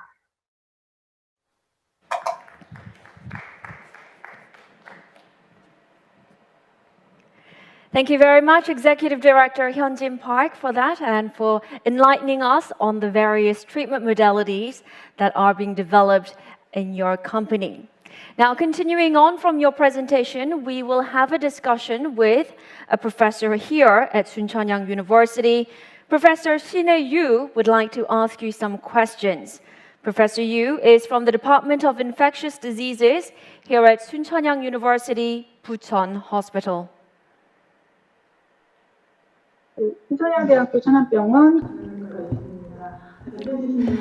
Thank you very much for your presentation. My name is Yu Shin from Infectious Department, and in Korea, many experiments are ongoing, but as you have just mentioned, that there is a growing concern about the mutant viruses. As you have just commented on the chemostat, as we think that there should be a less effect on mutant viruses. And do you have any administration cases for Korean patients? And in other countries where mutant virus infected patients are growing, and do you have any clinical results that you have received from those countries? And the second question is about Three Musketeer products for COVID-19, and that your treatment for is not well known. And as far as I know, there is only a small scale clinical trial that prevents lung injury in China. If Daewoong Je약 has completed the first phase clinical trial in Indonesia, on the basis of the result of it, do you have any advices to share concerning the prospects of treatment? And the last question is that, Korea has a low number of confirmed cases and the low participation or recruitment rate for COVID-19 treatment development. It is difficult for us to figure out the current status, and there's still a growing interest in the clinical trials and treatment developments. And as of perspectives of a private company to have a smooth operation in clinical trials, what do you expect from medical institutions? a phase 2 clinical trial of chemostat in Mexico in patients with mild to moderate patients, including high-risk factors. And based on the result of Korean phase 2B, we are planning to conduct phase 3 clinical trial as the multinational clinical trial. We have not yet identified any cases where clinical trial has been conducted in subject diagnosed with COVID-19 variants. Our goal is to confirm the efficacy of chemostat on COVID-19 virus variant through preclinical tests. However, if there are any increase in cases of mutant virus infection where a separate study is inevitable, it seems necessary to plan for further clinical studies. The phase 1 clinical trial for DWMSCC has been completed in Indonesia, and the results are currently being analyzed. In phase 1 trial, it is most important to see the safety of DWMSCC in COVID-19 patients. As a result of the phase 1, no adverse event related to DWMSCC occurred in any of the subjects from administration. In addition, since this clinical trial was conducted for COVID-19 patients, the possibility as a COVID-19 treatment was confirmed through the PD parameters, and details will be announced through the paper. Stem cell with the key mechanism of immune regulation, a therapeutic agent that can be used to treat variety of indications. Since you are curious about DWMSCC, I would like to briefly introduce you via a few slides. So we've conducted a test to see the safety and efficacy of DWMSCC in COVID-19 variant model. We confirmed the therapeutic effect by detecting viral titers and whether inflammatory cytokine genes are expressed in lung tissue.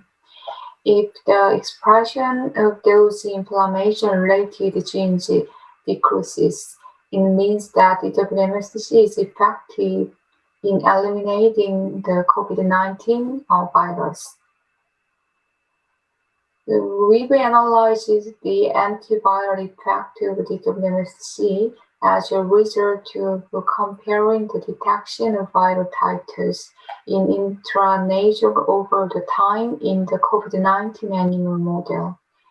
We can see significant differences from day 4, and the viral titer showed the lowest in the high dose group on day 6. It shows that the DWMSCC quickly reduces the viral titer in intranasal. We compared the detection of viral titer in lung tissue on day 6, and there was no viral titer detected in medium and high dose group. The anti-inflammatory effect of the DWMSCC was analyzed. The expression levels of the inflammation-related gene TNF-alpha and VSAL were compared in lung tissue on the day 6. As shown in this slide, the expression level of TNF-alpha was decreases in MSCC administration group compared to the untreated group. The expression level of VSAL was also significantly decreases in MSCC administration group compared to the untreated group. The WMSCC has previously shown therapeutic effect to suppress the lung damage and lower mortality in ARDS mouse model. As mentioned in the previous slide, the WMSCC confirmed antiviral and anti-inflammatory effect in the impacted COVID-19 variant model. Based on this in vivo result, the WMSCC is expected to be a product with potential for the treatment of severe COVID-19. The cooperation of researchers and sponsors is considered critical for the successful development of treatment.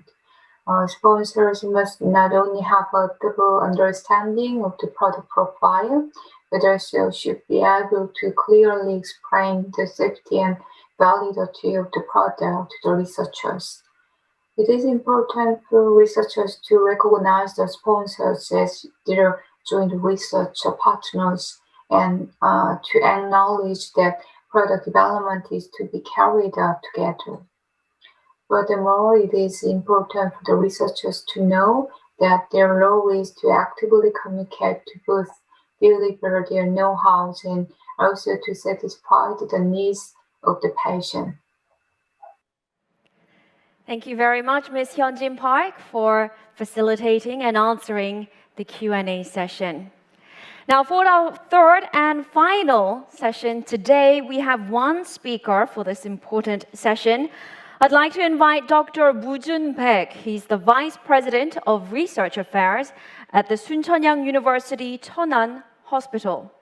And his topic of discussion today is Infectious Disease Center at Soonchunhyang University. So everyone, if you could join me in welcoming Dr. Moo-jun Baek to the stage with a big hand, that would be great.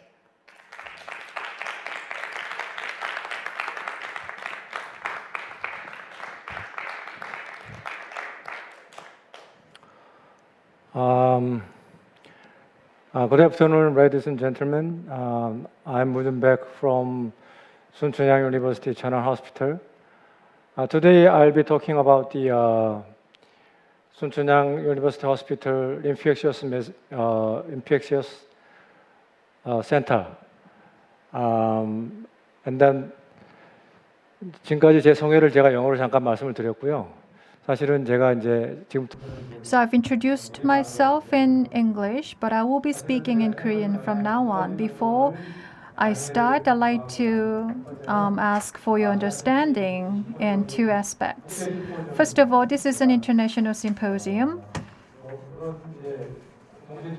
And we do provide simultaneous interpretation. But most of the slides that I will be sharing with you are in Korean. The reason is, of course, we're a bit lazy, I would say, but this is about our university and hospital as an infectious disease center, that this very topic would invoke more interest among our Korean public. And I decided that it is better to present such data in a more accurate manner. That is why I am presenting these slides in Korean. And my apologies for those of you connecting with us abroad through Zoom or YouTube. And secondly, about this type of presentation, I did not expect at all that I would be having this type of presentation. Usually I have a monitor in front of me and speaking. But as I come today, it's just such a modernized and state-of-the-art technology being deployed, and I myself standing at the very center of the stage. It's my first experience to be speaking this way, but everyone all has his or her first opportunities and experience. In that sense, I'd like to ask for your understanding. And today, I will be talking about Soonchunhyang Hospital as an infectious disease center in Korea. Let me introduce myself again. I am Baek Moo-jun, and I'm the Vice President of Research Affairs. At Cheonan Hospital, we will be serving as an infectious disease center. As you know, we have our founder, the late Dr. Seo Seok-jo, and it's because we would like to comply with his philosophy. So his founding philosophy, we always look back on his founding philosophy, and I think this is absolutely necessary. So for a moment, let us momentarily look back his philosophy. Dr. Seo was born 100 years ago. He was born in 1921. After his graduation, high school, he moved to Japan, and he graduated from the Medical College of Kyoto University. And then he moved to the US, and he studied in various disciplines. It was 70 years ago, and if you consider that, you would realize that Dr. Seo's philosophy and spirit is so unprecedented, and he was such a pioneer. After he moved to the United States, he had his internship resident at Cornell University, and also he was in charge of the internal medicine at the university, and then he moved into Korea at Seoul University Hospital, at Yonsei University Hospital, and also at Cornell University. He served as a professor at the internal medicine division. Then after that, in 1974, he established the first medical corporation in Korea with Suncheonhyang University. And then also he established a medical college at Suncheonhyang University. In 1980, to transform Suncheonhyang Medical College into a university, he changed the name of university. So looking back his life and philosophy, you would find that, as you know, he emphasized love for humans. And personally, since the inception of Suncheonhyang University, I think the very starting point was our College of Medicine. And he founded the college at this specific site, and I wondered why. And I was able to find two reasons why he founded this college in this region. Officially, he announced that why did he decide to found this college in a rural area rather than an urban area, and establishing a college of medicine here in Shinchangmyeon and Eunnaeri, far from Seoul. He chose Asan County to help resolve healthcare problems in rural areas, and also to help the government in distributing populations across the nation. So the hospital is in Cheonan right now, but when he first started, it was in Wonyang that he originally had a plan to build a hospital. At the time, he also said that in Seoul, we already have Suncheonhyang Hospital, Gumi Hospital, and Wonyang Hospital, newly established. So in the metropolitan areas, we can establish a network of hospitals to bring about significant and breakthrough hospital facilities and infrastructure in Korea. And his dream actually have come true today. Also, he had his own ambitions in mind. In 1978, the College of Medicine was established, having students enrolled.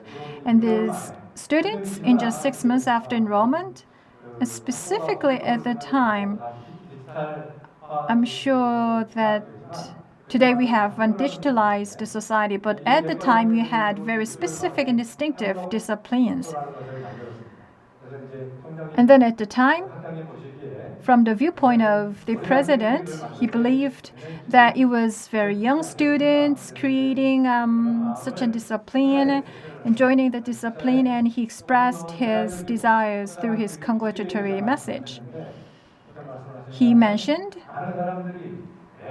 that many people ask me why. Why do you have this hospital in Asan, far from Seoul, in rural area, founding a college of medicine?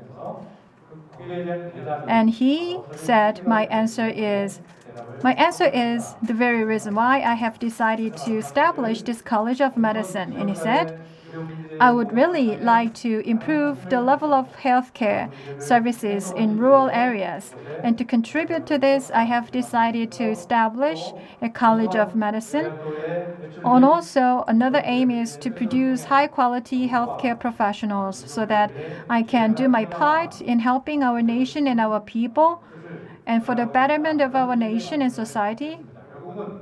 So ultimately, I think the late Dr. Seo's intention was to serve local communities by establishing a medical college. I think it was his aspiration to do so. So our founder said, the founding philosophy of Suncheon University is truth, volunteerism, and practice. It is with this spirit that we create an university that contributes to local communities. And it is with this spirit that we are founding the Suncheon College of Medicine. Not just local communities, but we need to go beyond these to serve our nation and our society. And this is the vision of our university. So you know, the starting point was to have this Korea's first ever medical corporation, Suncheon University. Disease is cured by heaven, and doctors only aid in the process. It was the late Dr. Seo's medical philosophy. In 1974, he founded and opened Korea's first medical corporation, Suncheon University. So this is how it all began, and let us look back again for a moment. The history of Suncheon. In 1974, Suncheon University and hospital opened, and in 78, Suncheon College of Medicine opened, and in 1979 in Gumi, Suncheon Hospital Gumi opened. In 1982, Suncheon Hospital Cheonan opened, and in 2001, in May 2001, Suncheon University Hospital Buncheon opened in the same year. In March 2001, Dr. Seo Kyo-il became the fourth president of Suncheon University. And in 2011, in the BK21 program led by the Ministry of Education, we were able to have 5 research teams, the most number ever that was recorded by private sector universities. And then Suncheon University Hospital Cheonan was designated as an infectious disease center. So if you look at Hospital Cheonan, it opened back in 1982. And to serve local communities, we became the world's only agricultural chemical addiction treatment center and research center. And then we transformed ourselves into an university corporation from medical corporation. And we opened the Novalis TX Cancer Treatment Center in 2011. And as a result, in 2020, we were eventually recognized as an infectious disease center to be responsible for the central region of Korea. And then why do we need such an infectious disease center? If you look at the history of emerging infectious diseases, there have been very big events. So we have always had infectious diseases, but in 2002, the SARS virus broke out. In 2012, the MERS virus also broke out, of course, during the time. In 2014, MERS virus actually broke out at full scale in Korea in 2014. And then Ebola virus broke out. In 2017, normally in Latin America, the Zika virus also broke out. In 2019, the COVID-19 virus spread across the world, becoming a pandemic and dealing a fatal blow to many people across the country. So the spread of COVID-19 really constitutes a global pandemic. It's an unprecedented event. Because of this virus, we've come to have more than 100 million people infected, and the number of fatalities reached 2.7 million. In Korea, we have almost 100,000 people infected with this virus. As a result, 1,700 people were killed. Given all these circumstances, we and these stress the need to have infectious disease centers. In the early 20th century, with the invention of antibiotics, now we were able to manage and control infectious diseases, and there was a widespread perception. But after 1970s, we witnessed the emergence of more than 20 infectious diseases, and some of them developed resistance against drugs, including mutants and variants.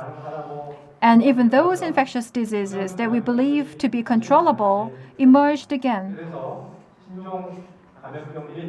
So emerging infectious diseases and re-emerging infectious diseases sparked the need of nationwide responses and professional and dedicated hospitals to do this. Here in Korea, we have large hospitals, high-performing hospitals, and we have hospitals with a large number of beds. But there's only a few hospitals that meet all these requirements, as we have experienced last year, and we continue to experience this even this year. That is why, to overcome the current circumstances, we need to designate infectious disease centers.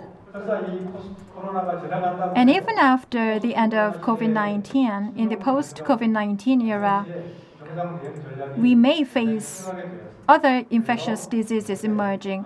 So we need to develop our strategy to designate infectious disease centers. And currently, the selection process is underway.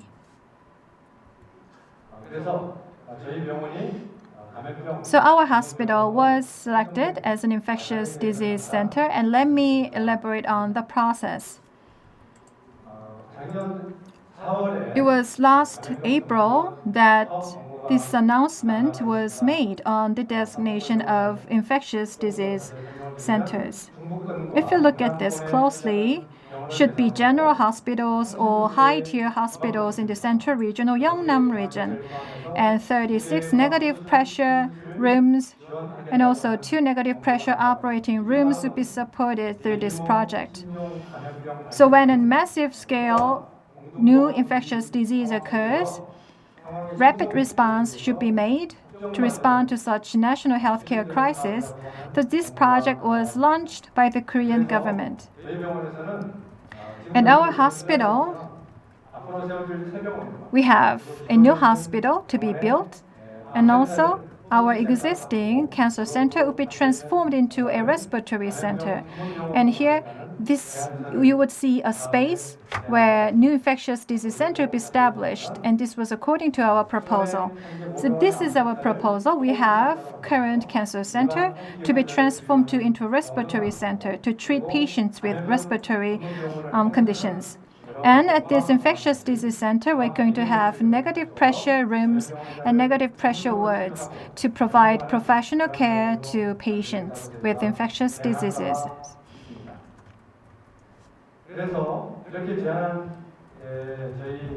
Based on our proposal, we have submitted our proposal, and within that proposal, the document screening process ensures that we have all the requirements necessary. And then we also had this presentation session, and Dr. Lee Moon-soo, the president of our hospital, presented our proposal himself. We had these screening committee members, and we talked about the reasons why we should be selected as an infectious disease center. And Dr. Lee, as the leader of our hospital, did a fantastic job in persuading screening committee members. And to my knowledge, we got the highest score during this documentation and presentation phase. After that presentation, then due diligence was performed on our hospital, and I myself was there. Our director saw He's currently director, but at the time he was president of university. So Mr. Seo Kyo-il came to the scene, and it was Mr. Lee who presented the proposal. But prior to that, for about 10 minutes, as a leader of Suncheon University and hospitals, Dr. Seo presented about our facilities. And Dr. Seo, during the session, said, as I remember, he said, in accordance with the will of the late Dr. Seo Seok-jo, we would like to ensure that our hospitals contribute to the betterment of our local communities. And over the years, we were engaged in social giving activities, and that's for sure.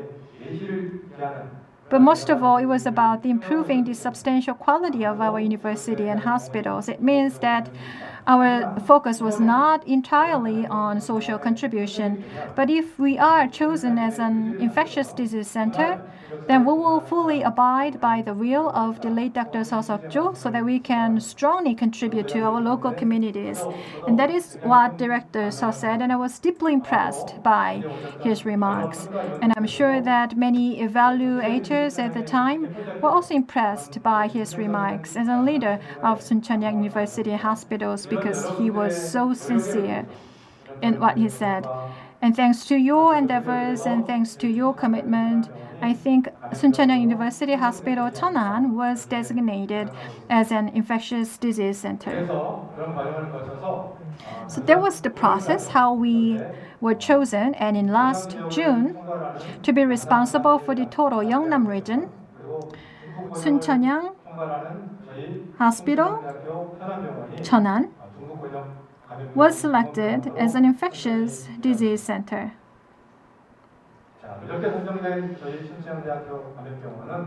And after the designation, through professional staff, facility, and equipment, we will be strengthening our capacity to treat infectious diseases, and also we will serve as the center of medical services in the central region.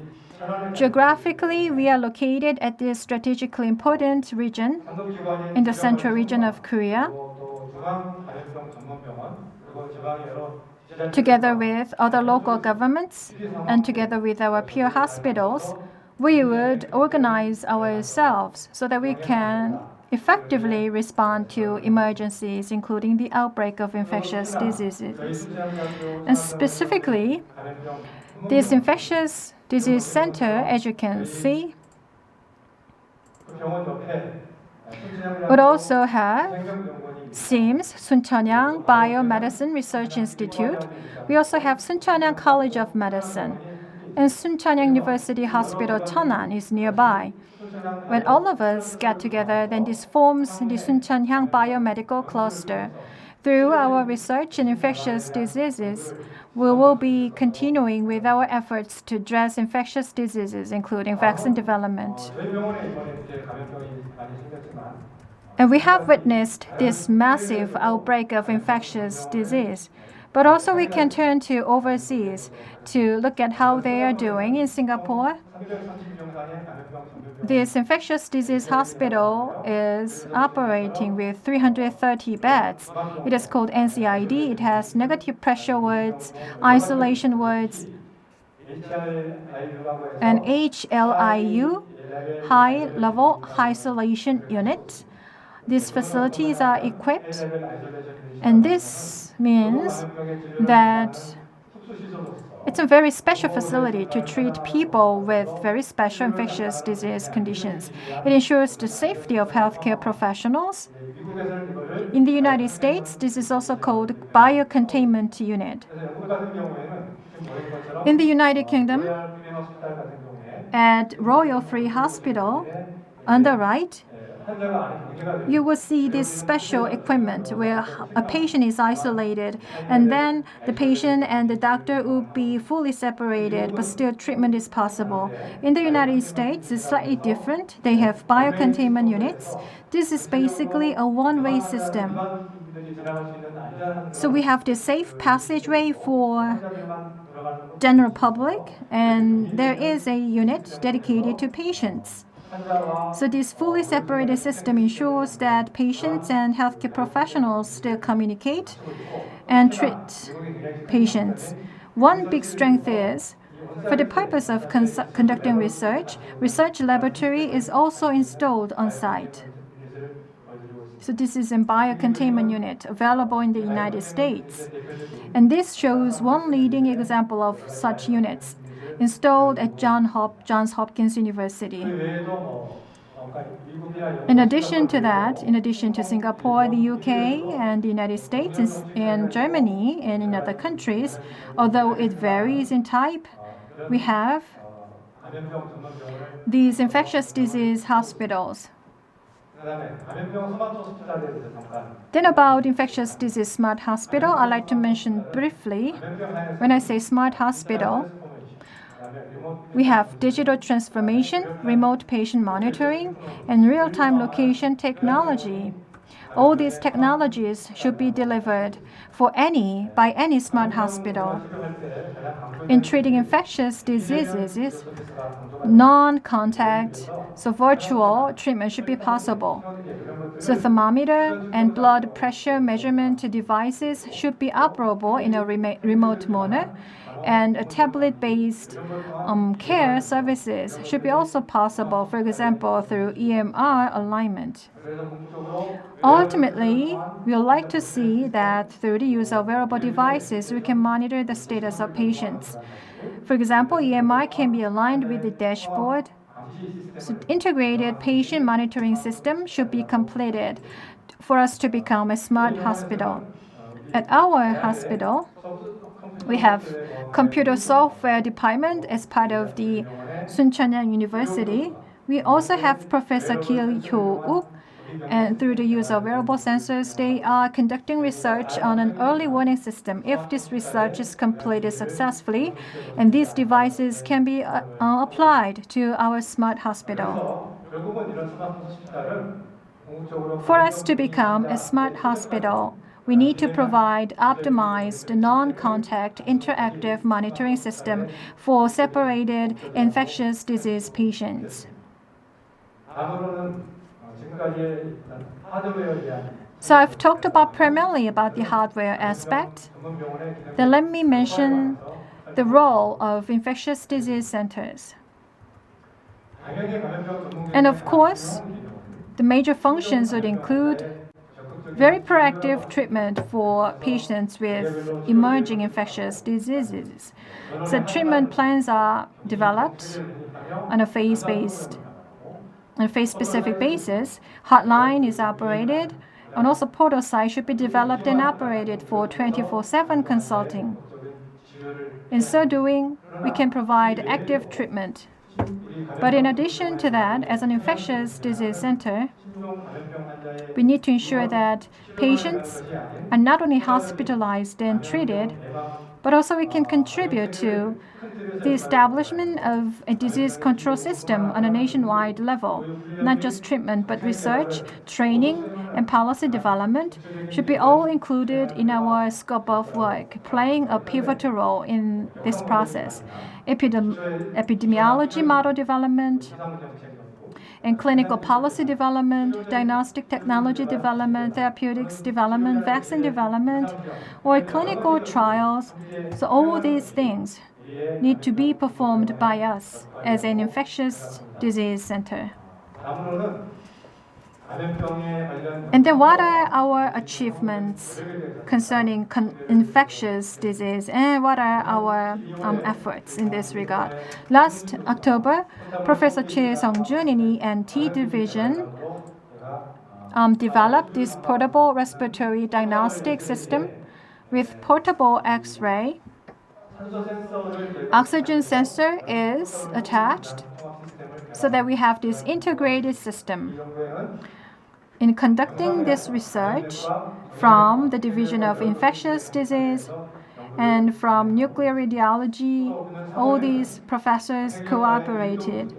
And Professor Yu Ik-jong also is developing smart negative pressure system-based portable module screening center technology.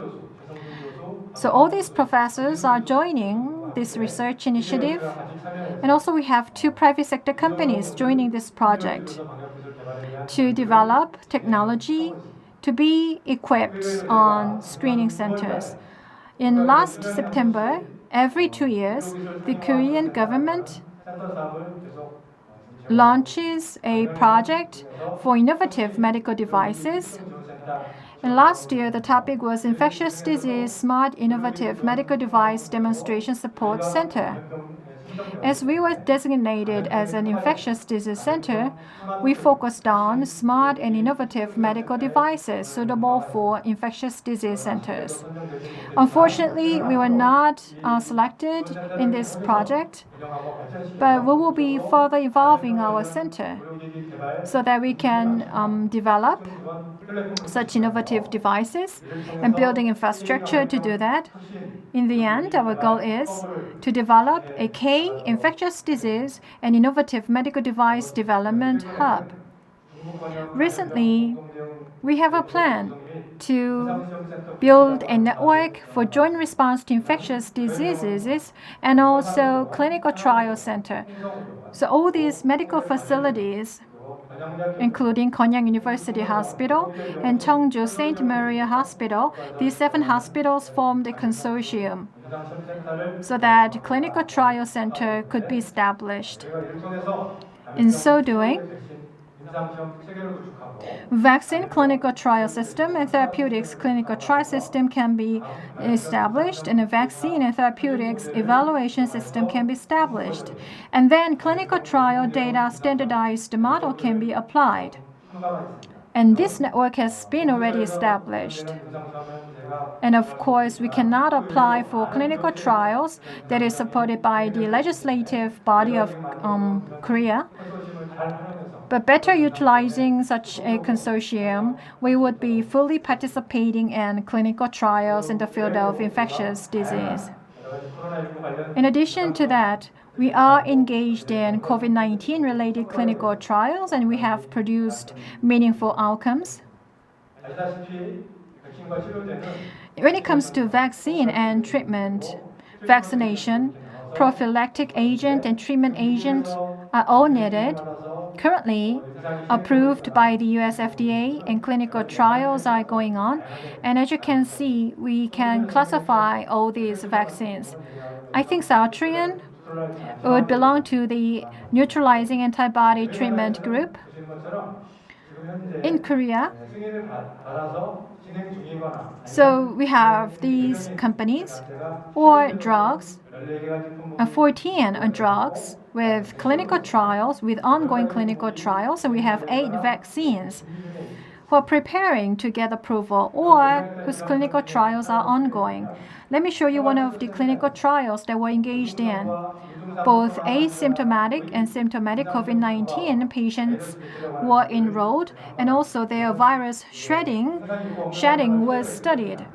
Whether are there going to be any differences between asymptomatic and symptomatic patients? But no meaningful differences were observed, and about virus shedding, no significant difference was observed once again. And to JAMA Internal Medicine, which is a highly recognized medicine, we produced such research outcomes, and that drew notable attention, a lot of attention. And for COVID-19 patients with mild to moderate and severe conditions within 72 hours, we also witnessed the effect of camostat mesylate. And this is about antivirus agents.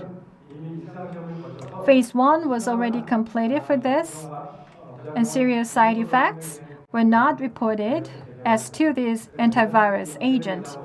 With this agent, we are planning to conduct clinical trials, and as soon as we're ready, we will be initiating the clinical trials.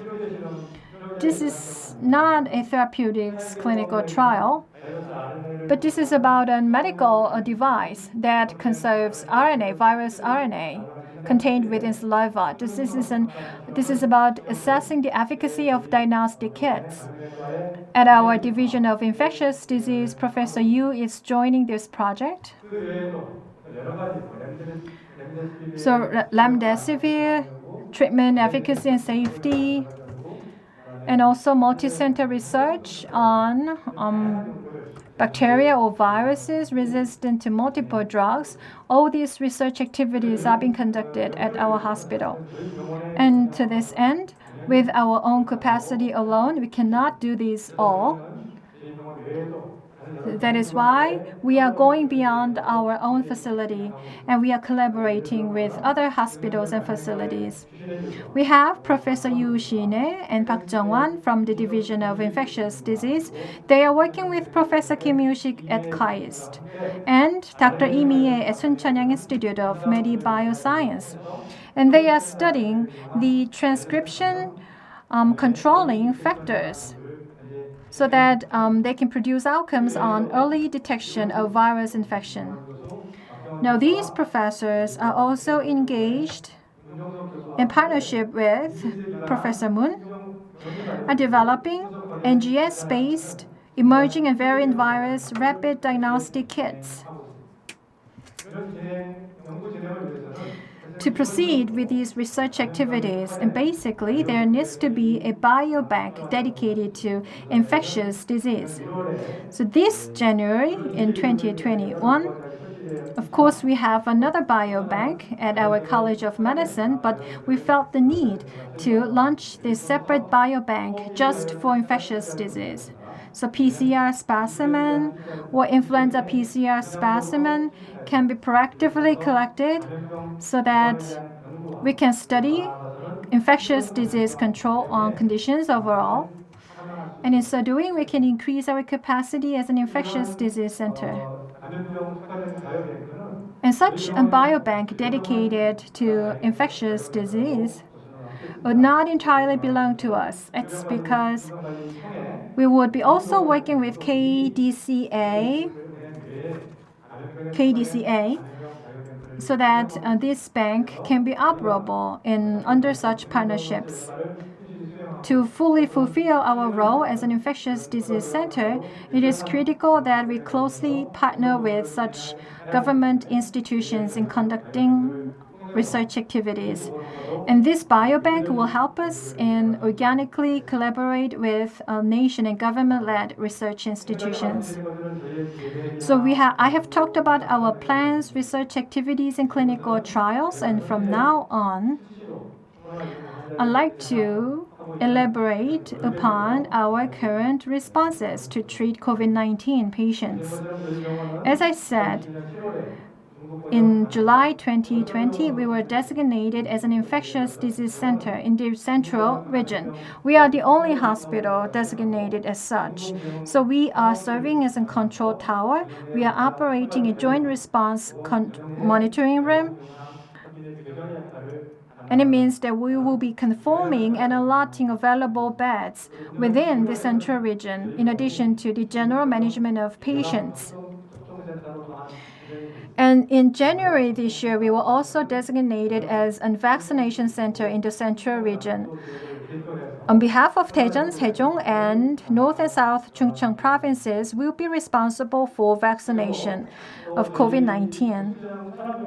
Not just Cheonan Hospital, but also our hospitals in Bucheon. From the early days of COVID-19, we have operated community treatment centers. So we were able to cooperate very closely with relevant organizations and treating and addressing asymptomatic patients and accumulating extensive experience in the process. Last but not least, what about the future of our institution as an infectious disease center? I have this one single slide about the future of infectious disease center, but rather than the single slide, I think our university and our hospital and their founder, Hyang-seol Seok-jo, and his remarks would be representing the future of us as an infectious disease center.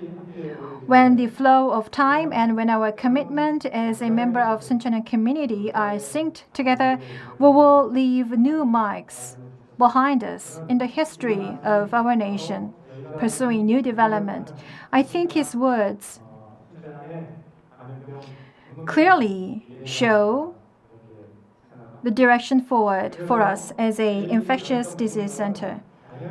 So as an infectious disease center, of course, establishing the requisite infrastructure would be our goal, and we need to focus our capabilities to do this. But more than that, fully utilizing our strengths as an infectious disease center, biohealthcare, 또는 치료제, 백신 개발, therapeutics, vaccine development, clinical trials, and AI, all these should be put under one roof so that they are all synchronized and bring about and establishing this new ecosystem of technology. And it's our role that we establish such a system at the Infectious Disease Center. And I think I have already shown you this slide, and personally, I do love this photo. Here you would see the late Dr. Seo Seok-jo, and he has many pictures, but this is my favorite. When I look at this picture, it reminds me that when he first founded our university and hospitals, and in witnessing the development of our university and hospitals and looking at this very peaceful lake, I'm sure that he was planning his dreams and aspirations. And he might have experienced his own challenges and difficulties. And here we can see late Dr. Seo Seok-jo agonizing over such challenges. Our founding philosophy is truth, volunteerism, and practice at Soonchunhyang University. But I'd like to focus on practice, and I think it was the focus of the late Dr. Seo Seok-jo. He always stressed that we need to contribute to local communities as a university. So the infectious disease center that we aspire to establish, and regardless of its size, and it's been over 1 year since I first experienced this unprecedented challenge of COVID-19, and this very time stresses the importance of infectious disease centers. So his will and his commitment and his philosophy of loving the entire humanity, we need to keep all these in mind and developing our infectious disease center. Then I'm sure that we can not only contribute to our local communities, but also we can serve the interest of our nation and our society at large. And also we can become an infectious disease center representing Korea and to become a world-class infectious disease center as a result. Thank you very much.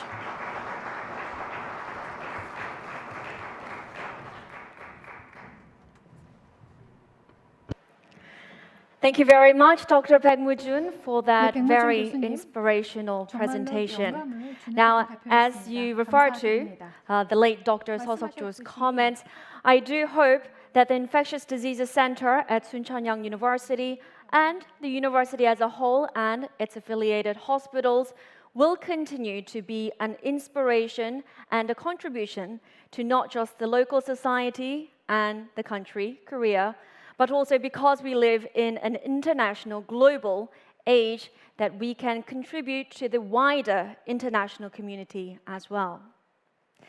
Now, with that, we have come to the end of GIMS, the Global Innovative Medicine Symposium 2021. Now, throughout all the presentations today, we in turn learned about the importance of human connection in the hospital setting, the ongoing developments in the race to find and perfect vaccines and therapeutics for the SARS coronavirus 2. And finally, we learned about the Infectious Disease Center here at Soonchunhyang University. I hope that, as it has been for me, that today's symposium has been a valuable and useful educational time for all participants. In closing, I would like to thank several people. First of all, President Kim Sung-woo of Soonchunhyang University, 동아일보, as well as all staff members who worked tirelessly in the days, the weeks, and the months leading up to GLIF and GIMS 2021. It is because of your hard work that we were able to reflect upon the educational ideologies and philosophies of the late Dr. Seo Seok-jo, because we are here to commemorate the 100th anniversary of his birth. And of course, we cannot forget our online participants joining us through Zoom and YouTube. Thank you for your active participation throughout GLIF and GIMS. And as we mentioned throughout today's presentations by numerous presenters, it is our hope that for the next iteration of GLIF and GIMS, we will be able to meet each other not online, but offline in person. Until then, please take care, and we will look forward to seeing you next time. 지금까지 아나운서 서미소랑이었습니다. 고맙습니다. Thank you very much.